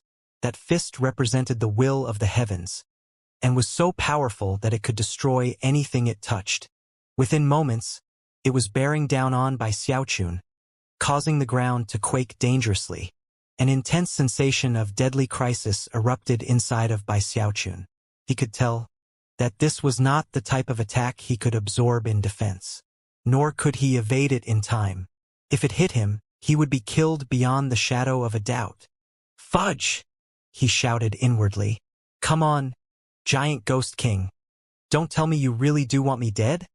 Although he was shaking and terrified, the words that actually came out of his mouth were a bit different than his inner monologue. "It's not that I don't want to live up to my promise, my brother. I really do. I guess the only thing now is for the both of us to stroll the pathways of the Yellow Springs together." He looked up at the enormous fist, his heart filled not with terror and alarm, but with peace. Although he was trembling physically, he wasn't nervous or scared anymore. He knew that if the little turtle was correct, and the giant ghost king really was awake, abandoning him wasn't a viable option. Furthermore, considering how things had developed just now, there was no way he could escape from the three Deva patriarchs this time. "No more gambling and no more acts," he thought. "Fudge. I guess if I'm really gonna lose my life, then I sure as hell am not gonna go out looking terrified." Gritting his teeth, he put the giant ghost king behind him protectively, Even as the entire world filled with heaven shaking, earth-shattering rumbling, and the enormous fist was about to crush by Xiaochun. Even as a huge crater opened up beneath him, and nearby mountains crumbled into dust, even as the air shattered, the Bai clan patriarch, instead of breathing a sigh of relief, suddenly began to tremble. His eyes went wide with disbelief, and his face fell as he shouted, "Giant Ghost King!" He wasn't the only one to react in such a way. The Chun and Kai clan patriarchs both began to shake, their minds reeling as though they were being struck by hundreds of thousands of lightning bolts. Never could they possibly have imagined that, in this exact moment, the person who had just been lying unconscious behind by Xiaochun would suddenly stand up and walk forward. He was none other than the Giant Ghost King. "This game is now over." The voice which rang out was as cold as ice. He spoke 5 simple words, and yet he was a heavenly king and demigod expert. His energy was the type that heaven and earth could not support, and it even caused black clouds to roil in the sky above. The 3 patriarchs immediately began to shake under the pressure. The Giant Ghost King didn't even need to draw upon the power of his cultivation base. His mere threatening gaze was enough to cause the 3 patriarchs to tremble in place. This was the Giant Ghost King. As of this moment, he seemed to make all colors in heaven and earth fade away. It was as if all creation could do nothing but tremble and bow to him. That was because he was a demigod expert. That was because he was one of the 4 heavenly kings of the wildlands. That was because he was the Giant Ghost King. As he stood there in front of Bai Xiaochun, he slowly extended his right hand, a hand that seemed powerful enough to hold up the heavens. Instantly, the Bai clan patriarch's divine ability was nullified. The 300-meter area surrounding the Giant Ghost King was completely unaffected by it. The Giant Ghost King's body was rapidly reverting from that of an old man to a younger one. His white hair became black, and the wrinkles on his face vanished. His withered frame filled in, and in the blink of an eye, a somber expression could be seen on his face. A royal crown appeared on his head, and he now wore a violet robe with a serpentine dragon embroidered on it. As of this moment, he seemed more noble than anything else in the world. The Bai clan patriarch was trembling, and his eyes were bulging out of his head so violently they seemed like they might explode. At the same time, an icy coldness filled his heart that seemed cold enough to freeze the world. The Chun clan patriarch had a similar reaction. Panting in terror, he felt as if he were drowning at the bottom of the sea, a sea so powerful that it could crush him and his clan out of existence. The Kai clan patriarch only existed as a nascent divinity now. He was just as shocked, and because he didn't have a physical body to sustain some of the crushing pressure he felt, it all weighed down on his nascent divinity, causing it to twist and distort. Inside, he was screaming in terror at the realization that he and the other 2 patriarchs had completely misjudged the Giant Ghost King. He had not needed 3 months to recover or even 1. In fact, he hadn't even required half a month. He had recovered in 5 days. Only 5 days had passed since the rebellion began, and during that time, the Giant Ghost King had already recovered. The Kai clan patriarch understood everything now, and couldn't help but think back to the sight of the Giant Ghost King's clone, hovering there above the ruins of the royal palace, a look of complete disdain and contempt in his eyes as he had uttered a very simple sentence. "This has all been nothing more than a game." The Bai and Chun clan patriarchs also recalled those words, and suddenly, the entire world around them seemed to go as still and quiet as death. They hovered there in the air, people who could normally look down condescendingly upon all heaven and earth. And yet, as of this moment, they felt as if they were looking up in awe and fear at the person in front of Bai Xiaochun. As for Bai Xiaochun, he stood there, jaw agape, almost incapable of believing that he was still alive. It seemed almost like a dream that the Giant Ghost King really was awake, with his cultivation base restored, leaving the 3 Deva patriarchs shaken to the core. Of course, he was also deeply nervous about what was to come. "I hope the Giant Ghost King has a good impression of me and forgets about everything that happened before. He absolutely, positively had better not be holding a grudge." As Bai Xiaochun stood there, his heart trembling with anxiety, the three patriarchs looked down with flickering expressions. Then, the Kai clan patriarch let out an ear-piercing shriek as he spun and began to flee. There was no other option for him. Even if it meant his clan ended up being wiped out, he had no alternative other than to try to escape. He could always establish a new clan, but if he died, then everything would definitely be over. However, he was the only one to make such a choice. The Bai and Chun clan patriarchs, in their bitterness, chose instead to power up their cultivation bases and attack the giant ghost king.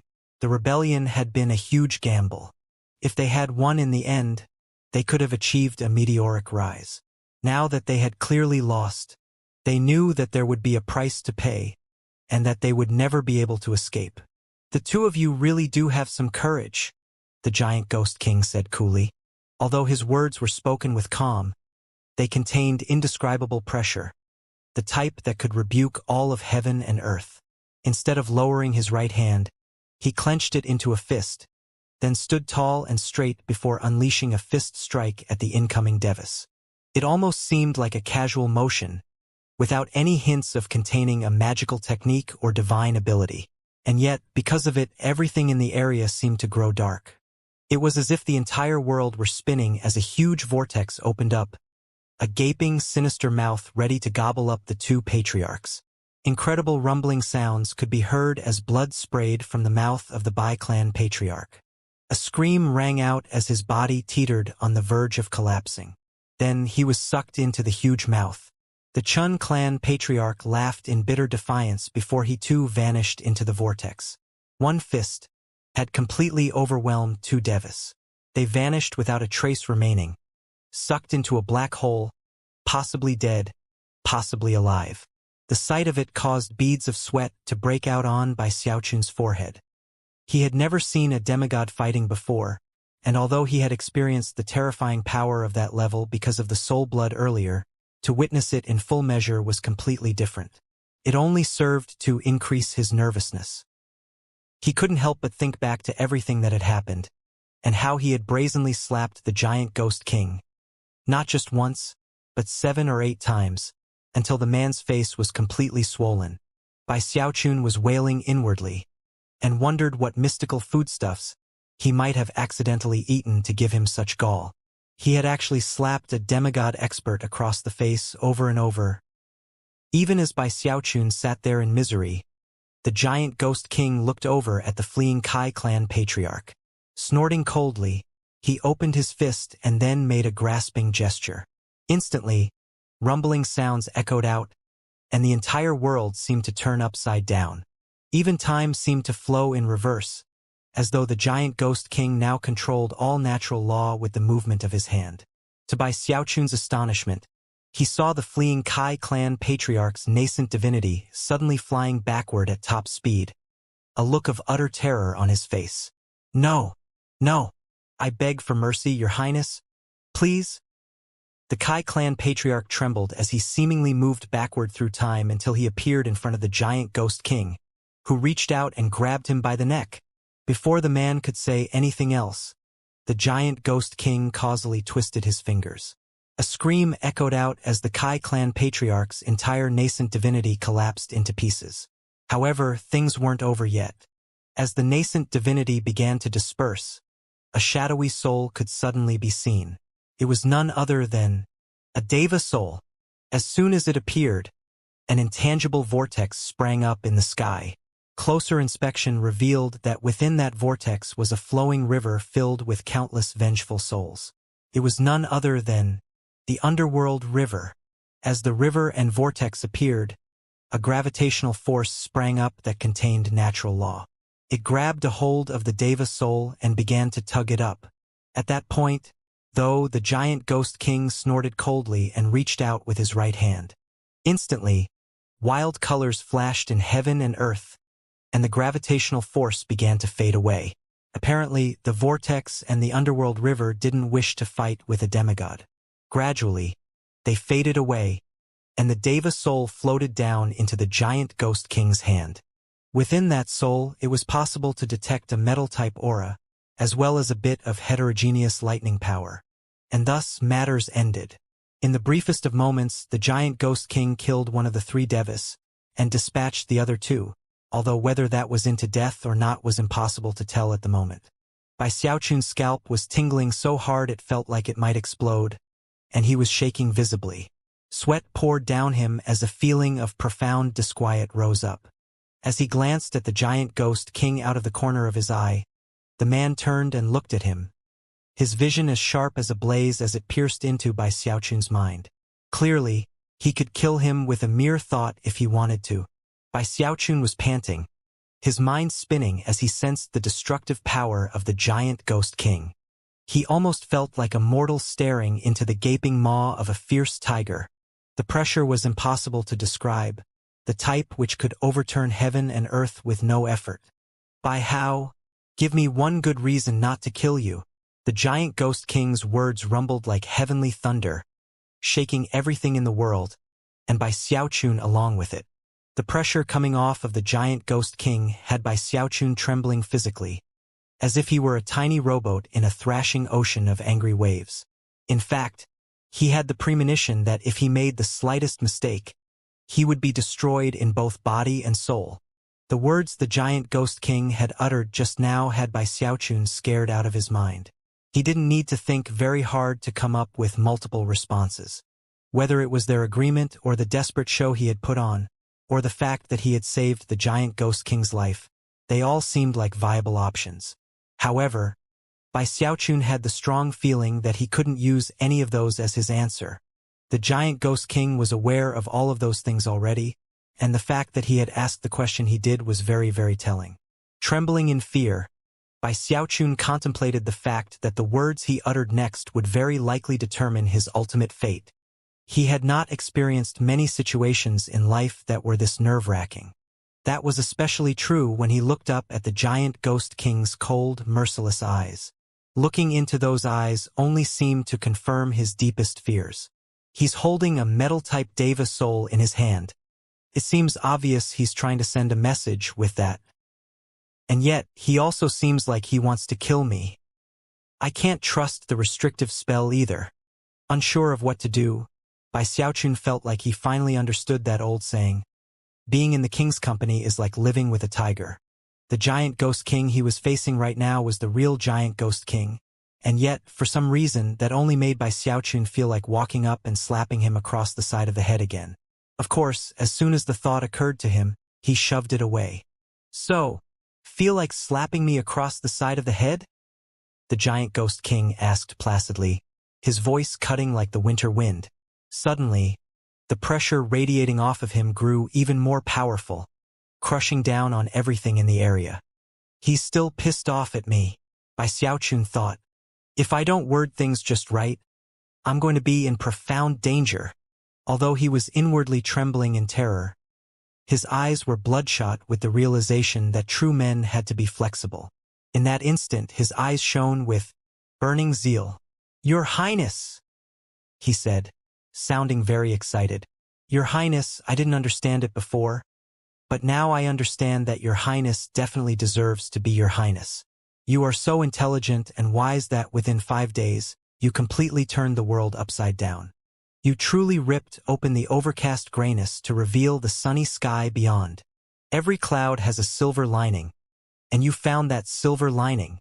Bai Xiaochun's eyes shone with unprecedented excitement, and in fact, it was even possible to see tears of joy glistening within them. The giant ghost king was so surprised that a strange expression flickered across his face. However, moments later, he was just as solemn as before as he coolly said, "You're so excited you're crying? Your Highness," Bai Xiaochun replied loudly, "you truly looked formidable and mighty just now. The wave of your finger wiped out all of those devas. Bai Hao, have never seen such an impressive display of heroism in my life. The mere thought of becoming the follower of a hero like you, sir, is an honor the likes of which couldn't be repeated for many generations. That is why I am overwhelmed with joy." Bai Xiaochun was apparently so excited he was trembling. An expression of utter zeal overtook his face, and his tears of joy were enough to cause anyone to stare in shock. A strange expression could be seen on the giant ghost king's face. Never could he have imagined that this Bai Hao would be skilled at this sort of thing. When Bai Xiaochun saw that look in the giant ghost king's eyes, he finally breathed a sigh of relief.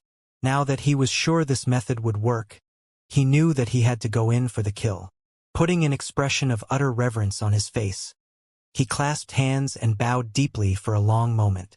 Then he slowly got back up, looking very impassioned. "Your Highness, you are wise, intelligent, and courageous. A person who is clever in ways that defy description. A hero who has come out victorious in hundreds of battles. An individual of outstanding talent and bearing. A man versatile and adept in all things. Someone who surpasses all other living persons. And who has traveled the length and the breadth of the lands. I, Bai Hao, will follow you to the ends of the earth and beyond. Sir, I know in my heart that you would never do anything to harm such a charming and pitiable young child such as myself." Bai Hao looked anxiously at the giant ghost king, having gone all in with everything he could think of. Actually, the crux of everything was his final sentence, in which he spoke the true feelings of his heart. By this point, Bai Xiaochun almost seemed like he was begging and pleading, and had no idea whether or not he had made the right decision to go with this tactic.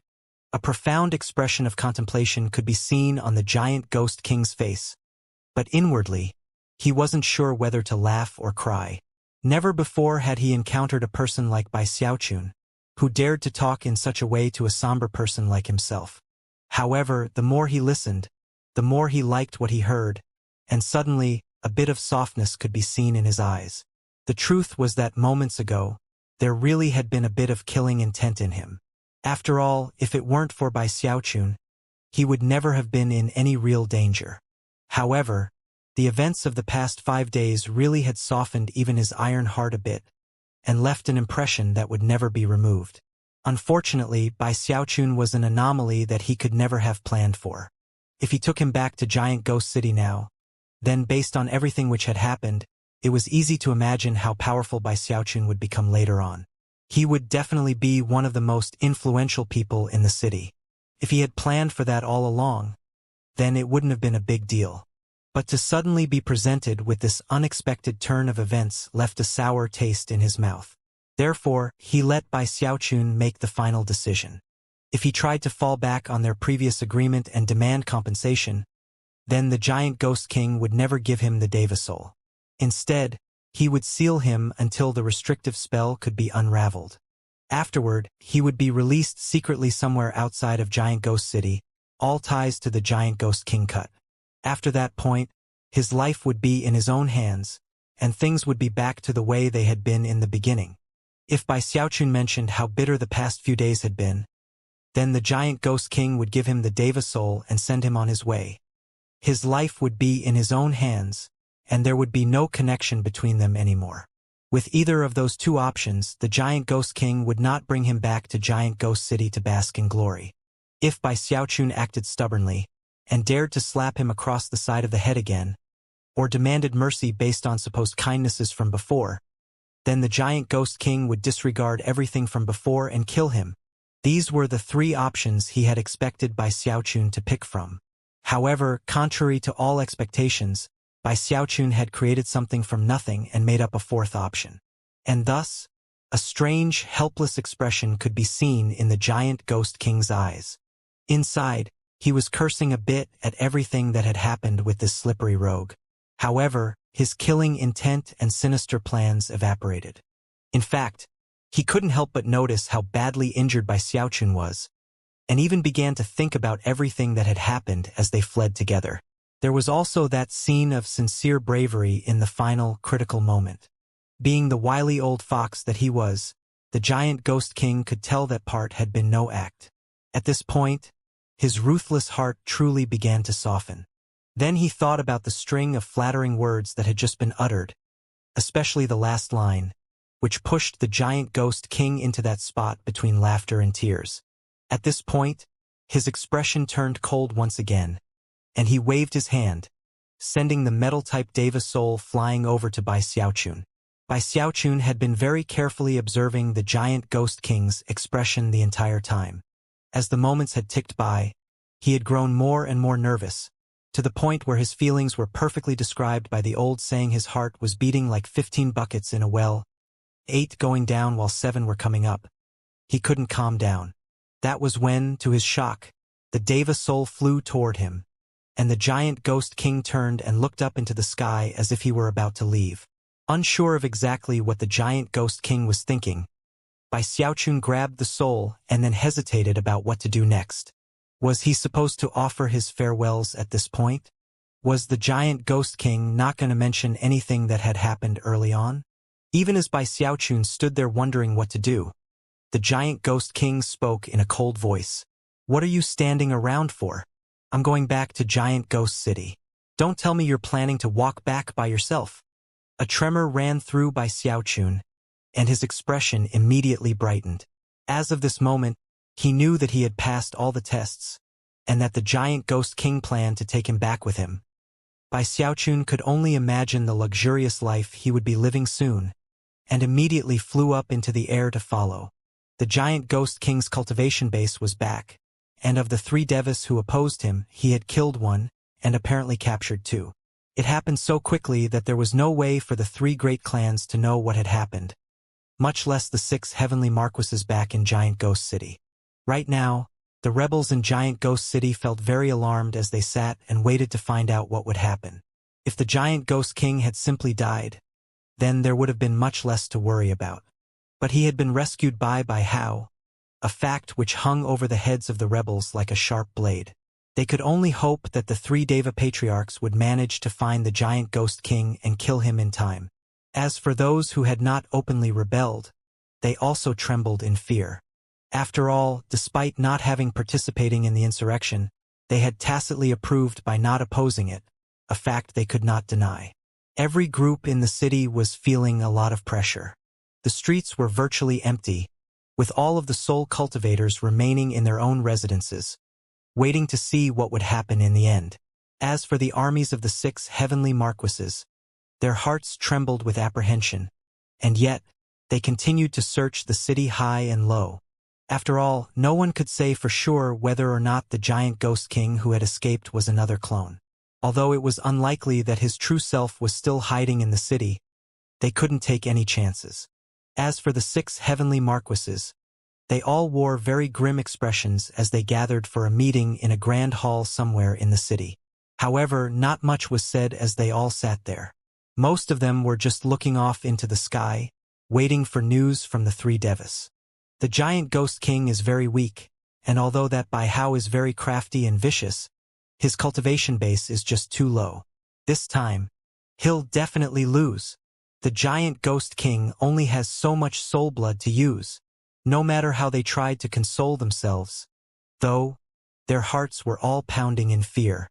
Meanwhile, not too far away from the city, there were 2 mountain peaks, upon each of which sat an old man. One of them was Duke Netherworld, and the other was Duke Deathcrier. Both had fears of their own, and waited anxiously to see what would happen. Both knew that their fates no longer rested in their own hands. As for which would live and which would die, it would be determined by what happened between the 3 devas and the giant ghost king. If the devas of the 3 great clans prevailed, then Duke Deathcrier would have no choice but to submit to them.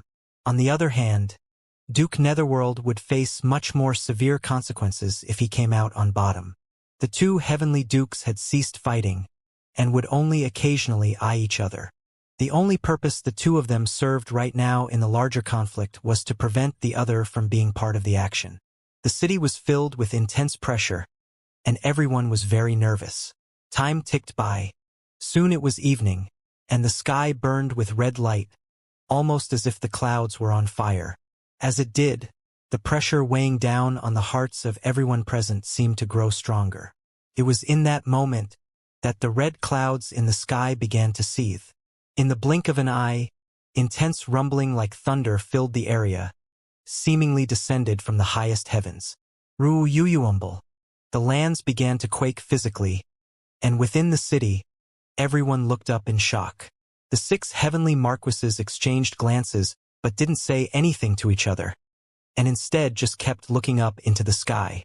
Off in the distance, Duke Deathcrier and Duke Netherworld also looked up, their expressions mixtures of nervousness and anticipation. Then, Duke Netherworld's face fell, and a look of unprecedented disbelief appeared in his eyes. As for Duke Deathcrier, his eyes lit up with joy, and he threw his head back and laughed uproariously.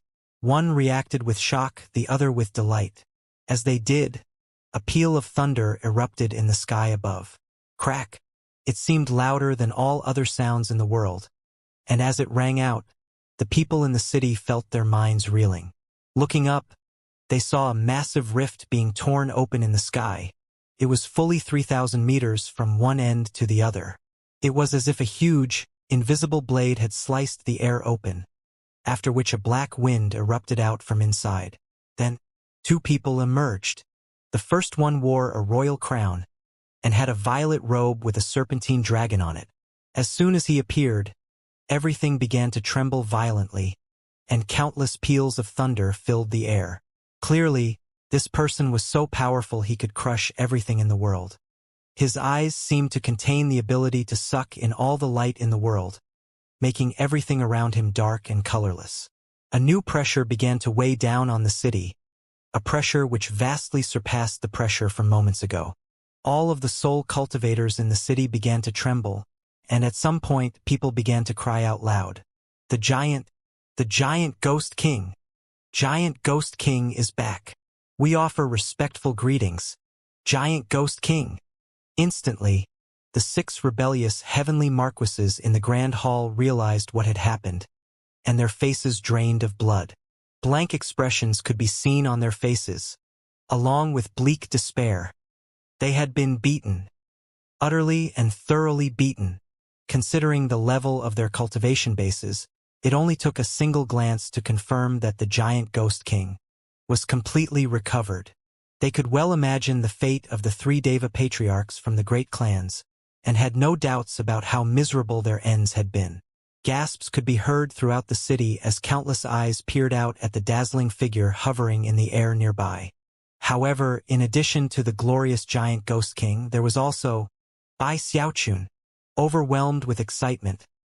He did his best to keep his breathing under control as he looked down at the city. Not too long ago, he had been running like a rat through the city as people tried to kill him. Now, he returned at the peak of glory, leaving him feeling extremely smug and proud. All of a sudden, he stepped forward so that he was in front the Giant Ghost King. Looking down at the city, he shouted, "Listen up, everyone. The 3 leaders of the clans that dared to offend their superiors have been removed from power. His Highness the King is back. When exactly do you plan to step forward and offer formal greetings?"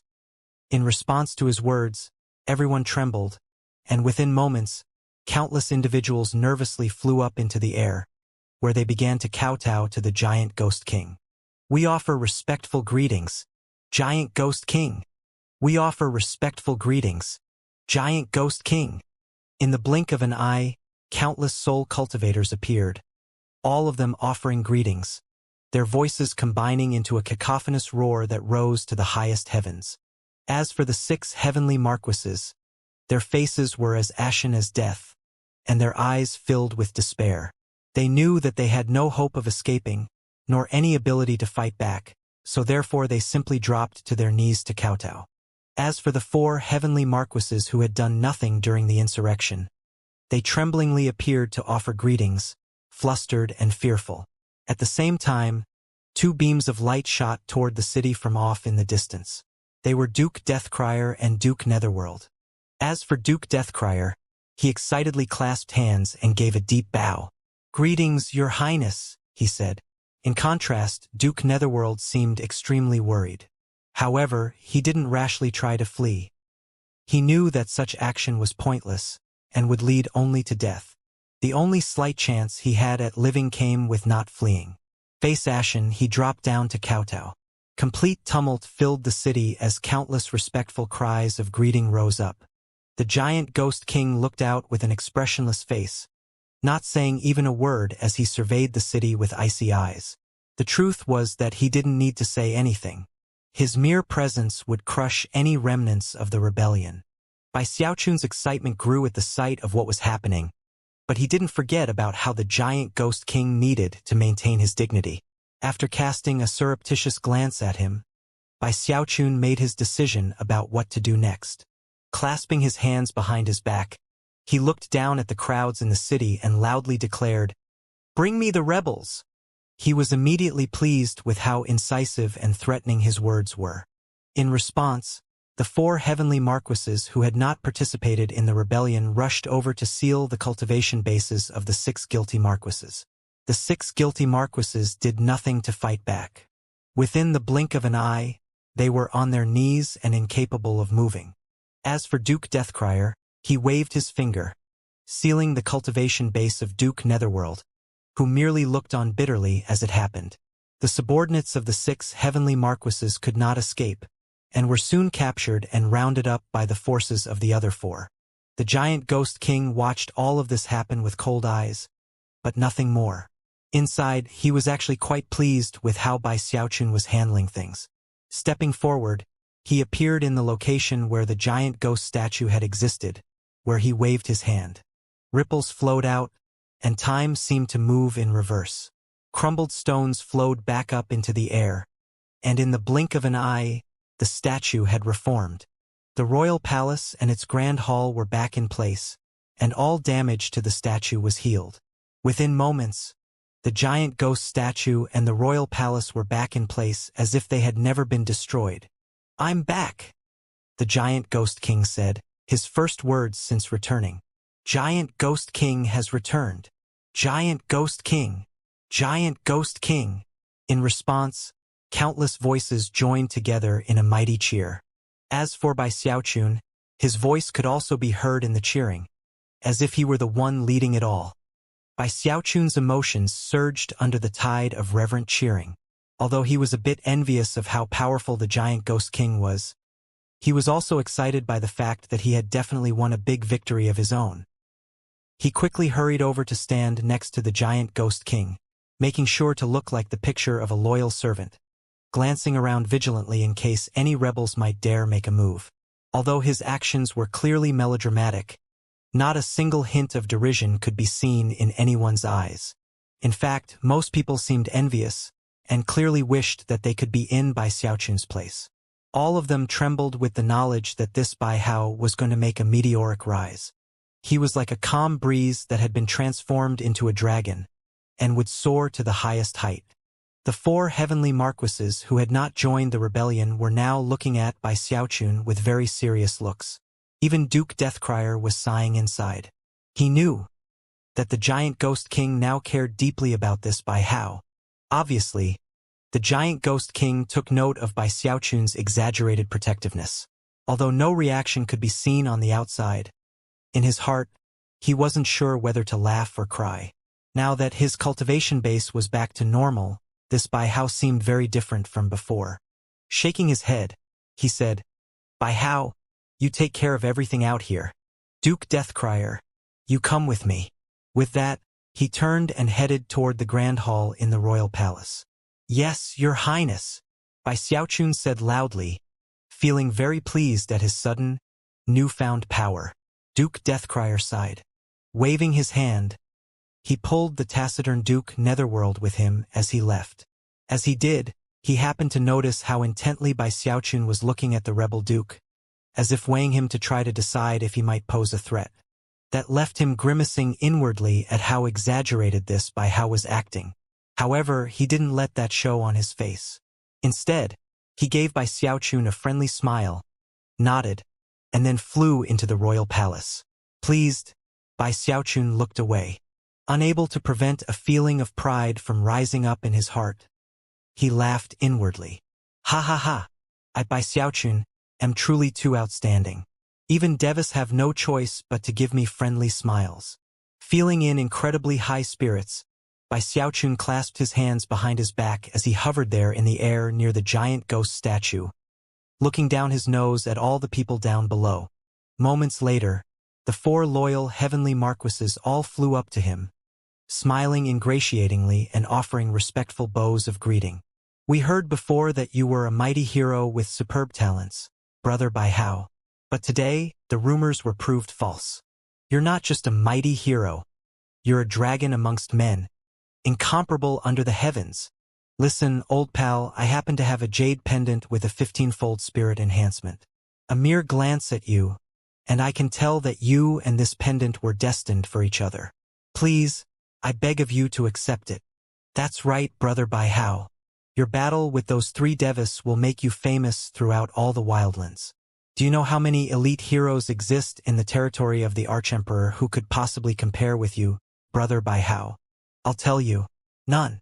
Brother Bai Hao, you don't have a mansion in Giant Ghost City yet, do you? Well, don't worry.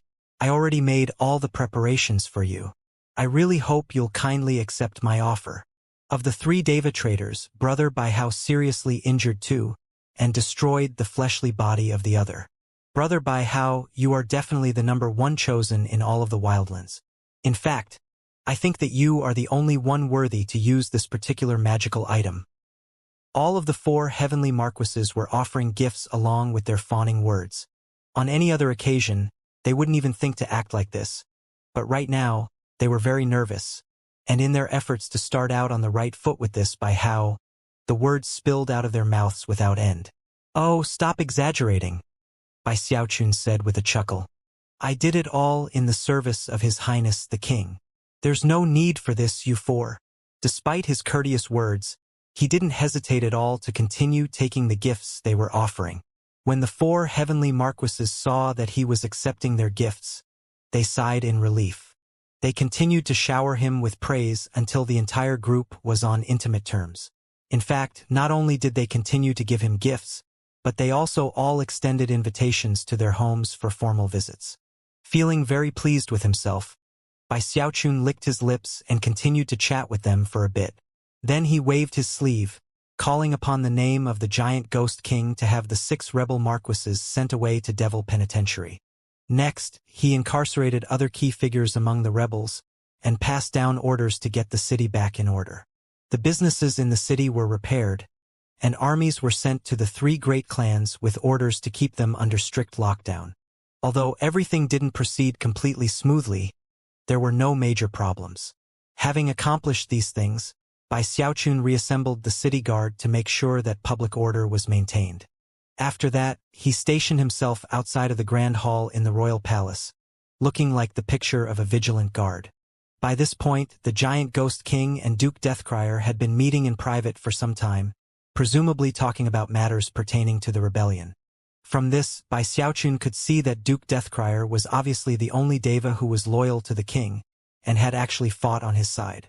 However, that actually caused his vigilance to grow. Duke Deathcrier is a Deva and has a higher standing than me. I should be able to get a general sense of the giant ghost king's attitude from him, right? As he stood there thinking, night fell. Eventually, Duke Deathcrier emerged from the grand hall, lingering traces of excitement visible on his face. As soon as he saw Bai Xiaochun, his eyes sparkled, and a smile appeared on his face. Bai Xiaochun hurried over and clasped hands formally. Greetings, Duke Deathcrier. Duke Deathcrier laughed heartily, and before Bai Xiaochun could even bow, he said, There's no need for such formality, Majordomo Bai. You've truly performed a meritorious service today, and have opened up countless opportunities for yourself. Considering that the rebellion in Giant Ghost City was just put down, there are many, many things to do. You and I will need to work together closely in the future, Majordomo Bai, and we'll definitely have quite a bit to discuss later on. When Bai Xiaochun heard himself being addressed as Majordomo, he was a bit stunned. However, he still managed to have a short, polite conversation with the smiling Duke Deathcrier before the man turned and vanished. At that point, Bai Xiaochun sighed with relief. It was then that the giant ghost king summoned him into the grand hall itself. Spirits lifting already, Bai Xiaochun took a deep breath and hurried inside. When he saw the imposing, awe-inspiring giant ghost king sitting there in his throne, he quickly bowed his head in respect. How are things going out in the city? The giant ghost king asked. The way his eyes seemed to flash like lightning caused Bai Xiaochun to suddenly feel very nervous. Quickly clasping his hands, he said in a loud voice, Normally speaking, the chaos in Giant Ghost City would have been very difficult to sort through. Thankfully, Your Highness is wise and powerful, unparalleled under heaven. Therefore, a single word from you, coupled with a single glance, are like the might of the heavens. Everyone was left in fear and reverence, and couldn't stop thinking about how wonderful things had been living under your reign. The hearts of the people truly belong to you. Because of all that, handling matters out in the city went very smoothly. Even as he spoke, Bai Xiaochun looked out of the corner of his eye to see the giant Ghost King's reaction. Originally, the giant Ghost King's face had been a mask of solemnity. However, upon hearing Bai Xiaochun's words, his cheek twitched, and some of that solemnity vanished. By this point, he could see that this Bai Hao was apparently addicted to flattery. However, deep in his heart, the giant Ghost King actually enjoyed hearing such words. After all, no one had ever spoken to him in such a fashion before. "Don't waste your energy on useless talk like that," he said. "Your cultivation base isn't high enough, Bai Hao. You need to focus more on your cultivation. Do you understand?" When the giant Ghost King thought about how this Bai Hao had used a single drop of soul blood to unleash a demigod-level attack, though he couldn't help but marvel. When Bai Xiaochun saw the look on the giant Ghost King's face, he breathed an inward sigh of relief and said, "Don't worry, Your Highness. Sir, your cultivation base is unrivaled and unparalleled. Over the past few days, I gained a lot of enlightenment from observing how you breathed. Furthermore, I was left completely shaken by how powerful you are now that you've recovered. In fact, I hope to go into secluded meditation very soon so that I can make my next breakthrough. Your Highness, I definitely won't lose any face for you. Although, I've offended a lot of people.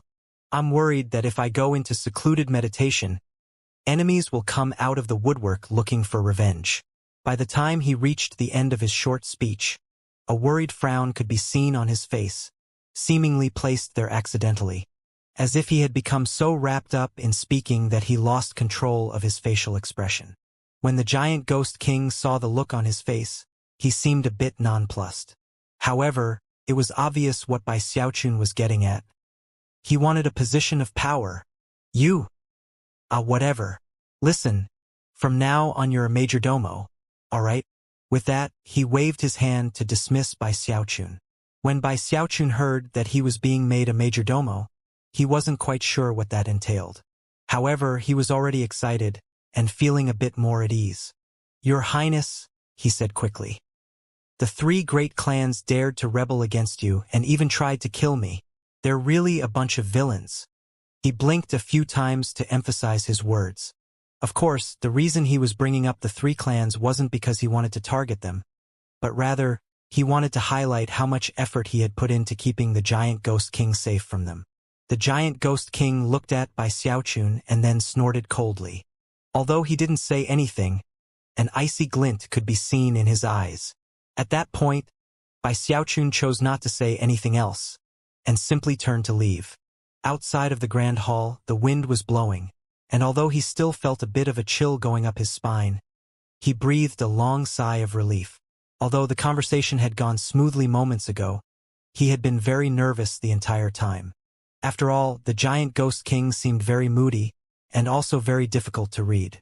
"At least I know that flattery works. Many pretenses can be seen through, but not the flattery of Bai Xiaochun." He looked up in thought for a moment, and decided that he would need to do more of this in the future. Then he thought back to how the 4 heavenly marquises and everyone else had treated him, and he was very happy. "As long as I keep the giant Ghost King happy, then who in the wildlands will ever dare to provoke me? I've got the giant Ghost King to back me up." Having reached this point in his train of thought, Bai Xiaochun got more excited than ever. By now, the moon hung in the night sky outside as he flew out of the giant ghost statue, feeling very pleased at his recent successes. "I never asked to be so outstanding, but I guess there's just no other way. It must be the will of the heavens. First, I was destined to be the glorious junior patriarch of the river-defying sect. Then I became a major general at the Great Wall. And now, here in the wildlands, I'm yet again achieving a monolithic rise to prominence." Feeling a bit annoyed about how outstanding he was, he shook his head and did nothing to conceal his feeling of pride. In the past, Bai Xiaochun had been able to fly in the city because he was a prison guard. However, he had never felt completely comfortable doing so. After all, if he had run into a patrol of city guards, they could have forced him down to the ground if they felt like it. But now, the patrolling guards all looked at him with extreme respect, and even clasped hands in greeting before clustering around him protectively. Although Bai Xiaochun was initially taken aback, he quickly warmed to the arrangement.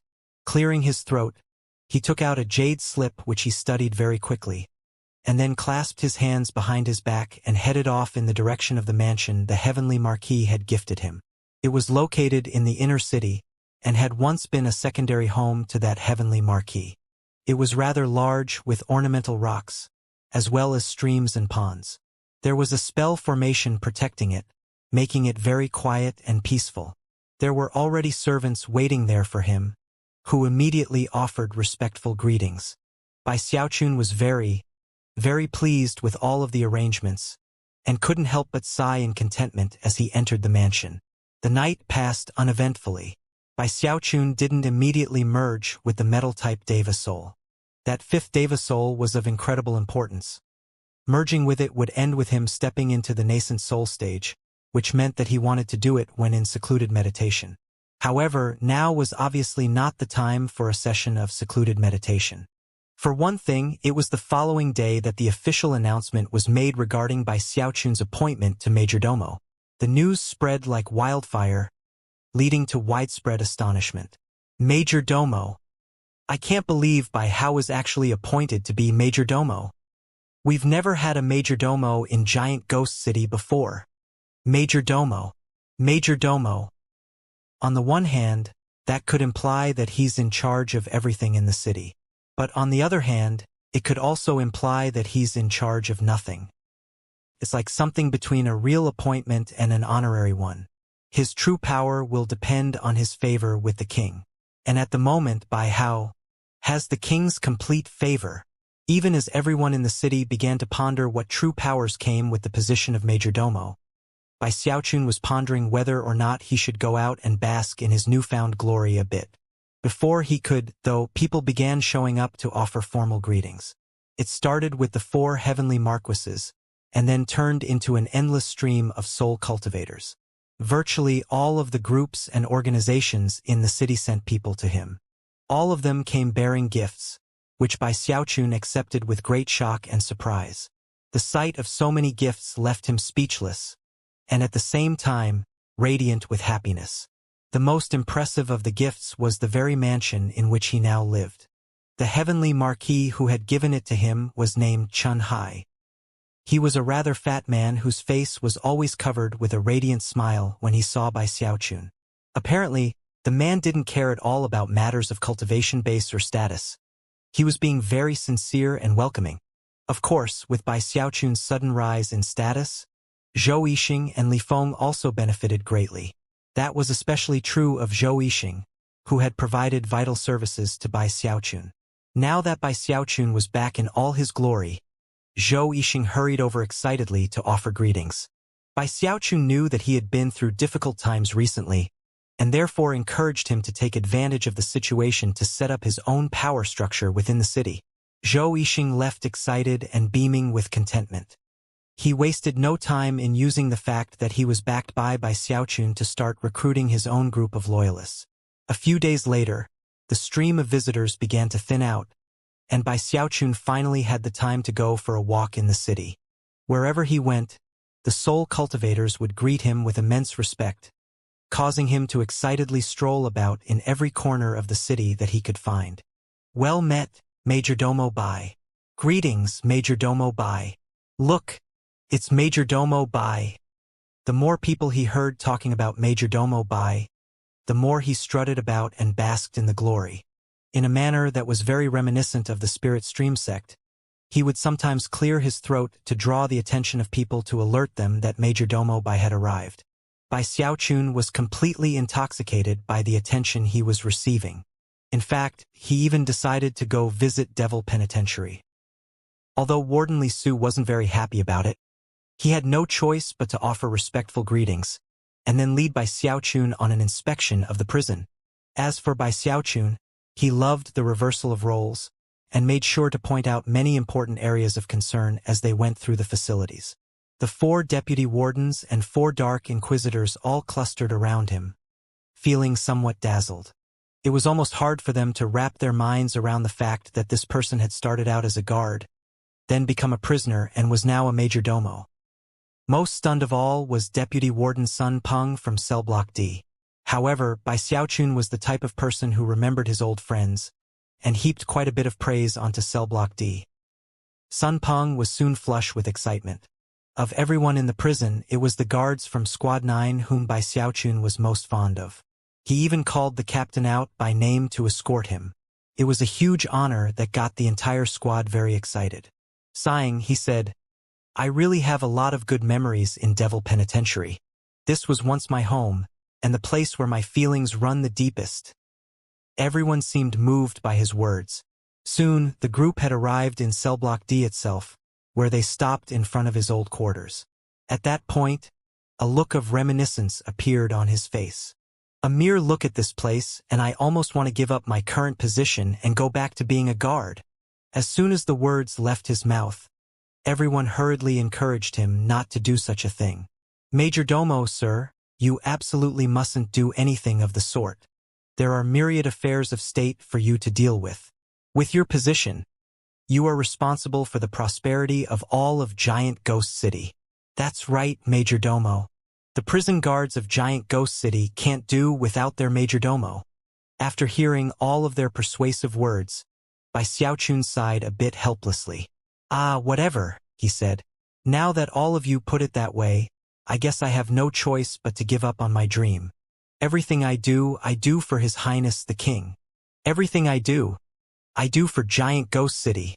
Solemn expressions overtook the faces of everyone present, and it was even possible to see teardrops glistening in more than a few eyes. Bai Xiaochun cleared his throat. Worried that his reveling in success had pushed things too far, he decided to wrap up the inspection tour. Just when he was about to leave, he looked over at Li Su, who had worn a very odd, borderline unsightly expression this entire time. During the whole tour, Li Su's expression hadn't changed at all, a fact that Bai Xiaochun wasn't too pleased about. Looking a bit irritated, he said, "Li Su, I have to offer a word of criticism. In His Highness the King's moment of danger, I was the only one around to keep him safe. Where exactly were you at that time?" After a moment of silence, Li Su gritted his teeth and said, "That day, I went to see Duke Deathcrier." Bai Xiaochun's eyes suddenly turned very cold as he stared at Li Su and said, "In His Highness the King's moment of danger you went to Duke Deathcrier? Are those the actions of a true loyalist, Li Su?" Li Su's face fell. He could see how cold Bai Xiaochun's eyes were, and realized that he had erred in his comportment earlier. Bai Xiaochun obviously wasn't irritated by his facial expression, but by his general refusal to perk up. Realizing that he had offended Bai Xiaochun, and cognizant of Bai Xiaochun's current status, Li Su immediately felt deep regret. Clasping hands respectfully, he began to offer further explanations.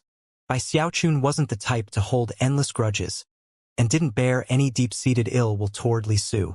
Therefore, to see him acting like this in front of a crowd actually left Bai Xiaochun feeling a bit uncomfortable.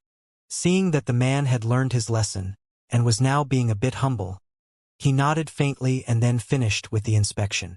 Over the following few days, Bai Xiaochun spent all of his time strolling about the city to bask in glory.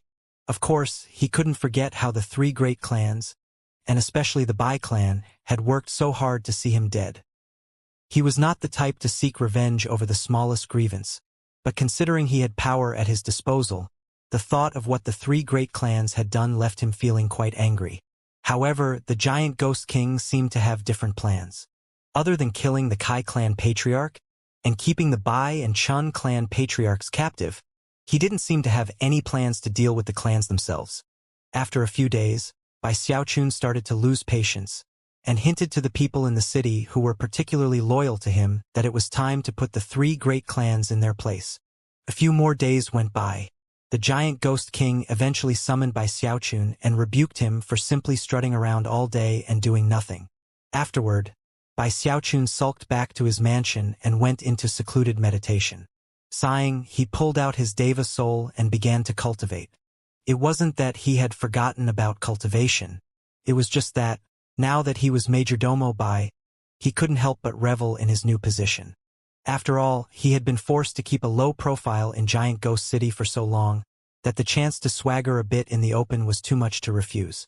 The past days of seeing Bai Xiaochun using his connections to intimidate everyone in the city left the Giant Ghost King with a much clearer understanding of his personality. The wily little fox.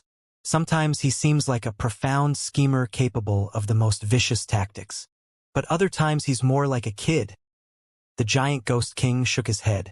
By this point, he actually felt much more comfortable about having Bai Xiaochun around. Although he was a bit frustrating sometimes, that was only because he enjoyed attention. Overall, he wasn't the type of person who would betray others. Besides, everything that he was enjoying now had resulted because of kindness from the Giant Ghost King. As for how he had secretly begun to act aggressively toward the three great clans, the Giant Ghost King didn't really care about that at all. It was a minor matter as far as he was concerned. However, he's definitely too lazy when it comes to practicing cultivation. Without some pressure, he won't even go into meditation. He obviously likes to enjoy life. Even the Giant Ghost King wasn't aware of the fact that, after bringing Bai Xiaochun back to Giant Ghost City, he had begun to treat him differently than others. Meanwhile, in Bai Xiaochun's secluded meditation chamber, he was suppressing all of his pride at his new appointment. His eyes began to grow calm as he looked at the Deva soul in his hand. This is the last Deva soul I need. Merge with it and my 5 elements Deva soul set will be complete. At that point, I will be able to break through. Eyes shining with excitement, he took the Deva soul and pushed it into his chest. Rumble. Almost instantly, his aura began to condense in on itself, and his cultivation base began to rotate rapidly. A familiar feeling rose up inside him, making it feel almost as if he were being split into pieces. Even as he sat there cross-legged, afterimages appeared around him. At the moment, it looked like his true self was sitting there with 4 other versions of himself in the same spot. Time passed. Slowly but surely, a 5th afterimage appeared until it was completely clear. Rumbling sounds filled his mind as he performed a double-handed incantation gesture, then waved his hands through the air. Emerge, my clones. Ru-yu-yu-umble. 5 clones walked out, surrounding his true self. As they did, incredible pressure weighed down on all 6 versions of Bai Xiaochun. All of his clones were in the great circle of core formation, and together they could rock early nascent soul stage cultivators. Although he still didn't have his Heaven Dao nascent soul yet, he was already capable of unleashing heaven-shaking, earth-shattering power. Next is the Heaven Dao nascent soul stage, he thought, his eyes shining brightly. Reaching the Heaven Dao nascent soul stage was supremely difficult. That difficulty lay in the fact that not only did one have to get 5 Deva souls, but each of those souls also had to represent a different one of the 5 elements. Metal, wood, water, fire, earth. Only with a complete set could one succeed. It really was a very difficult matter. In the lands of Heavenspan, Deva souls were very rare, and it was only by chance that Bai Xiaochun had begun to collect them. He had been given one in the Spirit Stream sect, and then gifted one by Du Lingfei. However, it was only when it came to the 3rd soul that he had been forced to work hard to get it. After putting his life on the line, he got the 3rd soul in the labyrinth, after which he had been teleported deep into the wildlands. Then, to get his 4th Deva soul, he had risked everything, and also offended the Bai clan. Then came the final soul, which he got only after a long and bitter struggle. Even as he merged with the Deva soul and formed his 5th clone, he thought back to what had happened recently, and felt lingering fear in his heart. Then he looked around at his 5 clones, took a deep breath, and thought back to the information on the stone stele in the labyrinth, which had described how to break through to the Heaven Dao nascent soul stage. Bring all 5 clones into one's body, merge them with the true self, break out of gold core and into nascent soul. He closed his eyes to concentrate. This matter was of vital importance, and no mistakes could be tolerated. After getting his thoughts in order, his eyes opened again, and they shone with determination. Metal, wood, water, fire, earth. Let's begin with my metal clone. He unleashed the power of his cultivation base, causing the fluctuations of the great circle of the gold core stage to erupt out. Even as the pressure of his gold core weighed down in the area, Bai Xiaochun's eyes shone brightly, and he looked over at his metal-type Deva Soul clone. The metal-type clone looked over at his true self and gave a slight nod. Then, without the slightest hesitation, he turned into a beam of gold-colored light that shot toward Bai Xiaochun's forehead. As it drew close, it began to crumble into fragments, sending dazzling light out in all directions. In the blink of an eye, it merged into Bai Xiaochun's forehead, where it became the power of metal, surging through his body. Rumbling sounds filled his mind, and he began to tremble visibly as he sensed the metal-type power swirl through him and then pound into his gold core. His gold core trembled as an aura appeared therein that could only be described as a mystery within a mystery. It seemed to contain profound levels of life force, which spread out through him and began to transform him. At the same time, golden magical symbols appeared all around his gold core, causing his face to radiate an air of profound holiness. However, before long, the golden magical symbols began to fade away, replaced by a desolate bleakness. It was almost as if the power of metal itself was too strong, and under its pressure, his gold core was beginning to crumble into destruction. In fact, even his chi passageways didn't seem capable of handling that level of metal-type power, and began to fall apart. If things continued on in this fashion, it would only be a few moments before Bai Xiaochun was destroyed in body and soul. In that moment of crisis, Bai Xiaochun's eyes snapped open, revealing a gaze as sharp as a sword, which swiveled onto his fire clone. Vital energy defeats that which is solid. Fire restrains metal, he roared. At the same time, his fire clone's eyes sparkled brightly, bursting into crimson flames that shot toward Bai Xiaochun and merged into his forehead. Instantly, the power of metal within him was restrained as the power of fire coursed through him. The metal-type power in his chi vessels was suppressed, and the power of fire shot toward his gold core. Rumbling could be heard as the power of fire turned into a sea of flames that surrounded his gold core and then began to pour into it. Instantly, the golden magical symbols began to glitter brightly as the power of metal was replaced by the power of fire, making it impossible to harm his gold core. However, although the power of metal had been suppressed, the power of fire was now posing just as much danger to his gold core. In the blink of an eye, his gold core became a fire core, radiating such intense heat that Bai Xiaochun immediately began to sweat. It was as if there were a sea of flames sealed up inside of him that was so powerful it could destroy everything in the area if it exploded out. The sensation of deadly crisis he felt now was no less than before. In fact, it was greater. However, Bai Xiaochun remained calm. Now was not the moment to lose control. Looking over at his water clone, he shouted, "The many defeat the few. Water restrains fire." Rumbling could be heard as his water clone became a stream of blue light, within which was a drop of blue liquid, a drop that seemingly contained unending amounts of water. Within the blink of an eye, the drop of water had reached Bai Xiaochun and merged into him. As the power of water began to flow through him, it suppressed the power of fire as surely as a bucket of ice-cold water would suppress a spark. Within moments, it was flowing into the fire core, and yet, the sensation of danger was still there. Soon, Bai Xiaochun was filled with the power of water, and it felt as if he were going to be liquefied.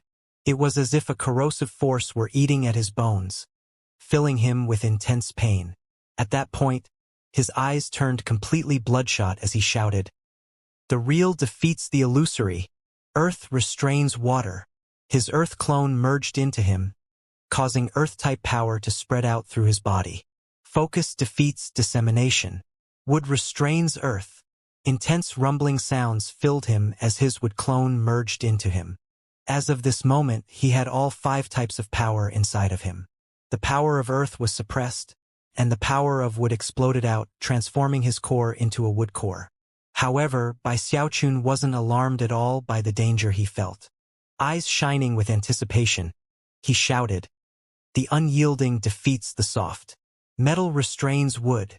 As soon as the words left his mouth, the metal-type power which had been suppressed inside his core erupted out, restraining the power of wood.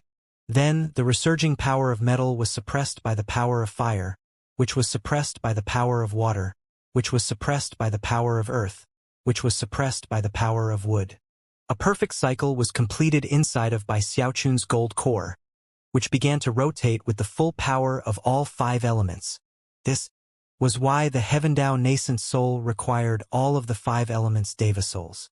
With even one missing, no complete cycle would be created, and the person making the cultivation base breakthrough attempt would be destroyed.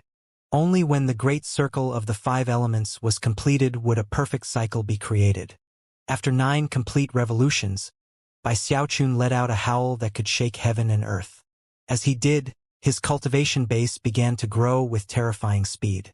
His gold core shattered, and the resulting pieces rapidly formed together, to form a small person who looked exactly like Bai Xiaochun.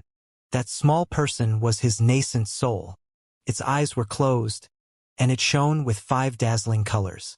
The power of the 5 elements surged through him, and at the same time, a shocking aura appeared within his nascent soul. If any other nascent soul cultivator were here to witness the spectacle, they would cry out in alarm. After all, when an ordinary cultivator used their own core to form their nascent soul, it would be called a mortal Dao nascent soul. It would be difficult to see clearly, almost as if it were immortal. If someone used Deva beast souls to create a nascent soul, it would be more clearly visible. Furthermore, based on the latent talent and technique practiced by the individual, it would consist of power of one of the 5 elements: metal, wood, water, fire, or earth. Furthermore, it would result in a divine light which swirled around the body.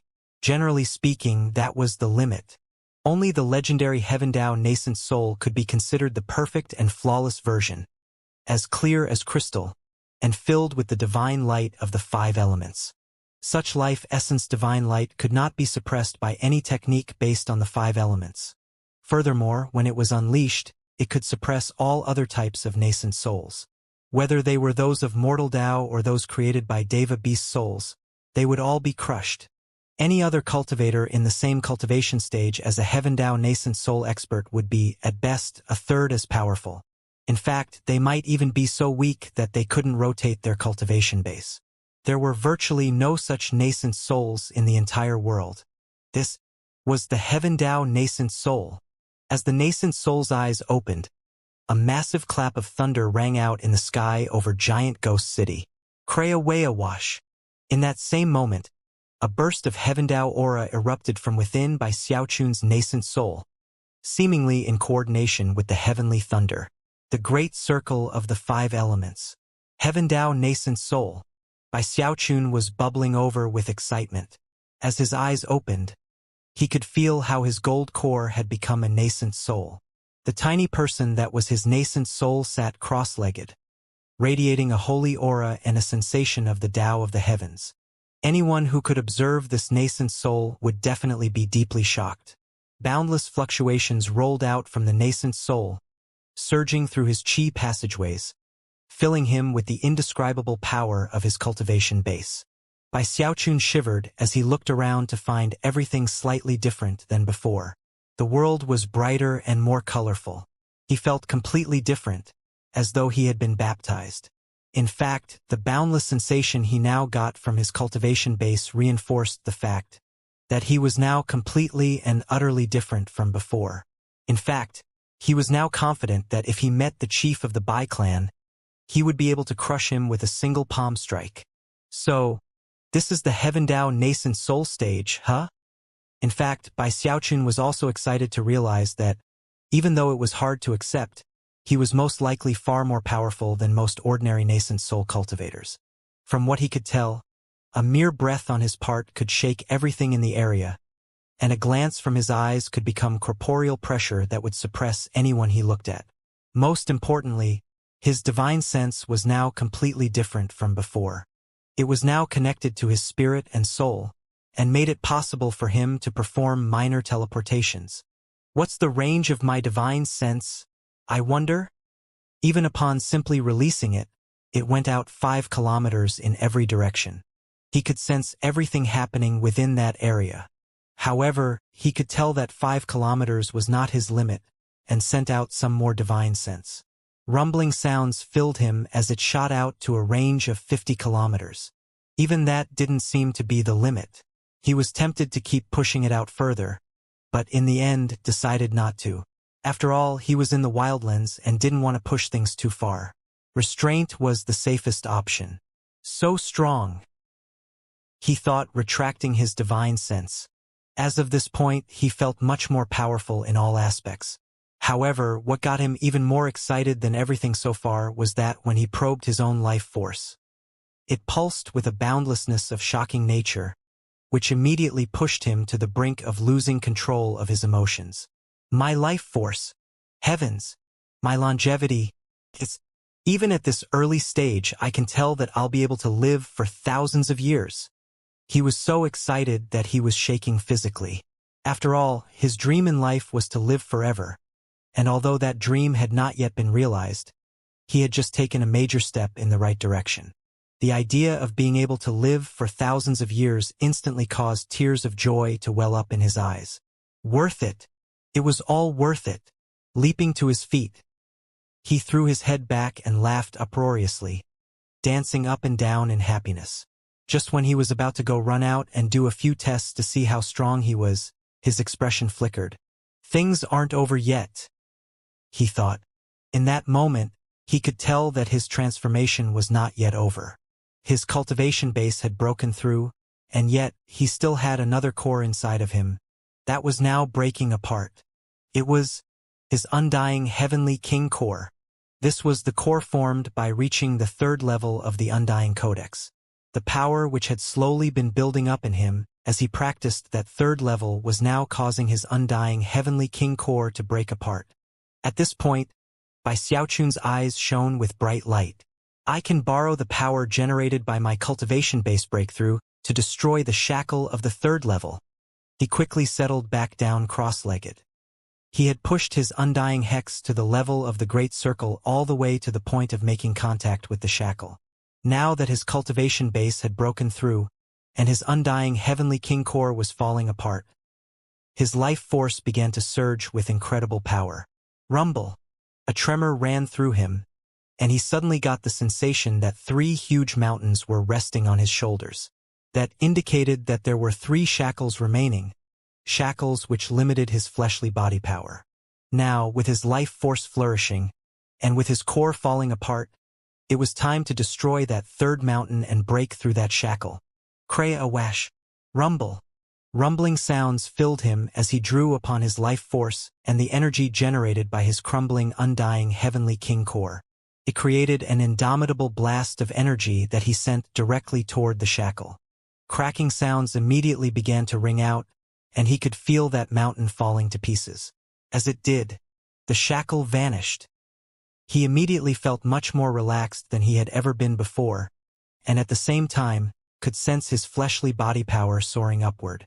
Power coursed through him as his battle prowess rapidly increased. He excitedly rose to his feet and took a step forward, whereupon a sonic boom echoed out, and he vanished. When he reappeared, he was several dozen meters away. My fleshly body can pierce directly through the air. Spirits soaring. He threw his head back and laughed uproariously. Moments ago, he hadn't used his nascent soul to teleport, but rather had pierced through the air with his fleshly body, producing almost exactly the same result. If anyone were here to witness the matter, they would be shocked. After all, when nascent soul experts fought, the fact that they could teleport was vitally important, and was why numerous methods were often employed to prevent teleportations. However, such methods would be useless against Bai Xiaochun. He could use his fleshly body to teleport. As of this moment, he was not powerful in the simplistic sense of the word. He was powerful in a completely flabbergasting fashion. He could crush anyone in the Mortal Dao nascent soul stage, no matter what techniques they used against him. In fact, someone with a mortal Dao nascent soul, even one half a step into the Deva realm, could be easily crushed. Even if he met someone who had used Deva beast souls to reach the great circle of the nascent soul stage, he could easily defeat them. It would be the same with someone like that in the mid-nascent soul stage. The only person who might possibly cause a problem for him was someone half a step into the Deva realm, who had reached the great circle of the nascent soul using Deva beast souls, and also had some unique trump cards to use. Bai Xiaochun had never fought with someone who was half a step into the Deva realm and had used Deva beast souls to reach that level.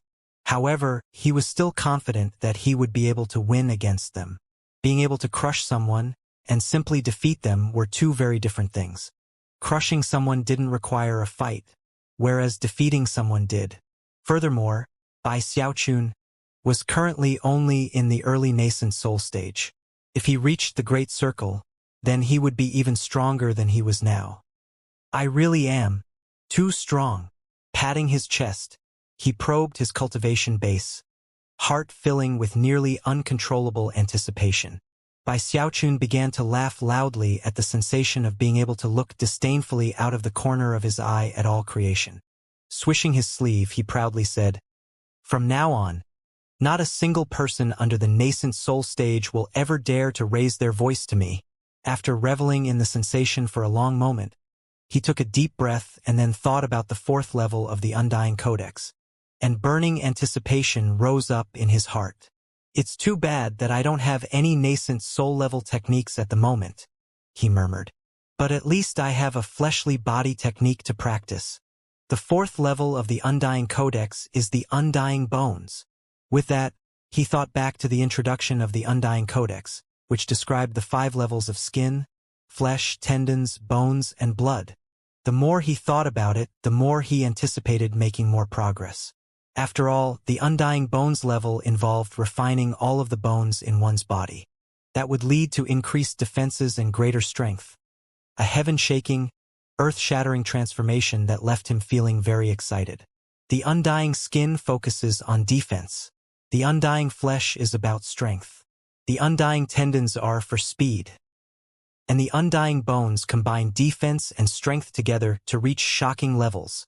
Shaken, he thought back to the information about the Undying Bones, which was broken up into 4 sublevels, each of which was further divided into 9 strata. Tempered Bones, Powered Bones, Heavenly Bones, Undying Bones. Tempered bones involve a full transformation of the body, leading to an explosive rise in defenses. Powered bones increase one's overall strength to a heaven-shaking, earth-shattering degree. Heavenly bones fuse strength and defense, making it possible to rock all creation. Last are the Undying Bones. By cultivating to that level, even if your soul perishes, your bones will never cease to exist. The soul can perish, but the bones are undying. That fits perfectly with the technique. The Undying Live Forever technique. I'm practicing the Undying Codex, which focuses on the undying aspects of the Undying Live Forever technique. This train of thought soon led him to the final level of the Undying Codex, the Undying Blood. What pushed him toward the brink of madness was the fact that the description of the Undying Blood had closing words which said, "With 1 drop of blood, the body can be reformed. I definitely have to finish cultivating the Undying Bones. Then I can move on to the Undying Blood." With that, he began to review the secret technique of the Undying Bones. Every level of the Undying Codex came with a unique secret magic. The first 3 were the throat-crushing grasp, the mountain-shaking bash, and the Undying Hex. All of them had proven to be very useful. Furthermore, as he continued to cultivate the Undying Bones, they would continue to be part of his arsenal. Undying Emperor's Fist.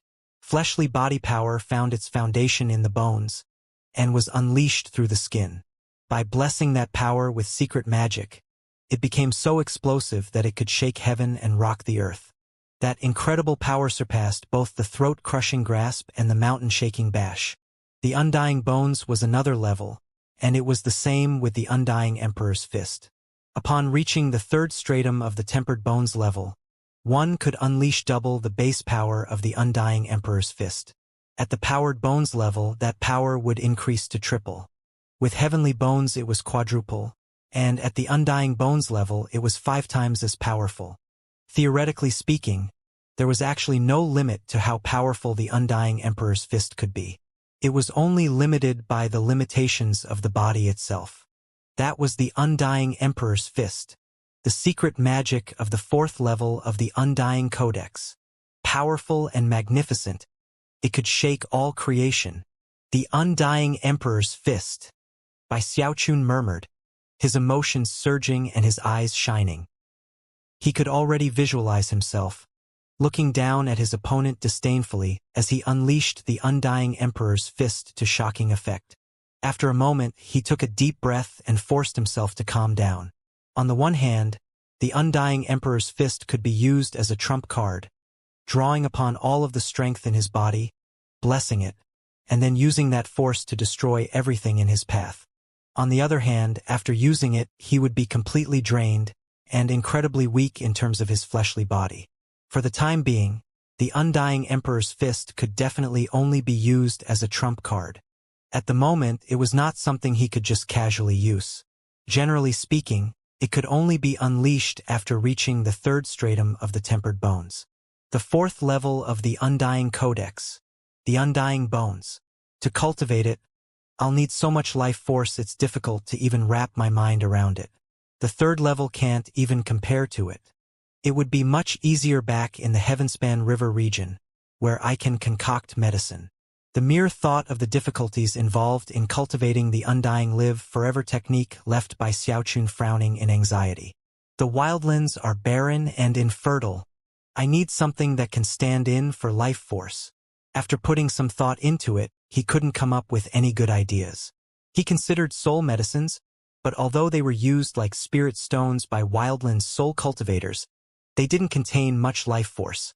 After all, they were concocted using souls. Maybe I could find some common precious materials and then perform tenfold spirit enhancements on them. If I enhanced them high enough, they would eventually have indescribable levels of power. That was the only good idea he had come up with so far. Taking a deep breath, he sat down cross-legged, closed his eyes, and began to utilize the methods described in the 4th level of the Undying Codex to cultivate undying bones. Before long, cracking sounds could be heard inside of him. They started out soft, but after enough time passed for 2 incense sticks to burn, they became so loud that they were like thunder in his ears. From the nature of that sound, it was easy to tell that by Xiaochun's bones were undergoing profound transformations. All of his flesh and blood seemed to be quivering, as though incredible pressure were weighing down on them. At the same time, streams of life force power were coursing into his bones. His skeletal system as a whole was like a black hole, emanating a terrifying gravitational force that sucked in all the life force around it. At the same time, drastic transformations occurred. As the process continued, the rumbling sounds grew more intense, and he began to tremble visibly. Sweat even began to pour down him. And then, he gradually realized that his fleshly body was showing signs of withering. As soon as that happened, he opened his eyes and ceased cultivating.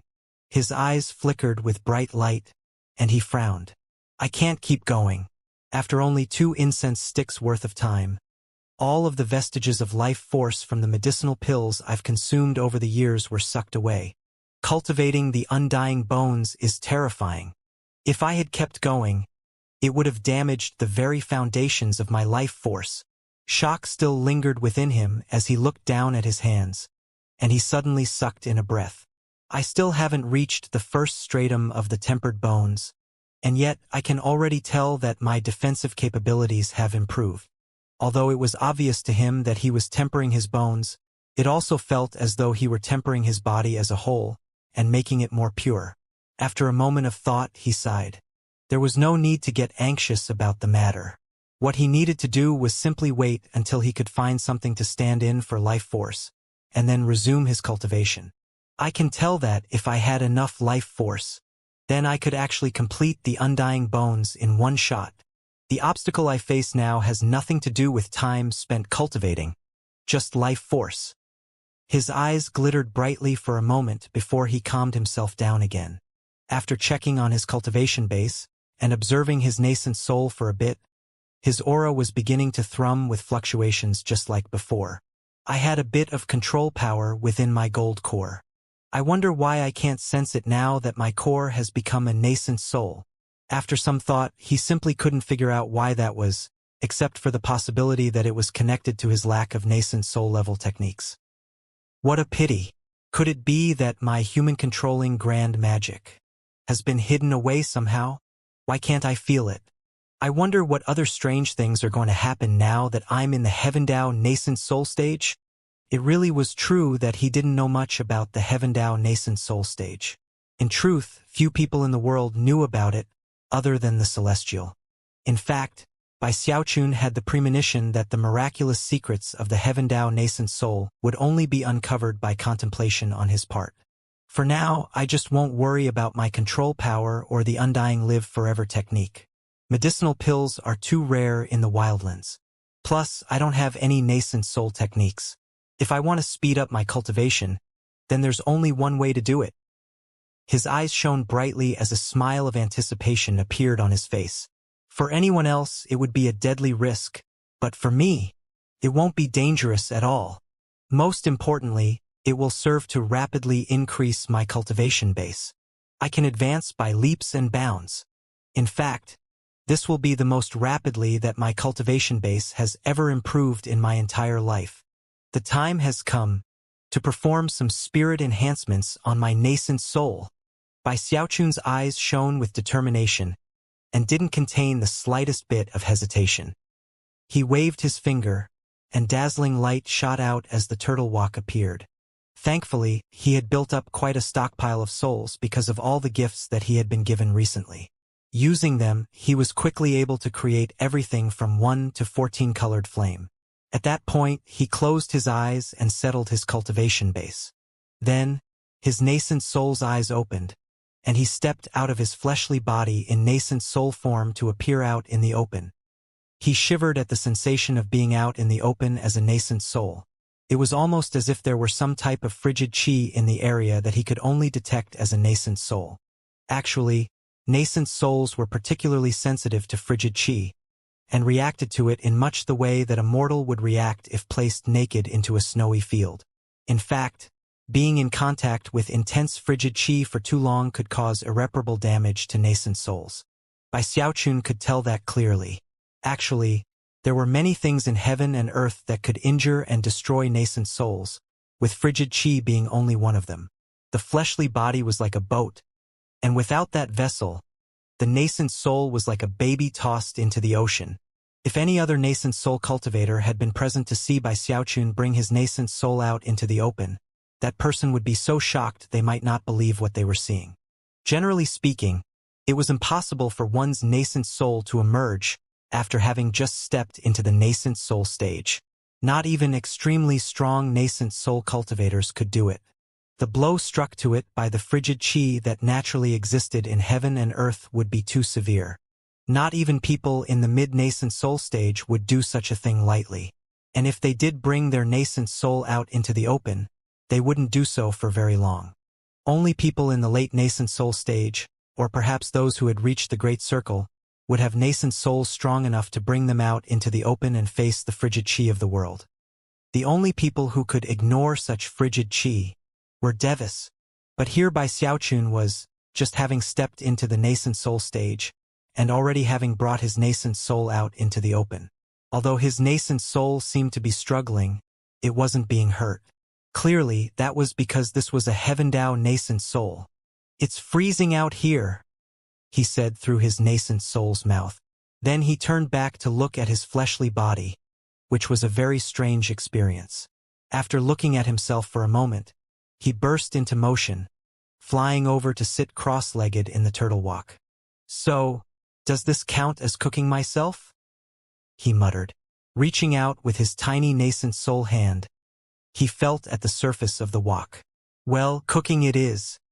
I just need to add some fire." A strange expression could be seen on his face as his right hand flashed with an incantation gesture, and then he waved his finger. Immediately, the one-colored tongue of flame flew out and merged into the turtle wok. Moments later, a design appeared on the wok that then began to shine with dazzling light. He was confident in what he was doing, but still felt nervous. After all, when all was said and done, he was performing a spirit enhancement on himself. If anything went wrong, Bai Xiaochun could only imagine what it would be like if everyone thought he had been in secluded meditation for too long, and the giant ghost king finally came and opened up his meditation chamber to find a deliciously stir-fried nascent soul waiting for him. He shivered at the terrifying thought, and even considered flying out of the turtle walk. However, that was when intense rumbling sounds began to echo out. He screamed as silver light rose up, completely inundating him. The energy of heaven and earth erupted from the walk, pouring into his nascent soul. Booming rumbles filled his mind. Eventually, the sounds faded away, and the silver light disappeared. Bai Xiaochun in nascent soul form flew up into the air, looking terrified. Moments ago, he had felt like a rowboat being tossed about on enormous, angry waves. Terrifying. This isn't spirit enhancement. This is playing with death. At this point, he decided that he should just give up. However, when he looked down at his nascent soul, he suddenly realized that there was a silver design on it. Furthermore, his nascent soul seemed somehow different from before. As of this moment, his nascent soul had matured to a certain extent.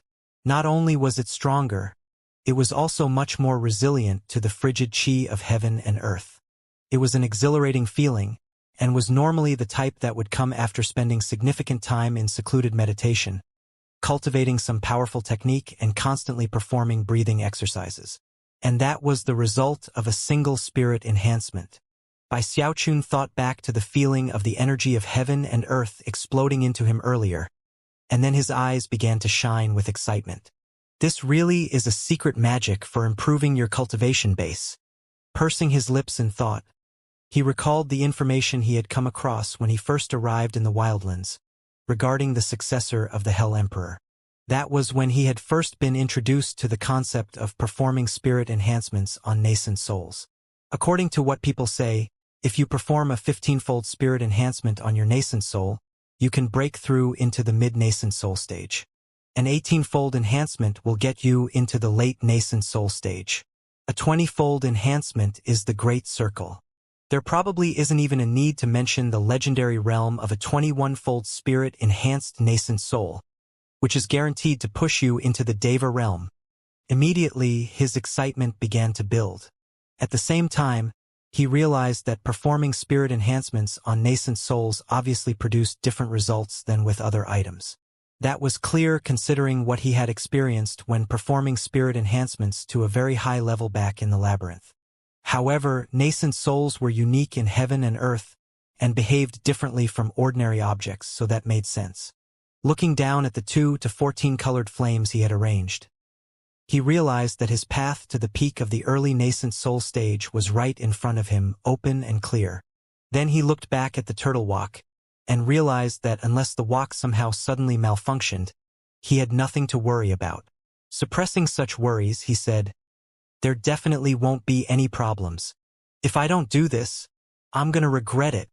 With that, he sent his nascent soul flying back into the turtle walk, where he performed another incantation gesture and pointed out, causing the 2-colored flame to begin another spirit enhancement process. Of course, Bai Xiaochun had no way of knowing that even performing a single spirit enhancement on a nascent soul was a heaven-shaking, earth-toppling accomplishment in the wildlands. Meanwhile, far, far away in the very heart of the wildlands was a city that vastly surpassed Giant Ghost City in size. It seemed as big as 10 giant ghost cities put together, and was completely golden in color. There was something indescribably noble about it, as though it were connected to the heavens. The sky above the city was filled with auspicious clouds, among which a dragon danced, a dragon that occasionally cast intimidating glances at the people below. This city was the most important location in the wildlands. It was Archemperor City. In the eastern part of Archemperor City was an enormous public square, fully 30,000 meters from one side to the other. In the very middle of that square was a huge stone stele, exactly 2,700 meters tall, green in color, and surrounded by soft, glowing light. It was a light that seemed so enduring that no divine ability in the world could make it go dark. It was as if, as long as heaven and earth existed, that light could not be destroyed. It was even capable of benefiting the cultivation base of anyone who basked within it. At the moment, roughly 80 names were visible on the surface of the stone stele. Those names were written in precise and clear fashion, and were the names of various chosen heroes, all of them extremely famous, the type who everyone in the Wildlands had heard of and talked about. They were essentially household names. That stone stele was none other than the Hell Emperor stele. And as for those names, they were the candidates in the running to be the successor of the Hell Emperor. When the allotted time for the competition to become the successor ended, then whoever occupied first place on that list would be the successor. Because of how important that competition was, everyone in the Wildlands was very interested in the names on the list. Currently, the first name on the list was Gong Sun Yi, and next to it, a number could be seen. 7. That meant that this Gong Sun Yi had already performed a 7-fold spirit enhancement on his nascent soul.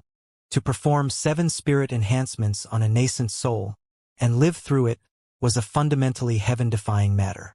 Countless people had been shaken by the matter. Second on the list was someone named Zhou Hong, whose nascent soul had a 6-fold spirit enhancement. The person in third place had a 5-fold enhancement. Going down the list, the numbers dropped down all the way into the ones. Unless something unexpected happened, it seemed obvious that Gong Sun Yi would become the successor of the Hell Emperor. After all, not even Zhou Hong seemed willing to go past a 7-fold spirit enhancement. That was no surprise, since the success rate was extremely low, and a failure would lead to death. Because of the list of names on the Hell Emperor stele, and the glowing light which surrounded it, there were always soul cultivators gathered in the area. Not only could they improve their cultivation base because of the light, they also could study the names on the list at the same time. The name list wasn't static. New names would occasionally pop up, and sometimes names would fade away. Obviously, the names that disappeared represented people who had attempted a spirit enhancement on their nascent soul, only to fail and perish. As for the new names, they always caused a stir. Of course, the stir for a new name usually wasn't very much to speak about. After all, new names usually came with only a single spirit enhancement. The only thing that would cause a true commotion was when someone broke into the top 10. However, on this day, something completely unexpected happened with one of the new names on the list. The first person to notice the new name was a middle-aged soul cultivator who happened to be a member of the giant Ghost Legion forces that were stationed in Archemperor City. Only a few years before, he had been part of the army that fought the Starry Sky Dao Polarity sect at the Great Wall. However, by this point, the cultivators of the giant Ghost Legion had all been recalled to Archemperor City for rest and recovery. At the moment, they were waiting for deployment orders to go back to the Great Wall. That middle-aged soul cultivator was seated cross-legged some distance away from the stone stele, doing breathing exercises. As usual, he was looking at the name list on the stone stele, when suddenly, his jaw dropped as he noticed a new name at the very end of the list. At first, a blank expression could be seen on the man's face, but then his eyes widened, and his aura began to surge unstably. This? What he was seeing seemed completely preposterous, and he was actually convinced that he was seeing things. He rubbed his eyes a few times, and then he looked over again. At that point, he simply wasn't able to hold back from crying out at the top of his lungs. Bai Xiaochun. His cry instantly broke the silence in the area of the stone stele. Countless soul cultivators who were practicing cultivation in the area opened their eyes. Most of them seemed confused. The name Bai Xiaochun seemed familiar, but at first, many couldn't place it. However, many of them clearly recognized the name and were instantly shaken. Then, people look over to see what the middle-aged soul cultivator was looking at, whereupon more shouts of astonishment filled the air. Bai Xiaochun? How is that even possible?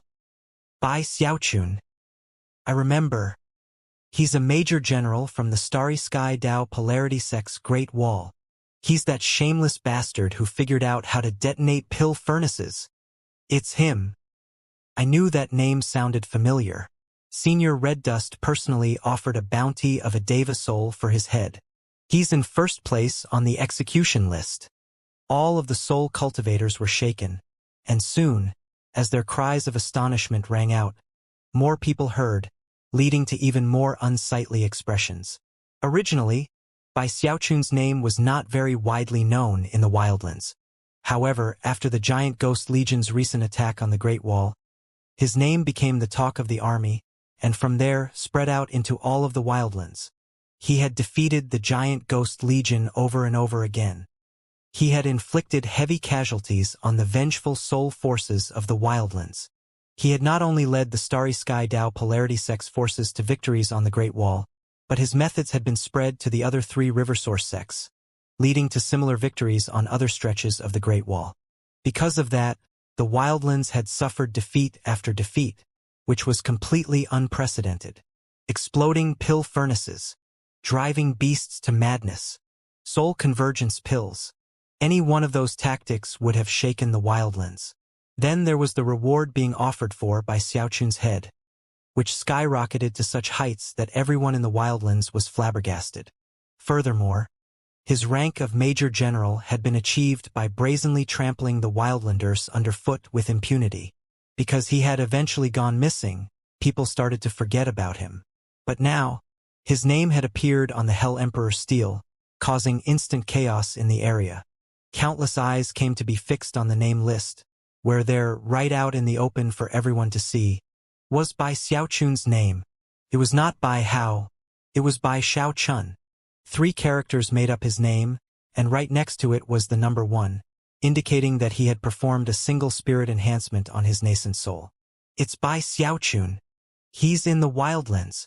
And he's not dead. This is too important. Hurry up and report the matter. People immediately began to take out bone slips and send messages to their superiors.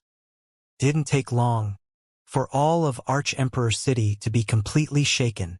As word spread through Arch-Emperor City, everyone who got the news was stunned. For many, it took some thought to recall why the name seemed familiar, and some even had to ask around. In the end, though, everyone was shocked.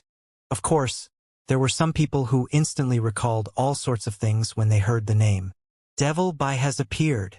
So, he's not dead after all. Not only is he here in the wildlands, he's actually in the nascent soul stage.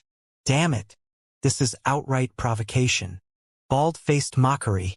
There's no way Devil Bai doesn't know about what happens when you perform a spirit enhancement on a nascent soul. He obviously did this all on purpose to make sure we knew he had come. Arch-Emperor City in general was shaken, but even more so was the giant Ghost Legion. Countless shouts of rage could be seen as people raced over to the Hell Emperor stele. Of course, not everyone in Arch-Emperor City was very impressed with Bai Xiaochun's name. Many thought the stories were exaggerations, and that a person like him wasn't worthy of the commotion. This is outrageous. I can't believe that Bai Xiaochun is being so pretentious. How arrogant.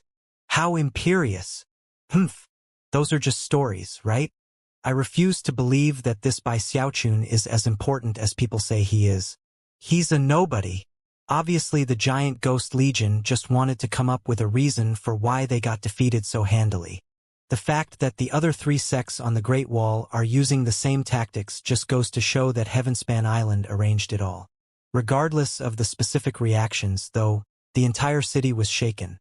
Generally speaking, the commotion would have died down fairly quickly, and things would have gone back to normal. But then, something else happened that no one was expecting. Even as everyone was looking at Bai Xiaochun's name, his name vanished from last place and then reappeared in the top 20. Next to his name was no longer the number 1, but instead, 2. All eyes went as wide as saucers, and yet, before anyone even had a chance to cry out in shock, Bai Xiaochun's name vanished again. This time, it moved up to 15th place, and the number 3 could now be seen next to it. And things weren't over yet. Bai Xiaochun's name vanished again, then reappeared in 8th place. At that point, the number next to his name was 4. Moments later, it shot up to 4th place, with a 5-fold spirit enhancement. Countless gasps of shock could be heard. However, the crowd was being filled with so much pent-up shock that eventually, they couldn't keep it in. Heavens! A five-fold spirit enhancement. How is this by Xiaochun doing this?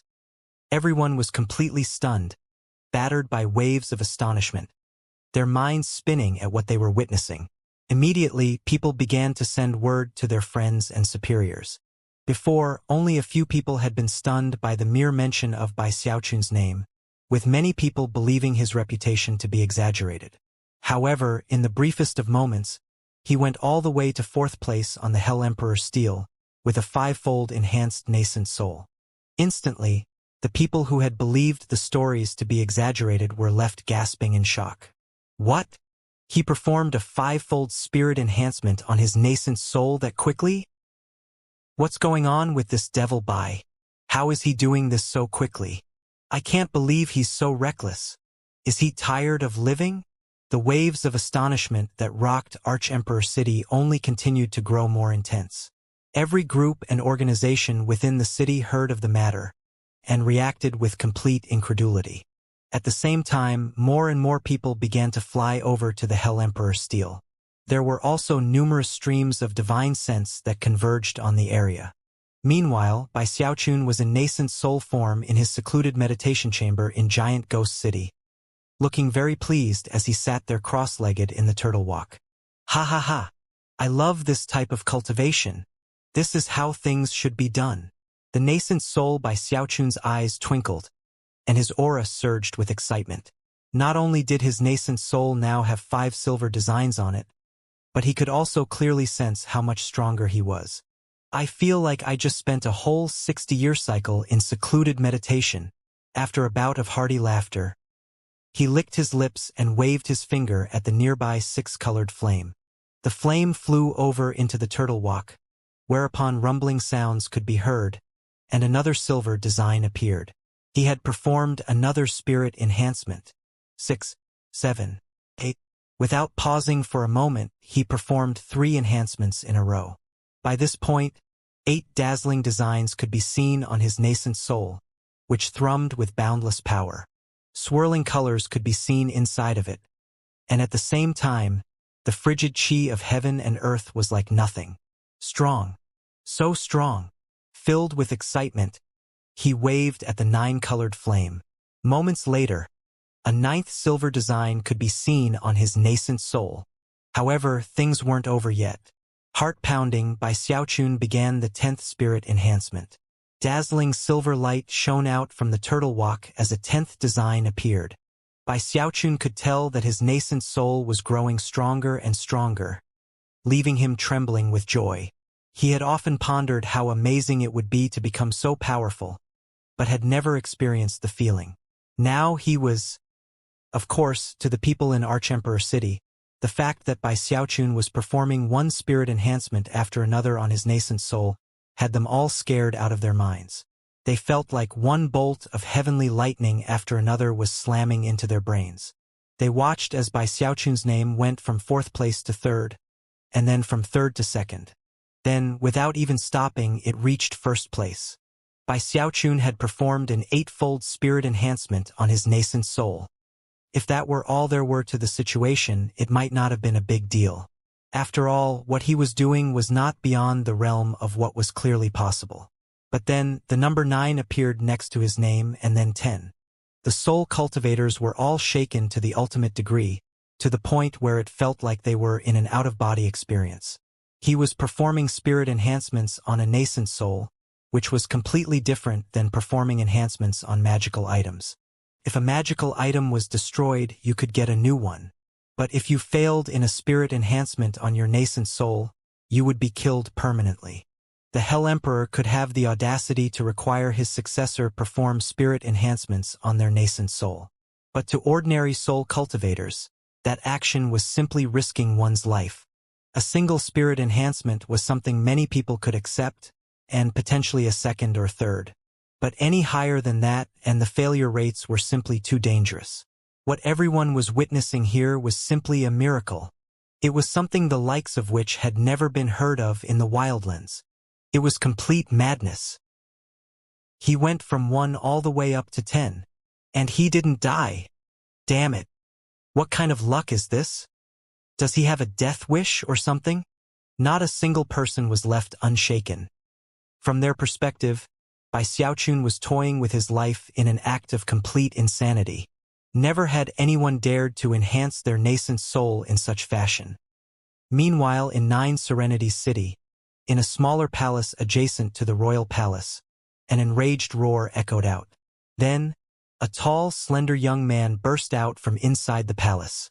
His handsome features were twisted with fury as he raged. Bai Xiaochun, I Zhou Hong, put my life on the line to perform a sixfold spirit enhancement on my nascent soul. How could you possibly dare to perform a tenfold enhancement? How come you didn't die? Bitterness filled Zhou Hong's heart. Originally, his only goal had been to overtake Gongsun Yi, and he had been fairly confident in being able to do so. At worst, he would at least match Gongsun Yi's accomplishments. But as soon as he got news that Bai Xiaochun had appeared and performed a tenfold spirit enhancement, his hopes were dashed. You must be using some trick to do it. Otherwise, there's no way you could succeed. Men, go out and search the wildlands. Find out where Bai Xiaochun is. Find him. In response to Zhou Hong's words, Nine Serenities City was thrown into a stir, and his orders were instantly carried out. Of course, the reason for all that was that Zhou Hong was heir apparent in the city. Similar scenes played out in other parts of the wildlands, both in the necromancer clans, and in other places that were home to people on the Hell Emperor Steele's name list. Everyone was trying to guess where Bai Xiaochun might be, and countless people began to search for him. In one of the 4 kingly cities, War Champion City, a thatched cottage could be seen atop a lonely mountain. Within that cottage sat a young man with sword-like eyebrows and eyes that shone like stars. Everyone who knew him personally was used to the placid, arrogant expression that he usually wore. However, as of this moment, his face was ashen, and his eyes glittered with disbelief. Bai Xiaochun, he murmured. A moment later, he looked down at the bone slip he held in his hand, and a defiant gleam appeared in his eyes. This young man was the only son of the most powerful among the kings, the War Champion King. He was Gongsun Yi, the second most powerful person in his generation in the wildlands, right behind Mistress Red Dust. Nine Serenities City and War Champion City weren't the only 2 cities to be completely shaken. Spirit Advent City was also thrown into a huge commotion. However, there were simply too many heirs to the throne there. In fact, there were more than 10,000 people who could claim a connection to the royal bloodline. Although some among those heirs could be considered chosen, none of them were as spectacular as Gongsun Yi or Zhou Hong. It was actually one of the young women in the city who was the most famous. When news reached Giant Ghost City about what was happening in Archemperor City, and that Bai Xiaochun had appeared, it also caused a huge commotion. Of course, Bai Xiaochun was unaware of that. His nascent soul sat giddily in the turtle walk, feeling extremely pleased with how this session of cultivation was going. Eyes sparkling, he waved his finger at his 11-colored flame. Heh, let's keep going. With that, the turtle walk began to shine with brilliant light again. However, this time it wasn't silver light, but rather golden. Moments later, the 10 silver designs on his nascent soul vanished, replaced by a single golden design. Instantly, his nascent soul grew a bit larger, causing Bai Xiaochun to gasp. Remembering that transformations would usually occur after a tenfold spirit enhancement, he suddenly felt uneasy. My nascent soul isn't going to change appearance, is it? He watched nervously as the golden light faded away, and then inspected his nascent soul. When he found that there were no fundamental changes, he breathed a sigh of relief. Even stronger than before. Based on how things are going, it seems that a 14-fold spirit enhancement will be the peak of the early nascent soul stage. Normally speaking, even if I had some incredible techniques to use, I would need more than 100 years to do that. With those thoughts on his mind, he concluded that this was an opportunity that could not be passed up. Without the slightest hesitation, he began to work on the 12-fold spirit enhancement. Rumbling could be heard as a second golden design appeared on his nascent soul. And yet, he didn't stop there. Soon, A third and fourth design could be seen. A feeling of explosive strength filled his nascent soul along with the fourth golden design. Now he had the feeling that, with a bit more effort, he could break through from the early to the mid-nascent soul stage. However, he wasn't prepared to do that at the moment. At this point, he had no choice but to stop. With that, he opened his eyes and looked down at his nascent soul. The difference between his nascent soul now and how it had been at the beginning was vast. "I've reached my limit," murmured. "However, once I perform a 15-fold spirit enhancement, then I'll break through into the mid-nascent soul stage." Even as he spoke, his nascent soul flew back into his fleshly body. When the fourth golden design appeared on his nascent soul, the number 14 appeared next to the name by Xiaochun on the Hell Emperor steelback in Archemperor City. When that happened, the observing soul cultivators were stunned to the ultimate degree. None of them could even imagine what would happen if the successor of the Wildlands Hell Emperor turned out to be by Xiaochun. It seemed almost too preposterous to consider. And yet, by this point, there didn't seem to be any suspense at all regarding what would happen in the end. It was at that exact same moment that the explosive aura of a deva suddenly rose up within Archemperor City. Brightly colored light flashed in heaven and earth, and the huge dragon in the clouds above was clearly taken aback as a woman flew up from the giant ghost legion. She was beautiful and curvaceous, and yet possessed a murderous aura that was terrifying to the extreme. Furthermore, her eyes were filled with killing intent and madness. She was none other than Mistress Red Dust. Her cultivation base had long since recovered, but she had remained in secluded meditation, and was unaware of anything that was happening on the outside. However, her subordinates and high-ranking officers knew of her enmity with Bai Xiaochun, and therefore had passed the news along to her. When she heard what the damnable, detestable Bai Xiaochun had done, it drove her into near madness. She flew at top speed to the Hell Emperor Steel, where she glared at the name in first place, her body trembling and her murderous aura surging. When people realized that Mistress Red Dust had arrived, they bowed their heads and clasped hands in respect. Everyone knew that despite the fact that she had only recently become the newest deva of the generation, her battle prowess was far beyond ordinary. Bai Xiaochun, Bai Xiaochun. A very grim expression could be seen on her face, and her eyes shone with cold light. As of this moment, she knew that Bai Xiaochun must have reached the Heavendao nascent soul stage.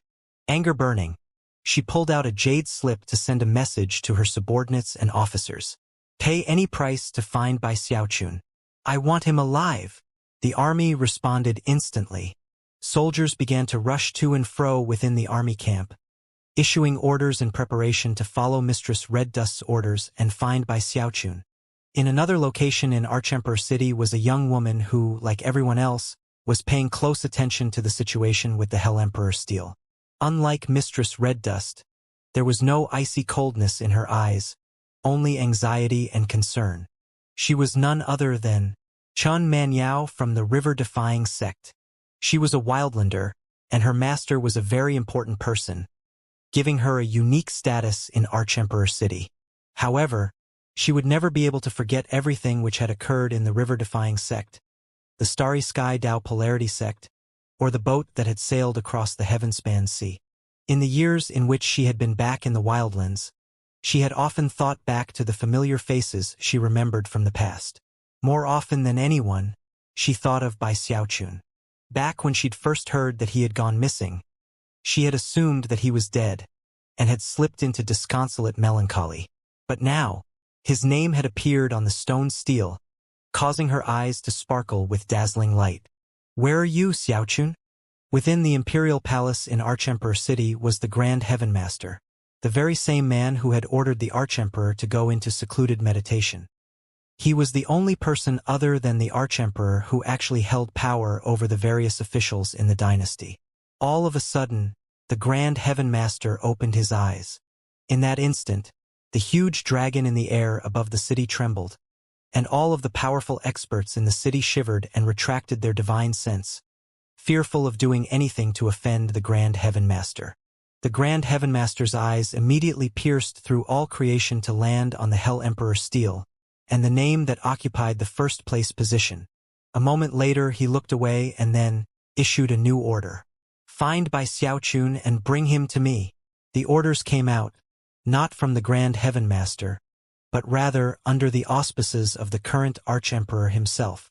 Because of that, even the 4 heavenly kings had no choice but to acknowledge them. Before long, everyone in the wildlands was searching for Bai Xiaochun. Around that time, Bai Xiaochun opened his eyes, causing the entire secluded meditation chamber to fill with something like the crackle of lightning. At the same time, the pressure of the nascent soul stage erupted out from him. He took a deep breath, a look of delight on his face as he performed a quick inspection of himself.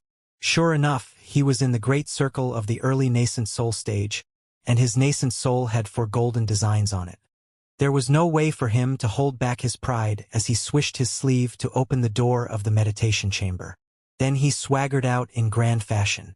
Even as he was considering going to show off a bit and make sure everyone knew that he was no longer in core formation, he sent out his divine sense to find that there was a huge commotion going on around him.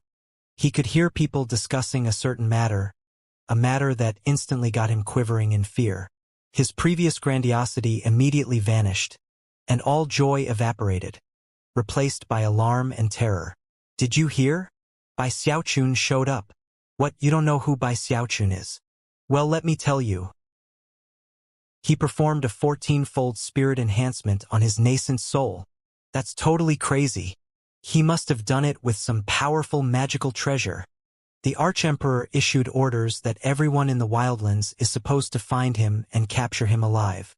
Well, it can't really be any other way.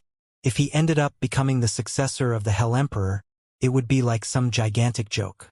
When Bai Xiaochun heard what people were talking about, the blood drained from his face, and he almost fell over on his face because of the fear. He staggered backward, suddenly recalling a key piece of information that had slipped his mind.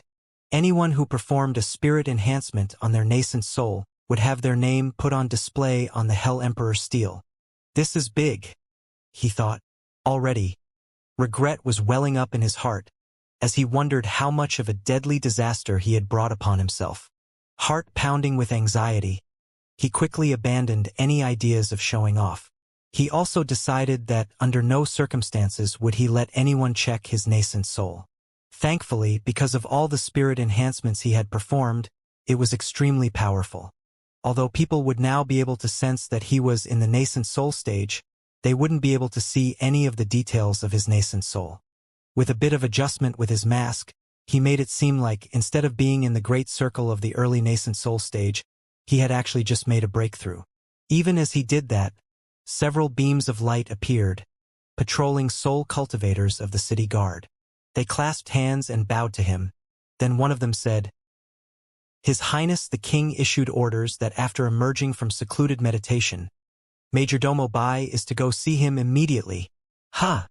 Bai Xiaochun blurted, shivering and heart-pounding. The mere thought of the giant ghost king's stern, threatening features, and the profound gleam that was always present in his eyes, which made it seem like he could peer deep into one's mind, caused Bai Xiaochun to shiver. "I'm finished. Kaput." Deep regret filled his heart, and realized that he really should not have gone and performed spirit enhancements on his nascent soul. The entire world knew what had occurred, and the mere thought of that left him weak in the knees. And then he contemplated the potential consequences of his actions, and his heart began to race. Thankfully, he was wearing his mask, and also had years of experience living undercover. Although he feared death as much as he always had, he had long since become an absolute master at keeping up an act. The giant ghost king probably doesn't know my real identity. If he did, he wouldn't just send a message summoning me to a meeting. My mask is incredible, so there's no way anybody can sense my cultivation-based fluctuations. Inwardly, he was grasping at every possible straw to comfort himself, but on the outside, he seemed completely calm. Keeping his hands clasped behind his back, he gave a slight nod to the city guards, and then flew with them toward the royal palace. Along the way, his facial expression remained completely normal. However, inside, his mind raced as he tried to figure out why the giant ghost king might have summoned him. In the end, he was 90% confident that it was just a coincidence and had nothing to do with his true identity. Although that made him feel a bit better, there was still a 10% chance that he was in grave danger. As a result, he couldn't wipe the worry away completely. He simply had to force himself to remain calm and keep his expression neutral as he followed the guards toward the palace. The guards treated Bai Xiaochun very respectfully. Upon reaching a certain point, they clasped hands and departed, leaving Bai Xiaochun standing in front of the royal palace. A moment later, he strode inside, and the first thing he heard was the voice of Duke Deathcrier. "Your Highness, the Ghost King Orchid has not yet begun to bloom. Furthermore, the Grand Heaven Master made it clear to me that he will not open the necromancer kettle for us alone." Next came the Giant Ghost King's voice. "Go back to the Grand Heaven Master and tell him that the Giant Ghost King agrees to owe him a big favor." "Yes, Your Highness. I'll go arrange things right away." A very solemn expression could be seen on Duke Deathcrier's face as he clasped hands and bowed to the Giant Ghost King. After turning around to leave, he saw Bai Xiaochun entering the palace, and a faint smile appeared on his face. Giving a quick nod to Bai Xiaochun, he left. Bai Xiaochun hurried over to the throne, doing his best to keep his anxiety under control. Once in front of the Giant Ghost King, he clasped hands and bowed deeply. "My respects, Your Highness." The Giant Ghost King wore a grim expression on his face, as if he were wrestling with some important matter. When he looked over at Bai Xiaochun, a faint expression of surprise could be seen on his face. You made a breakthrough?" At first, a look of praise could be seen in his eyes, but after a moment, it turned into something more like suspicion. He was an experienced and shrewd person, with exceptional insight, and had picked up on Bai Xiaochun's nervousness. Of course, Bai Xiaochun had always been nervous in his presence. The difference was that, in the past, he never did anything to cover it up, whereas now, he was. The Giant Ghost King's eyes flickered. Bai Xiaochun could immediately see the suspicion in the Giant Ghost King's eyes, and it caused his heart to leap into his throat with the realization that he had slipped up. Considering his personality, the fact that he had just made a cultivation-based breakthrough meant that he shouldn't be walking around looking calm. His heart began to race, and his nervousness mounted. Suddenly, an idea occurred to him, and he instantly made his decision. Without the slightest hesitation, he made himself seem even more nervous, so nervous that he even seemed scared. In fact, he averted his gaze so that he wasn't looking at the Giant Ghost King. The Giant Ghost King looked at him silently, and as he did, vast pressure began to build up in the grand hall. Bai Xiaochun slowly began to tremble visibly, and sweat began to pour down him. It almost seemed like he couldn't control himself, which was actually the case. He actually felt as if so much pressure was weighing down on him that he might be crushed into powder.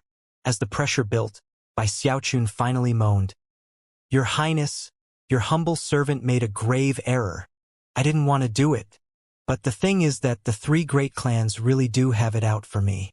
If it weren't for the fact that your humble servant has such an impressive title, I think my poor little life would already have been exterminated. By the way, the Bai clan hates me especially deeply. Therefore, your humble servant felt he had no other option. Despite the fact that your Highness had other plans for the three clans, your humble servant secretly instructed certain people to go cause problems for them." By this point, Bai Xiaochun really looked like he was about to weep from fear. The Giant Ghost King's eyes widened. He had long since learned of the fact that Bai Xiaochun had sent people to put pressure on the three great clans. Therefore, this display of nervousness put him right in the middle of laughter and tears. Obviously, Bai Xiaochun misunderstood why he had been summoned, and had thus begun to grow nervous. "Enough with the histrionics," the Giant Ghost King said, glaring at Bai Xiaochun. His glare instantly caused Bai Xiaochun to calm down inside. Externally, though, he looked up at the Giant Ghost King with glistening eyes. The Giant Ghost King could tell that Bai Xiaochun felt wronged, but decided to simply ignore it. Voice casual, he said, "I summoned you here today because of some orders that came down from the Archemperor. An arrest warrant has been issued for Bai Xiaochun, Major General from the Great Wall and Cultivator from the Starry Sky Dao Polarity Sect. I'm entrusting the matter to you. If Bai Xiaochun appears in the territory I control, you will be sent to arrest him." A serious expression appeared on Bai Xiaochun's face. Without the slightest hesitation, he stuck his chest out and loudly replied, "Fear not, Your Highness. It was on my path to Giant Ghost City that I heard about this Bai Xiaochun. If Devil Bai dares to appear near Giant Ghost City, then your humble servant will apprehend him immediately." His words were spoken with decisiveness that could sever nails and chop iron, and caused the Giant Ghost King to nod in satisfaction. It's not really a big deal, to tell the truth. Unless he actually shows up, just forget about it. However, if you do run into him, be careful. Thankfully, you've made a cultivation-based breakthrough, so that will help to some degree. The Giant Ghost King then went on to offer a few more warnings and exhortations about the matter. "Your Highness, when it comes to my cultivation-based breakthrough, I have you to thank. If it weren't for your insistence that I go into secluded meditation, your humble servant would not have succeeded. Your Highness, you truly are divine and mighty, matchless through eternity. The words you spoke to me were like a mystical elixir that pushed me to new heights. Your Highness, I do hope that you summon me more often for audiences, that thusly, my cultivation base can continue to improve with rapid speed." Bai Xiaochun didn't seem embarrassed at all to have so instinctively launched into a bout of flattery. The Giant Ghost King snorted in response to Bai Xiaochun's words, but inside, actually felt a twinge of pleasure. After all, he couldn't forget about how Bai Hao had had the audacity to slap him across the side of the head and act in wildly presumptuous fashion. Therefore, this complete reversal was quite pleasing. After all, he was a mighty demigod, the type of person who could control every matter around him. If he wanted to, he could forgive anyone of anything. All of the karma had been resolved. In fact, after his cultivation base was restored, a mere thought on his part had retrieved all of the magical items he'd handed over. Everyone respected power, and as for this Bai Hao, even if he got stronger than he would still be at the Giant Ghost King's beck and call. Therefore, to hear a bit of flattery from him was quite pleasing to the ear. In terms of the fact that Bai Xiaochun had formed his nascent soul without any problems, the Giant Ghost King wasn't interested in prying, nor did he even think to connect him with the wanted fugitive Bai Xiaochun. It wasn't that the Giant Ghost King wasn't quick-witted about such things. It was more that Bai Hao had a very clear and well-known background. Therefore, there was no reason to link him to Bai Xiaochun. Although the timing was a bit odd, the Giant Ghost King knew that since this Bai Hao had received a drop of his own soul blood, that would also make it much easier for him to form a nascent soul. As one of the Giant Ghost King's subordinates, Bai Hao's power came from the good graces of the king, and for him to get stronger was naturally a good thing. The Giant Ghost King didn't even bother to look into the matter of the little turtle. After their conversation was done, the Giant Ghost King waved his hand to dismiss Bai Xiaochun. At this point, Bai Xiaochun was sighing with relief in his heart. Backing up respectfully, he was just preparing to leave when he decided that he needed to make his act even more convincing. Looking over his shoulder, he opened his mouth as if he wanted to say something, but then held back. The Giant Ghost King noticed and said, "What's wrong now? Your Highness, might it be a good idea to go put a bit more pressure on the three great clans?" From the look in his eye, Bai Xiaochun seemed like he simply wasn't willing to drop the matter. The Giant Ghost King looked at him grimly for a moment. The truth was that he really did have some special plans in mind for the three great clans. After all, the fact that the incarcerated patriarchs of the Bai and Chun clans had Deva realm cultivation bases was of importance to him. Furthermore, the Giant Ghost King knew that if the three great clans fell, other clans would rise in their place, and he didn't really feel like dealing with weak, rising powers like that. However, after Bai Xiaochun made his suggestion, the Giant Ghost King thought about it for a moment, and then recalled the scene of being chased by those three clans. You really were wronged in all of this. Those three clans have been around for thousands of years, and have deep reserve savings. Perhaps that is what gave them the courage to rebel. With that, he gave Bai Xiaochun a meaningful look. Bai Xiaochun was a bit taken aback, but after analyzing the king's words, his eyes began to shine. Then his heart began to pound as he realized that when the Giant Ghost King said deep reserve savings, he most likely meant that the three great clans were extremely rich. Furthermore, that indicated that the king was hinting that he should go shake them down?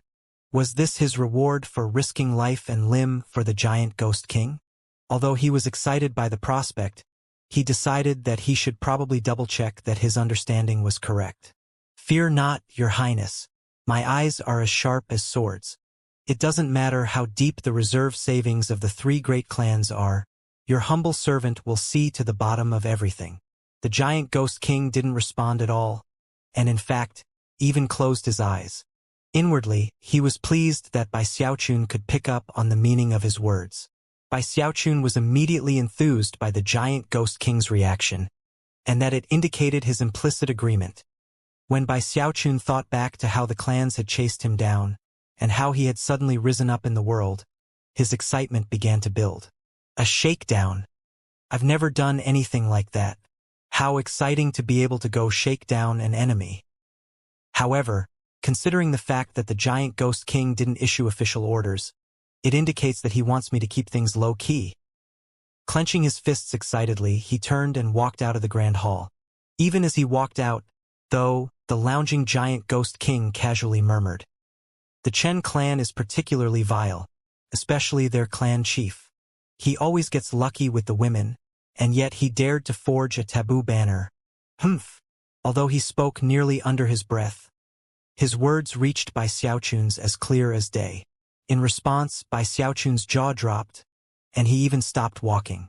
Eyes turning up in thought, he realized that there were two aspects to what the giant ghost king had said that were important. The first was about the taboo banner, and the second was when he said lucky with the women. As the wheels in his head turned, he murmured to himself, "That old pervert." Then, face beaming with righteousness, he pretended to have not heard, and strode out of the hall. After he left, the giant ghost king sat there on his throne, the 5 fingers of his right hand tapping each other as he calculated something. A moment later, he frowned and murmured, "I'm still not exactly sure of the timing. However, based on the date, the Ghost King orchid in the necromancer kettle should be just about ready to bloom." After emerging from the grand hall, Bai Xiaochun looked over in the direction of the 3 great clans, and an expression of scorn could be seen on his face. Although there were no truly deep grudges between him and the clans, they had attempted to kill him over and over again. Back when he had been a prison guard, it had been impossible to seek revenge, and even less so after he became a prisoner. But now things were different. He was Majordomo Bai of Giant Ghost City, acting on behalf of the king. "Summon Heavenly Marquis Chun Hai," he said with the swish of a sleeve. Instantly, the nearby city guards rushed off to carry out his orders. Afterward, he stood there outside of the grand hall, looking up into the sky, his hands clasped behind his back as he waited for Chen Hai to arrive. As he was waiting, he pulled out a jade slip to send a message to Zhou Yixing. "Have your people keep an eye on all of the 3 of the great clans for me. Don't worry, my lord. I'll take care of everything. By the way, the people in the Chun clan are frightened out of their minds."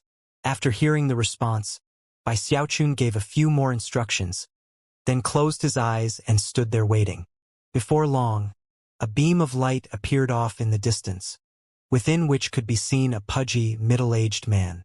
He was one of the 4 heavenly marquises who had not participated in the rebellion.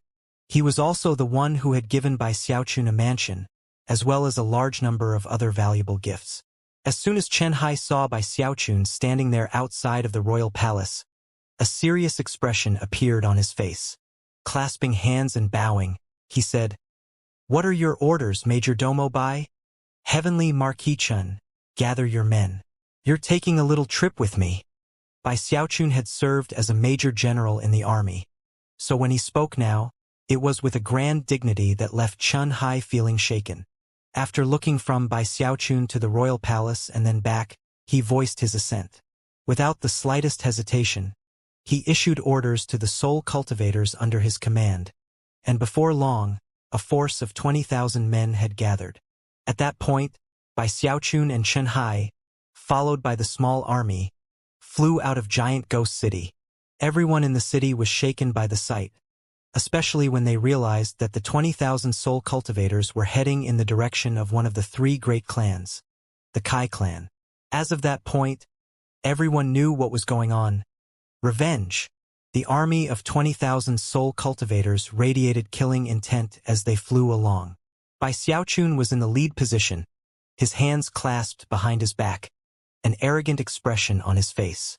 All of a sudden, he felt like he was back at the Great Wall, a mighty major general with subordinates who would jump to heed his every command. Chen Hai was right there next to him. Sticking his thumbs up approvingly, he said, "Excellent work, Bai, old pal. You're truly a dragon amongst men. Let me tell you, I've seen a lot of people throughout the years who really bungle things up when they suddenly rise to power. But not you, Bai, old pal. You're doing splendidly. It just goes to show that you are a Qilin chosen of Giant Ghost City. These 20,000 soul cultivators view you like an immovable mountain, as permanent as the sea. Strength of mind like yours is rare even among many imperial princes." Chen Hai had a very serious expression on his face as he talked, and his fat jiggled up and down a bit. Although he was clearly being a bit flattering, his words seemed completely and utterly trustworthy. Bai Xiaochun felt wonderful, and couldn't help but muse that Chen Hai really was very observant. Smiling broadly, he thought back to the old saying, "Even if you have a beautiful sedan chair to sit in, you still need others to lift you up." Therefore, he offered a few ingratiating words of his own. Before long, the two of them were chatting amiably. At the same time, Bai Xiaochun contemplated how he should go about this shakedown. Considering that the giant ghost king hadn't issued formal orders, he couldn't do it in a very forceful manner. Maybe I can't use force, but I can still get my revenge in full. Looking down at his bag of holding, he thought about the little turtle and suddenly came up with a new idea. Before long, they could see the Kai clan up ahead. As for his reason for selecting this particular clan, there was no special factor other than its close proximity to the city. Of course, everyone in the Kai clan was extremely nervous because of his arrival. They were all shaking visibly, and the clan chief's face was ashen as he led a group of cultivators to the main gate to receive the visitors. The young chosen member of the clan who had tried to kill Bai Xiaochun some time back was there, as well as the silk pants who had tried to bully him with wealth. Both of them were trembling, their faces as ashen as death. The pressure weighing down on the clan recently had been immense. Their patriarch was dead, and every member of the clan felt like they were hovering on the brink of death. The news that Bai Hao was personally bringing a large group of soul cultivators with him for a visit caused alarm to fill the hearts of everyone in the clan. Most fearful of all was the clan chief and certain clan elders, and yet they managed to remain calm. After all, if the giant ghost king had planned to exterminate them, he wouldn't have waited so long to do it. As the Kai clan waited there at the front gate, Bai Xiaochun, Chen Hai, and the 20,000 soul cultivators arrived like a black cloud, blotting out the sky. As they neared, Chen Hai called out in a loud voice, "Lock down the area." Without express orders from Majordomo Bai, no one is allowed in or out. The 20,000 soul cultivators immediately fanned out and surrounded the Kai clan, locking it down completely. The cultivators of the Kai clan were all shocked. As for the clan chief, his expression flickered, but he had no choice but to simply grit his teeth, hurry over to Bai Xiaochun, and clasp hands respectfully. "Greetings, Majordomo Bai, Heavenly Marquis Chun." Everyone else in the clan similarly clasped hands and offered greetings.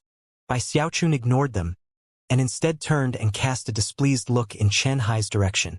"Heavenly Marquis Chun, I didn't come here to exterminate the Kai clan. Why did you have to go and scare the clan chief?" "I understand, Majordomo Bai," Chen Hai said seriously, "but your humble servant has his orders." Bai Xiaochun shook his head and walked over to the clan chief, looking a bit apologetic. "Oh, don't worry," the clan chief said. "Heavenly Marquis Chun has his orders, we understand. Majordomo Bai, please just come in, and we can discuss what needs to be discussed." There was no way the clan chief would miss the fact that Bai Xiaochun and Chen Hai were obviously working in coordination with each other.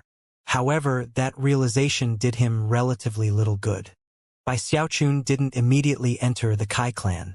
Instead, he cleared his throat loudly, prompting Chen Hai's expression to grow grimmer. All nascent soul-level officers, step forward to guard Majordomo Bai. Immediately, a dozen or so soul cultivators flew out from the group of 20,000 and clustered around Bai Xiaochun. Bai Xiaochun still didn't seem pleased, but he finally sighed and then gave a wry smile to the clan chief. I really have no choice, you know? It's not that I don't trust your Kai clan. It's just that His Highness the King really values me highly. Feeling more bitter than ever about how things were going, the clan chief replied, Yes, yes, yes, of course. Majordomo Bai is extremely important to Giant Ghost City. We definitely can't have any mishaps. I completely understand. Very well, let's go in and talk. Bai Xiaochun swished his sleeve, reveling in the feeling of being so powerful and important. Of course, the first to actually enter the clan were the nascent soul cultivators acting as guards. From the way they carried themselves, if anyone in the Kai clan did even the slightest suspicious thing, they would attack immediately for the safety of Bai Xiaochun. The cultivators of the Kai clan were left trembling in fear, especially that one particular chosen, who stood there with his head bowed, hoping that he wouldn't be noticed. The clan chief was feeling very irritated, but had no choice other than to join the clan elders in leading Bai Xiaochun into the city. After entering the clan's main hall, Bai Xiaochun sat down and smiled. Clan Chief Kai, I'm not here on any official business today. I just heard that the Kai clan has 1,000 years of reserve savings built up, and would like to perform a bit of an inspection. I understand, Majordomo Bai. Please wait a moment. The clan chief plastered a smile onto his face, then turned to the side and gave some orders. Before long, another member of the clan came hurrying over, carrying a soul bottle surrounded by scintillating light. It wasn't very large, and actually resembled an ordinary flower vase. However, based on the light which surrounded it, it was clearly an extraordinary item. Furthermore, there was a single golden design on its surface, indicating that this soul bottle had received an 11-fold spirit enhancement. After respectfully placing it down in front of Bai Xiaochun, the clan chief said, Majordomo Bai, this soul bottle is a powerful magical treasure of the Kai clan. Please, take a look and tell us what you think. Bai Xiaochun's expression was the same as ever as he picked the bottle up and looked it over. He even examined it with some divine sense. Not only was the bottle itself incredible, but it also contained over 100 million vengeful souls. It was clearly an impressive gift, and although Bai Xiaochun was moved, when he thought about how incredibly rich he knew the Kai clan to be, and then realized they had only offered him 100 million vengeful souls, he immediately got angry. Face turning grim and cultivation base surging. He clenched his right hand into a fist, causing cracking sounds to ring out as the soul bottle was suddenly crushed. As it did, the more than 100 million vengeful souls exploded out. Thankfully, there were plenty of nascent soul experts around who were able to suppress the resulting horde of souls. Glaring icily at the clan chief, he said, Clan Chief Kai, I may not be a grandmaster of equipment forging, but considering how long I've practiced cultivation, do you really take me to be a fool? You truly think you can pull the wool over my eyes with a soul bottle like that? Gritting his teeth inwardly, but maintaining a very calm expression, the chief of the Kai clan rose to his feet and said, Majordomo Bai, please, calm yourself. The clan elders had similar reactions. All of them could tell that Bai Xiaochun's act of breaking the soul bottle indicated that he was not here out of any expression of goodwill. Clearly, he wasn't going to wipe out their lives, but he was definitely planning to wipe out their 1,000 years of reserves. That was only the first thing we planned to show you. Just wait a moment, Majordomo Bai. There's more to come. Taking a deep breath, the clan chief then issued some more orders. Before long, another clan member hurried over with 5 soul bottles, which were placed in front of Bai Xiaochun. When Bai Xiaochun eyed them, his heart immediately began to beat faster. 1,000 years of reserve savings. He thought, his mouth going a bit dry. However, he forced a frown onto his face. The clan chief's heart surged with pain as he realized that if the clan didn't bleed today, they would be put in great danger. Gritting his teeth, he transmitted some more messages, whereupon more clan members arrived, this time to place over 100 bracelets of holding in front of Bai Xiaochun. Unexpectedly, Each and every one of the bracelets of holding was packed with soul medicine. There was so much that it would be impossible to count in a short period of time. The mere sight of it all got by Xiaochun's heart pounding, and he suddenly realized what exactly the 1,000-year reserve savings of an aristocratic necromancer clan was like. And yet, he continued to frown with just as much displeasure as before. The scene playing out caused profound bitterness to grip the heart of the clan chief. Although the things he had offered up were not all of the Kai clan's 1,000 years of reserve savings, they were a significant portion. However, considering the danger the clan was in, he had to endure the pain he felt in his heart and send more messages. Soon, a steady stream of trembling clan members came, bringing all sorts of items with them.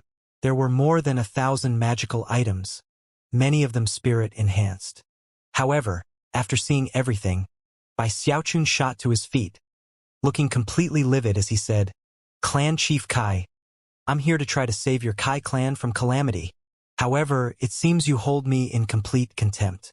Are you really trying to please me with trash like this? Fine. Fine. I'm done with this matter." Swishing his sleeve, he chuckled coldly and prepared to leave. The clan chief's expression flickered, and his frustration surged to the point where he almost lost control. He had already offered quite a bit of resources, only to be rebuffed. Furthermore, he had already given everything he had the authority to give. Everything else was considered the foundation of the clan, and the decision to do anything with them was beyond him. At this point, the Kai clan's Grand Elder took a deep breath and stepped forward, a smile on his face. He knew that it was a critical moment for the clan. Unlike the other two great clans, their patriarch was dead. That meant that if they weren't willing to part with some of their wealth, they would be courting a major disaster. The entire clan could end up getting wiped out. Majordomo Bai, please wait a moment. The Kai clan still has more treasures for you to study. He turned to look at one of the other clan elders nearby. Old Third, open the inner storehouse and bring out everything. The elder who had been spoken to sighed, bowed his head, and hurried away. Bai Xiaochun stopped walking. Currently, his heart was pounding with anticipation. The truth was that the gifts which had been offered him so far actually left him very moved. Softening his expression a bit, he went back and sat down again. Before long, a trembling Kai clan cultivator hurried over with a little pagoda. It wasn't a soul-hoarding pagoda, but rather, a pagoda crafted from wood. Bai Xiaochun scanned it with divine sense to find that it was filled with multicolored flame.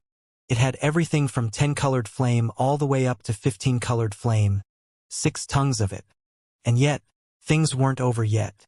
Another clan member brought a bone slip, which contained the Kai clan's formulas for everything from 15 to 17-colored flame. Even as he was accepting the bone slip, another clan member arrived, with a Deva soul.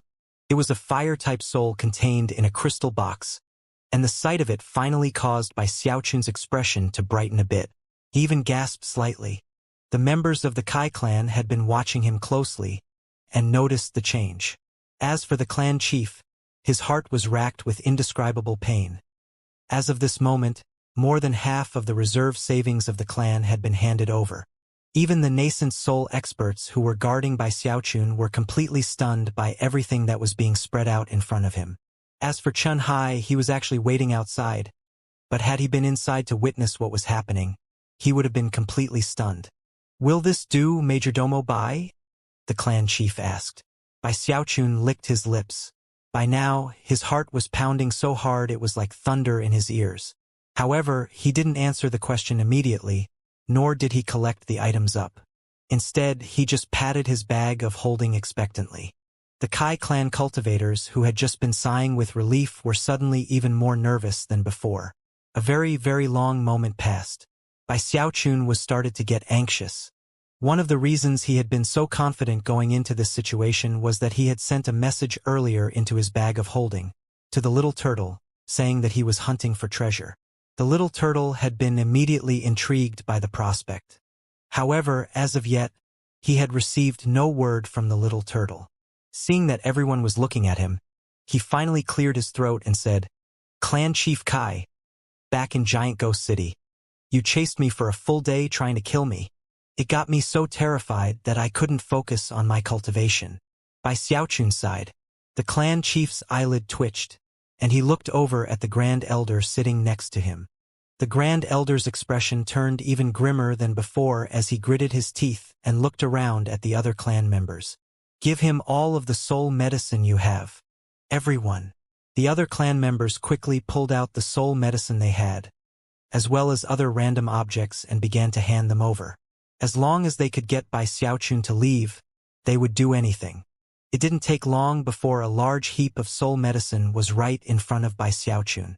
Of course, the purpose of the Grand Elder doing this was to show to Bai Xiaochun that they really had run out of things to give him. Bai Xiaochun was starting to feel a bit embarrassed, but the fact that the little turtle hadn't sent him a message yet indicated that something strange was going on. Perhaps the Kai clan was hiding some truly powerful magical treasure. Therefore, he cleared his throat again. "How very polite of all of you," he said. Sighing, he shook his head and said, "Now that I think about it, I'm a bit embarrassed about the matter of burning up your soul grounds. I really do feel guilty about that." Blue veins were bulging out on the neck and face of the clan chief as he realized how vicious this Bai Hao was. And yet, there was nothing he could do about the matter. "Oh, they were some trifling soul grounds, nothing more," he said. "Don't feel guilty, Majordomo Bai. From now on, our soul grounds all belong to you. If you want to burn them to the ground, feel free to do so." The fact that the Kai clan was actually offering their soul grounds to him left Bai Xiaochun at a bit of a loss about what to do next. He was finally thinking that he might need to call it a day, when the little turtle's voice suddenly rang out in his mind. "Hey, little punk! Lord Turtle found a big treasure. Heavens! I can't believe the Kai clan has a powerful magical item like this. Even in the Heavenspan River area, something like this would be considered rare. In the wildlands, it's even more valuable." The little turtle went on to provide some further descriptions, whereupon Bai Xiaochun's eyes began to shine. But then, a moment later, his expression turned grim as he looked over at the Grand Elder and the clan chief. When the rest of the clan members saw that, their hearts began to pound. "Clan Chief Kai, I heard that your Kai clan has a spirit jade statue. I would very much like to take a look at it." An icy gleam ran through his eyes. Although his words didn't mean much to the ordinary clan members, when the clan chief and the Grand Elder heard them, their faces fell, and they began to tremble with disbelief. The Spirit Jade statue was the Kai clan's greatest secret, something that, other than the patriarch, only the clan chief and the Grand Elder knew about. It was a strictly kept secret that they were sure not even a demigod would be able to uncover, let alone Bai Xiaochun. And yet, somehow he had discovered their secret. The only explanation they could think of was that the giant ghost king actually did know about it. And the only way he could know about it was if he learned about it from their patriarch. Madness rose in their hearts as they exchanged a glance. The Spirit Jade statue was of incredible importance to them, and was the true reserve savings of the clan. It was their signature treasure, and was what had helped the Kai clan cultivators advance in their cultivation more rapidly than the average person. As of this moment, it didn't matter how defiant they were. They had no choice but to bring it out. The clan chief felt so completely powerless that he couldn't move. As for the Grand Elder, he sighed, took a step forward, and vanished. When he reappeared, he waved his sleeve, causing a 3-meter-tall statue of a woman to appear in front of Bai Xiaochun. The Spirit Jade statue caused blinding, colorful light to fill the area, as well as incredibly strong spiritual energy. In a barren place like the Wildlands, spiritual energy like that was an assault on the senses. Everyone was completely shocked, and immediately began to look at the statue with envious expressions. All spiritual energy in heaven and earth came from the Heavenspan River basin. Considering how far away they currently were in the Wildlands, there was no spiritual energy at all in the area. It was this simple fact that forced Wildlanders to change their fundamental nature and resort to soul medicine to practice their cultivation. It was only because of the endless supply of vengeful souls around them that they could do without spiritual power. But nothing was absolute. There were some things in the world that, at least in small measure, could produce spiritual energy similar to that found in the Heavenspan River basin. This spirit jade statue was just such an item. Everything within 3,000 meters of it existed in an area of spiritual energy that rivaled that within the Starry Sky Tao polarity sect. Even Bai Xiaochun couldn't help but be excited by the statue as he stood there in front of it. His cultivation base was like parched land that suddenly felt sweet rainfall.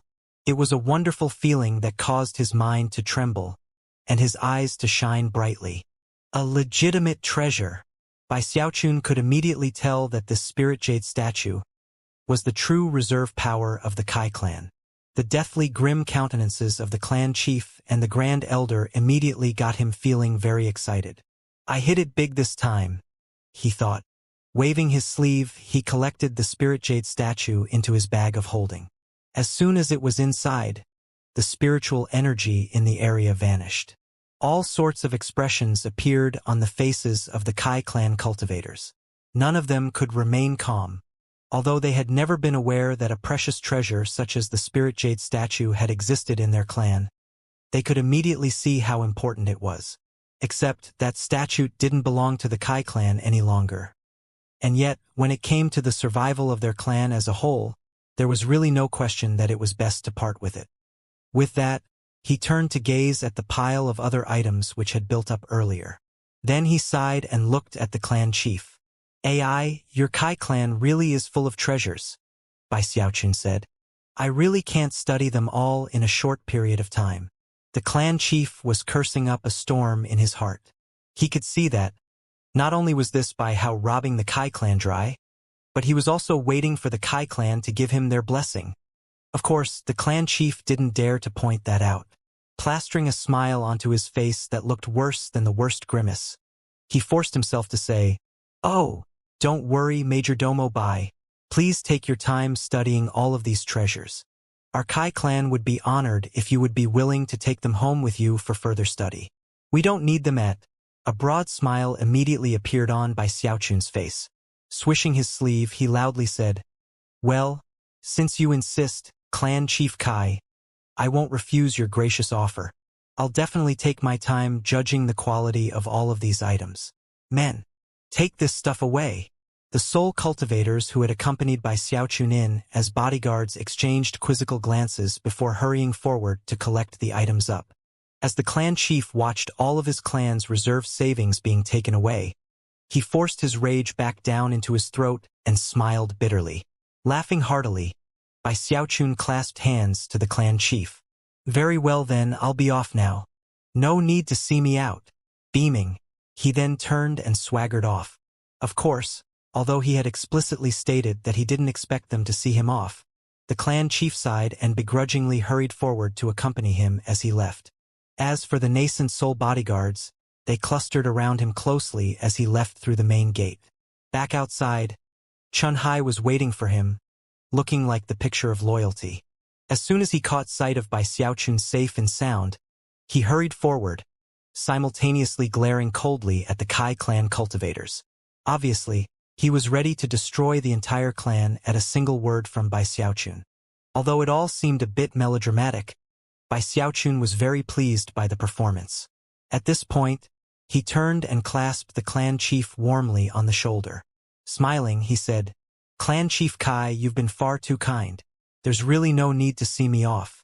If I have time in the future, I'll definitely come back to chat with you a bit." Feeling more proud of himself than ever, he turned and flew up into the air, followed by Chen Hai and the other soul cultivators. Under the anxious watch of the Kai clan, the entire group then flew off into the distance. After they left, the clan chief finally took all the anger that had been building up in him and released it in a maddened howl. The other clan members who had come out with him all stood there silently. The grand elder sighed and seemed to age visibly. "Just forget about it," he said. "They took our reserve savings, but by capitulating, we avoided being completely wiped out." Of course, the events which had played out could not be kept secret. Word spread almost immediately to the other organizations in Giant Ghost City, leading to widespread shock and fear.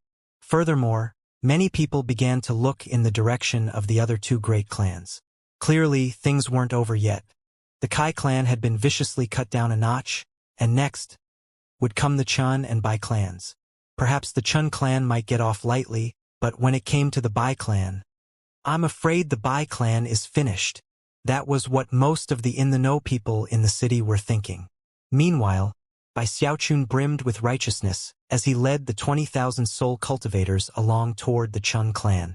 Along the way, his transmission jade slip buzzed several times, prompting him to pull it out and return messages. When Chen Hai saw that, he considered asking what was going on, but then decided that he needed to be circumspect. Majordomo Bai, news about the Kai clan is already spreading. Presumably, the Chun clan will be prepared. Do you think we should pick up the pace? Oh no, it doesn't matter. I've long since planned things out. In fact, why don't we slow down a bit? Bai Xiaochun didn't offer any other explanation than that. Taking his transmission jade slip out again, he sent another message, then continued slowly on his way to the Chun clan. Of course, the Chun clan really had made advanced preparations. In fact, the Chun clan patriarch had formed an emergency backup plan before the rebellion even began. Those orders had been followed, and the Chun clan's valuable resources had already been moved out of the clan by various means and dispersed all over the map to random tribes of savage giants.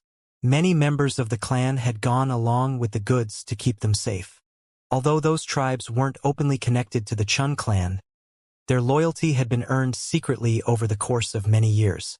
After hearing about what had gone on at the Kai clan, the members of the Chun clan were all extremely nervous. In the Chun clan's ancestral palace, the clan chief was meeting with all the clan elders, and the entire group was grim-faced and anxious. Things shouldn't get too bad. After finding out that the patriarch is in custody and not dead, we immediately began to disperse the clan and hide all of our reserve savings. Yes, the clan members who left covered their tracks well, making it impossible to track them down after the fact. By now, they should all have reached the various savage tribes that were their destinations. Although, don't you think we might be shooting ourselves in the foot? The fact that the giant ghost king didn't exterminate us shows that he has plans for us. He might just want to weaken us a bit by taking away our reserve savings. If he finds out we've sent them away.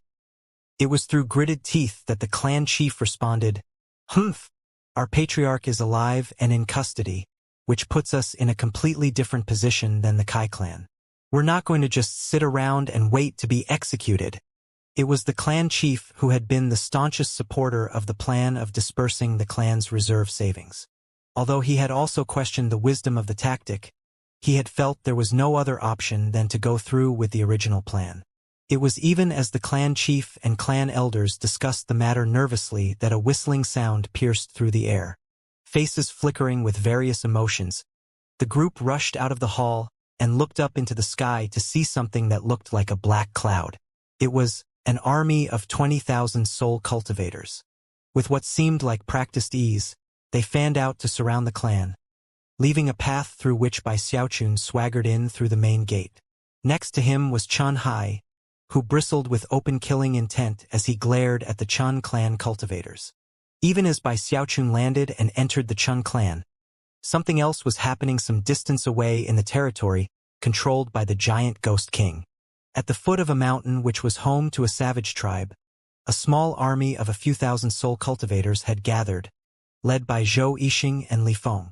Zhou Yixing held a jade slip in his hand, and had a very cold gleam in his eye as he turned to look at Li Feng, who stood next to him. "Brother Li, the majordomo has given the go-ahead. This task has fallen to the two of us to accomplish. The Chun clan thinks they can smuggle their stores to safety?" Li Feng said. "Not if I have anything to say about it." His heart was pounding with grand aspirations. After Bai Xiaochun's meteoric rise to the position of majordomo, the lives of both Li Feng and Zhou Yixing had changed dramatically. After conferring with each other and realizing how different things were for them, they came to the conclusion that there was no need for infighting. That was especially true considering how big and complicated a place like Giant Ghost City was. Clearly, joining forces was the best way for the both of them to advance by leaps and bounds. As of this moment, Li Feng laughed heartily as he and Zhou Yixing led thousands of their own men toward the savage tribe on their mountain. Under the command of Zhou Yixing and Li Feng, the soul cultivators began to fight their way into the tribe. Immediately, The Chun clan cultivators who had gone into hiding here began to fight back with desperate looks on their faces. After the fighting went on for a bit, a voice suddenly rang out from a tent in the middle of the tribe. The Chun clan treasure is right here. Delighted, Zhou Yixing was the first to rush over into the tent. Li Feng, not thinking much about the matter, also hurried over. However, as soon as Li Feng entered the tent, it was to his shock that 3 people attacked him. And one of them was none other than Zhou Yixing. Li Feng's face fell as he blurted, "Zhou Yixing, you?" But before he could even do anything, he was hit by a devastating killing blow.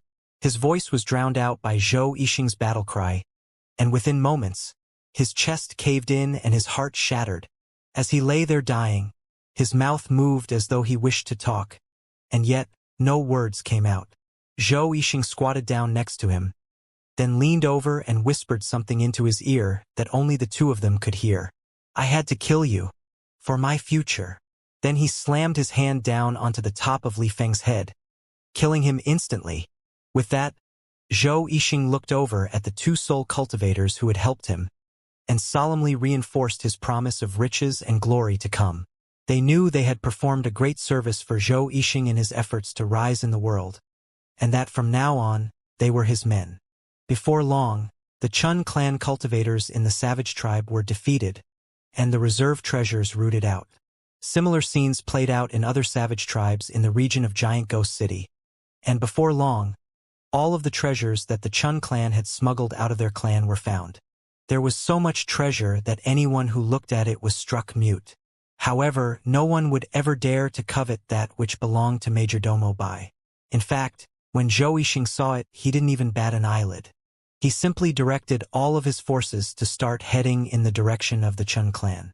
On the way, they happened to pass by the jungle of lost souls, whereupon Zhou Yixing's eyes flashed with cold light, and he came up with a reason to slaughter one of the savage tribes in the area. Coincidentally, the 2 soul cultivators who had helped him kill Li Feng died in the fighting. Finally, there are no holes left. Fudge. I'm not doing this for him. I'm doing it for me. Zhou Yixing had done everything he could to erase the evidence connecting himself to the labyrinth and the events which had played out there. Of course, all of his actions up to this point had been according to his own plan, not by Xiaochun's. And just as he had said, it was to protect himself. Although the giant ghost king didn't suspect that Bai Hao was by Xiaochun, Zhou Yixing was privy to too many clues. He had long since come to suspect the truth, and when the matter of Bai Xiaochun reaching the nascent soul stage occurred, he had been completely convinced. Although he could think of some benefits to revealing the truth about him, he had instead chosen to bet everything on sticking with him.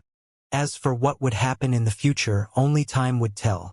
The 20,000 soul cultivators surrounding the Chun clan radiated intense murderous auras that combined into a soul-crushing pressure that enveloped the entire clan. Everyone was left trembling and had faces as ashen as death.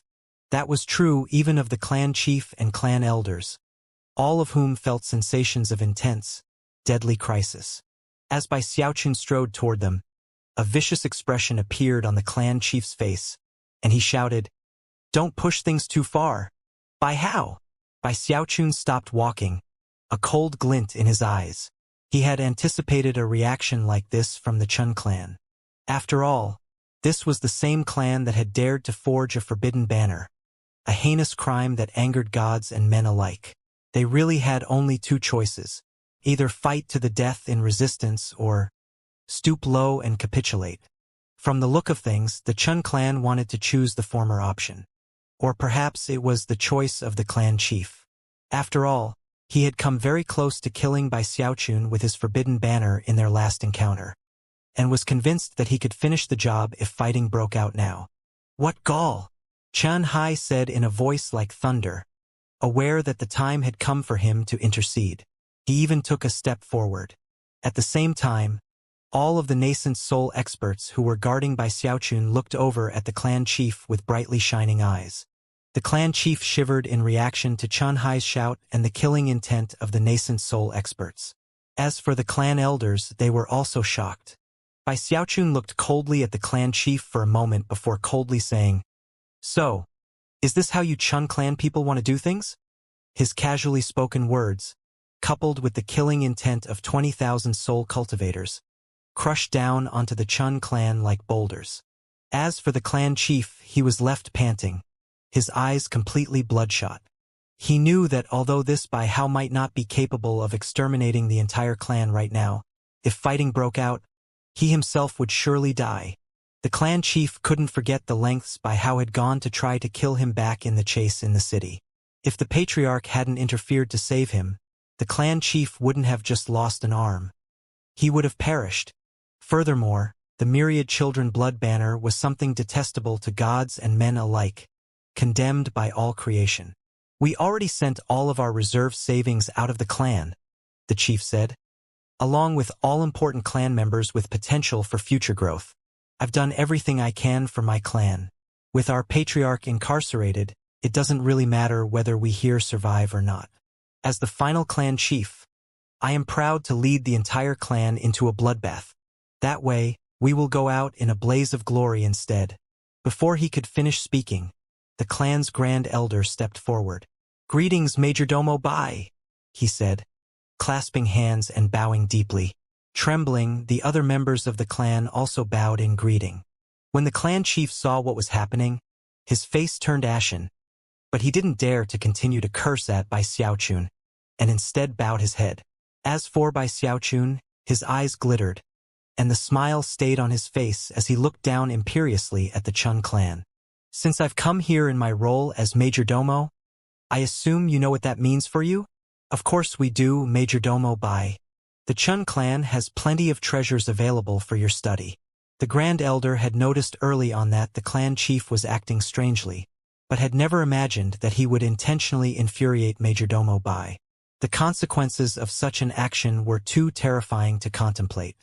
"Trying to drag us down with you into death?" the Grand Elder thought, casting an icy glance at the clan chief. Then, he quickly passed down orders to have large amounts of treasures brought over. Soul medicine, vengeful souls, multicolored flame, spirit-enhanced treasures, flame formulas, and all sorts of other items soon began to pile up. There were even some unique treasures that cast dazzling light up into the sky, illuminating the clouds above. Although there appeared to be quite a collection of treasure, it was really only a small portion of the Kai clan's wealth. Bai Xiaochun's face immediately darkened. "That's it." The Grand Elder smiled wryly, but unfortunately was out of options. The reserve savings had been taken away, a fact that he was not quite willing to explain clearly. Even as he stood there hesitating, the clan chief laughed coldly. "After this calamity, our Chun clan will be left completely destitute. If you don't believe us, go search for yourself. If you find anything you like, just take it." Chun Hai could sense the open scorn in the clan chief's words. Looking over at Bai Xiaochun first, he snorted and waved his hand. Immediately, soul cultivators poured into the Chun clan city to search it. Bai Xiaochun simply remained in place, hands clasped behind his back, as he waited for Chun Hai to finish with the search. Before long, the soul cultivators were done with their work and were recalled by Chun Hai. At that point, Chun Hai approached Bai Xiaochun, face grim. Lowering his voice, he said, "Majordomo Bai, the Chun clan prepared well in advance. There's nothing here." Bai Xiaochun nodded, but didn't say anything. He simply remained in place, hands clasped behind his back, waiting. Time ticked by, and the silence in the Chun clan became a weight that grew heavier with each passing moment. The Chun clan cultivators' terror grew, and to them, the pressure they felt from Bai Xiaochun felt like the weight of the heavens, something that could crush them out of existence in the briefest of moments. Even the clan elders' auras were fluctuating uncontrollably from anxiety. Only the clan chief stood there, sneering madly, seemingly ready to throw caution to the wind at any moment and start fighting. At a certain point, a smile suddenly broke out onto Bai Xiaochun's face, and he turned to look off into the distance. At that point, Chun Hai and the Grand Elder also seemed to sense something.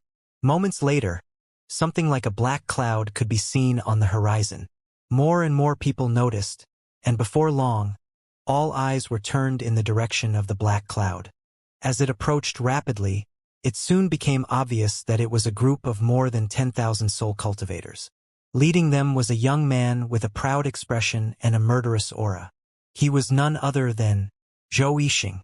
It only took a few breaths' worth of time for him to reach the Chen clan, whereupon the soul cultivators he led spread out to join the forces which had surrounded the clan. As for Zhou Yixing, he hurried forward, looking neither left nor right as he approached Bai Xiaochun.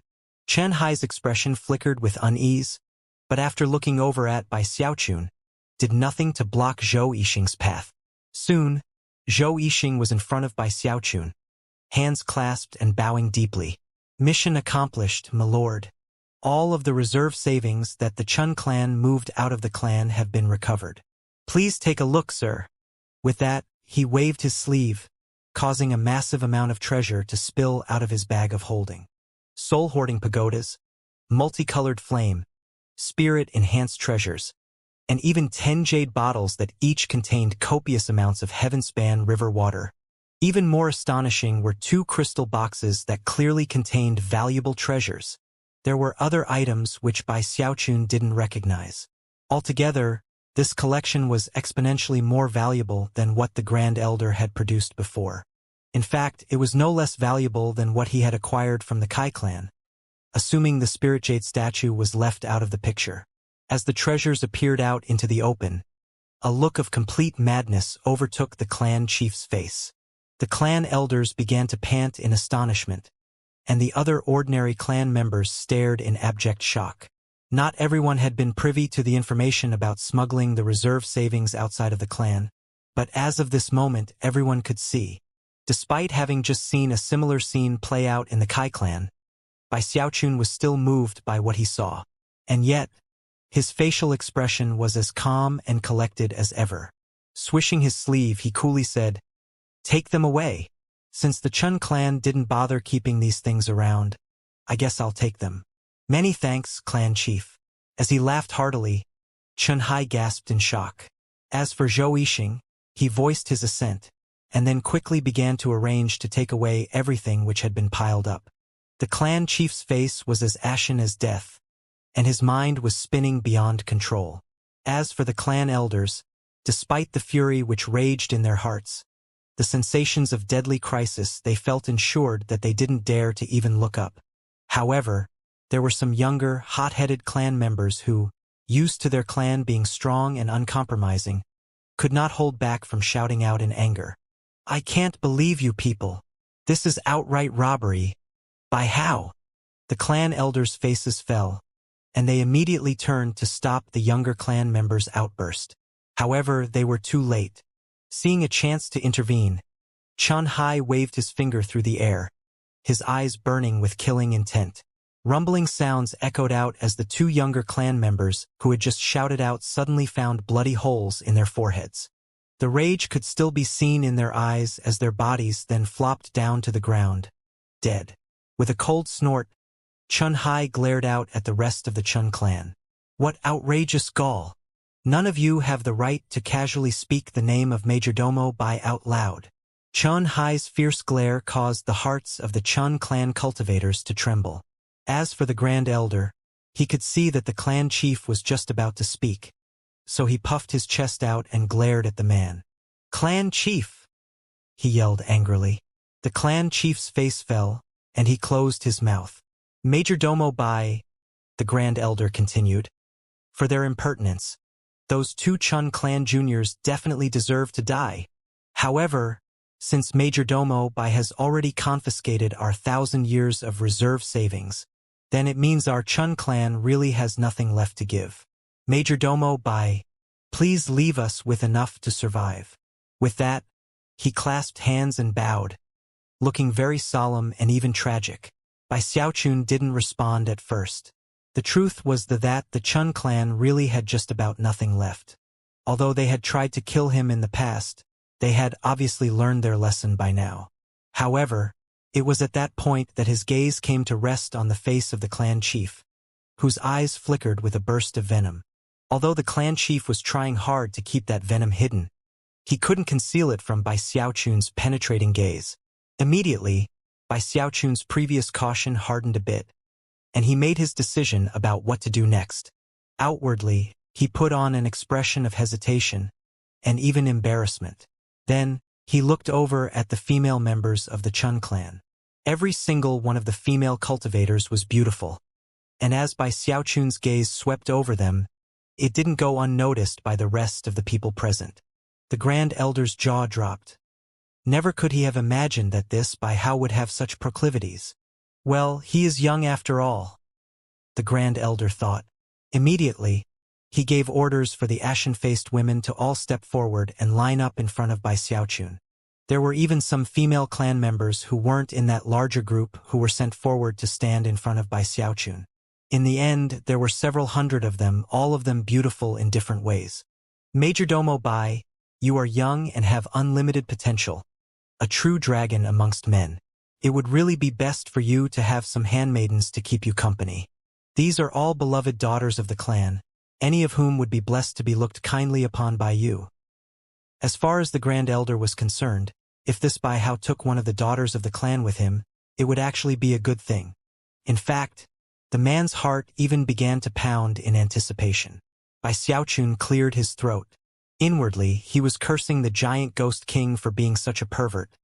And yet, there was nothing he could do but brace himself and do what needed to be done.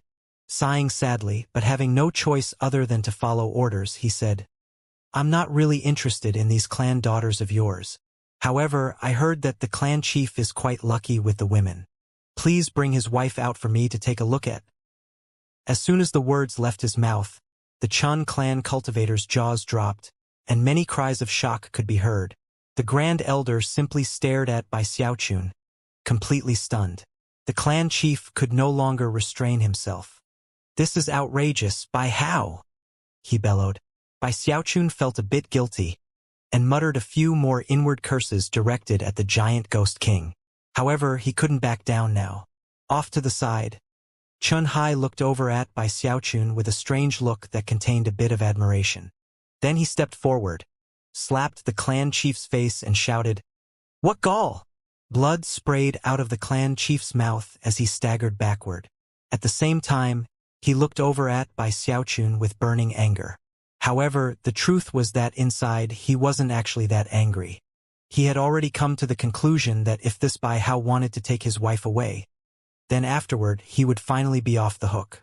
After all, stealing another man's wife would earn him quite a bit of criticism. If he then went on to kill the husband, that would earn him the full ire of the public, so that seemed like a very unlikely possibility. Naturally, the ideal thing for the clan chief to do at this point was to get out of the situation alive. In fact, he was already trying to think of a way to not just do that, but also improve his reputation within the clan. All right, if he's going to take my wife, then I have to make it seem like an unacceptable insult that I will only endure for the sake of the clan. That will resolve my issues with the Grand Elder and get everyone else in the clan to trust me. Having reached this point in his train of thought, the clan chief bit down on his tongue and then coughed up a massive mouthful of blood.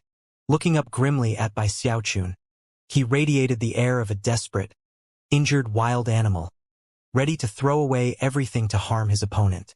Those who saw the look of madness in his eyes were instantly shaken, and as for the Chun clan cultivators, flames of anger began to burn in their hearts. Bai Xiaochun was a bit frightened himself and almost felt like crying.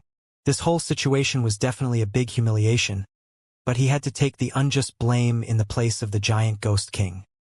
However, it really was an outrageous situation, and after a moment, he decided that the best thing would be to go back and have the giant ghost king do the deed himself. At this point, just when he was about to take it all back, the clan chief could see that he was hesitating and instantly got nervous.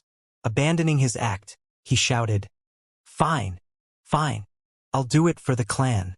Men, bring out my wife. The clan chief was trembling with so much anger that he seemed to age visibly. The other members of the clan were so furious that they had forgotten their terror and were glaring with open anger at Bai Xiaochun. When the clan chief saw that, he chuckled inwardly, and then intentionally swayed back and forth, as if he were about to fall over. He also bowed his head in bitter fashion. Of course, there was a glimmer of satisfaction deep in his eyes. Bai Xiaochun stood there with his mouth open, having been unable to speak a single word. He could only sigh at the injustice of it all. Then he thought about how he would surely become the subject of public ridicule, and that people might even curse him as a wife-stealer. He would probably drown in the drops of spittle that would inundate him from all the cursing he would endure. He wanted to cry, and yet knew that he could not give voice to his lamentation. The only parties who would be privy to the truth other than himself would be heaven, earth, and the giant ghost king. Bai Xiaochun sighed in distress and simply watched as one of the members of the Chun clan escorted a woman out. She appeared to be a bit over 30, beautiful, with snow-white skin and the elegant charm of a mature woman. However, she seemed terrified, although she was trying to keep herself under control. As soon as she appeared in the open, even Chun Hai couldn't hold back from looking her up and down a few times. All of a sudden, he seemed to understand why Majordomo Bai wanted this woman. Bai Xiaochun was cursing angrily inside. Although she was definitely beautiful, he didn't really care about that, and in fact was so embarrassed he simply cleared his throat. Ahem. Sorry about this, he said to her. With that, he turned and walked away, filled with embarrassment and unable to keep from wailing inwardly at how his name was going to be in ruins from now on. As for Chun Hai, a strange smile could be seen on his face. Zhou Yixing gulped in a breath, but quickly pulled himself together. Then the two of them exchanged a glance and stepped forward to politely escort Mrs. Chun forward. Mrs. Chun had already been informed about the situation. Face pale, she looked around at the clan, and then over at her husband, who had a pained look on his face. In her eyes flickered a venomous hatred. She knew her husband well, and although no one else would be able to tell, there was no way she would miss out on the clues that indicated he was putting on an act. Smiling faintly, she didn't hesitate at all to follow Chun Hai and Zhou Yixing out of the clan. Her seemingly heartless reaction aroused the ire of many in the clan, and many of them swore to never forget the insult. Before long, the thousands upon thousands of soul cultivators were gone from the Chun clan. As for the clan chief, he watched everything playing out, and felt very pleased with himself. After all, losing a mere wife to save his life was definitely a price he was willing to pay. Bai Xiaochun had a taut expression on his face, and felt profoundly annoyed. It was at this point that Chun Hai hurried over with Mrs. Chun in tow. Majordomo Bai, she requested an audience, sir. After delivering Mrs. Chun over, Chun Hai quickly hurried away, heart filled with admiration at Bai Xiaochun's daring act, and at the same time, feeling sorry for the woman. Bai Xiaochun turned in surprise to face the exquisitely beautiful Mrs. Chun and was just about to ask what she wanted when she took the initiative to speak. Many thanks, Exalted One, for extracting me from a life of complete bitterness. Your humble servant would like to make a request. I sincerely hope that you can fulfill my wish, Exalted One. Bai Xiaochun was a bit taken aback, but after seeing how sincere Mrs. Chun seemed, and feeling a bit guilty about the whole situation, he nodded. Sure. Just say the word, and as long as it's within my power, I'll do my best. Exalted One, I request that you please kill Chan Shirshan. The words came out of her mouth one word at a time, and afterward, she seemed as if a great weight had been lifted off of her. Of course, Chan Shirshan was none other than the chief of the Chun clan. What? Bai Xiaochun blurted, eyes widening as he looked in shock at Mrs. Chun. Things were already turning out very differently than he would have imagined. Chun Shirshan is narrow and petty-minded. He is also ruthless and violent, and used living children to forge a magical treasure, arousing the wrath of men and gods alike. In fact, in order to gain more perfect control over his treasure, he sacrificed our own children to become the main souls in the item. I was powerless to stop him, and the grief and rage that incident caused has remained cold in the bottom of my heart ever since. Exalted One, for you to take me away this day is like a dream come true. I don't hate you. In fact, I'm grateful. Considering your lofty position, Exalted One, you have unprecedented power. Furthermore, I can tell that you aren't really very interested in me, nor do you care much about your reputation. You must have your own secret sorrows and goals. As for me, I can guarantee that if you grant my request, that no matter what happens in the future, no matter what position you occupy or where you go, I will always carry out your orders without hesitation. Although her words were spoken quietly, the wisdom and decisiveness within them carried incredible power. Moved, Bai Xiaochun looked at her closely. In Bai Xiaochun's heart, the matter of the myriad children blood banner was something that made the clan chief unfit to exist in heaven and earth. Then he heard that the man had sacrificed his own children to make it, which was something that not even wild beasts did. That made the clan chief worse than an animal. After a moment of thought, Bai Xiaochun turned and sent a message to Chun Hai. Chun Hai was stunned at the message and looked deeply at Bai Xiaochun. Then he turned and left. When he returned, he had the clan chief's head in his hands. The chief's eyes were filled with disbelief and defiance.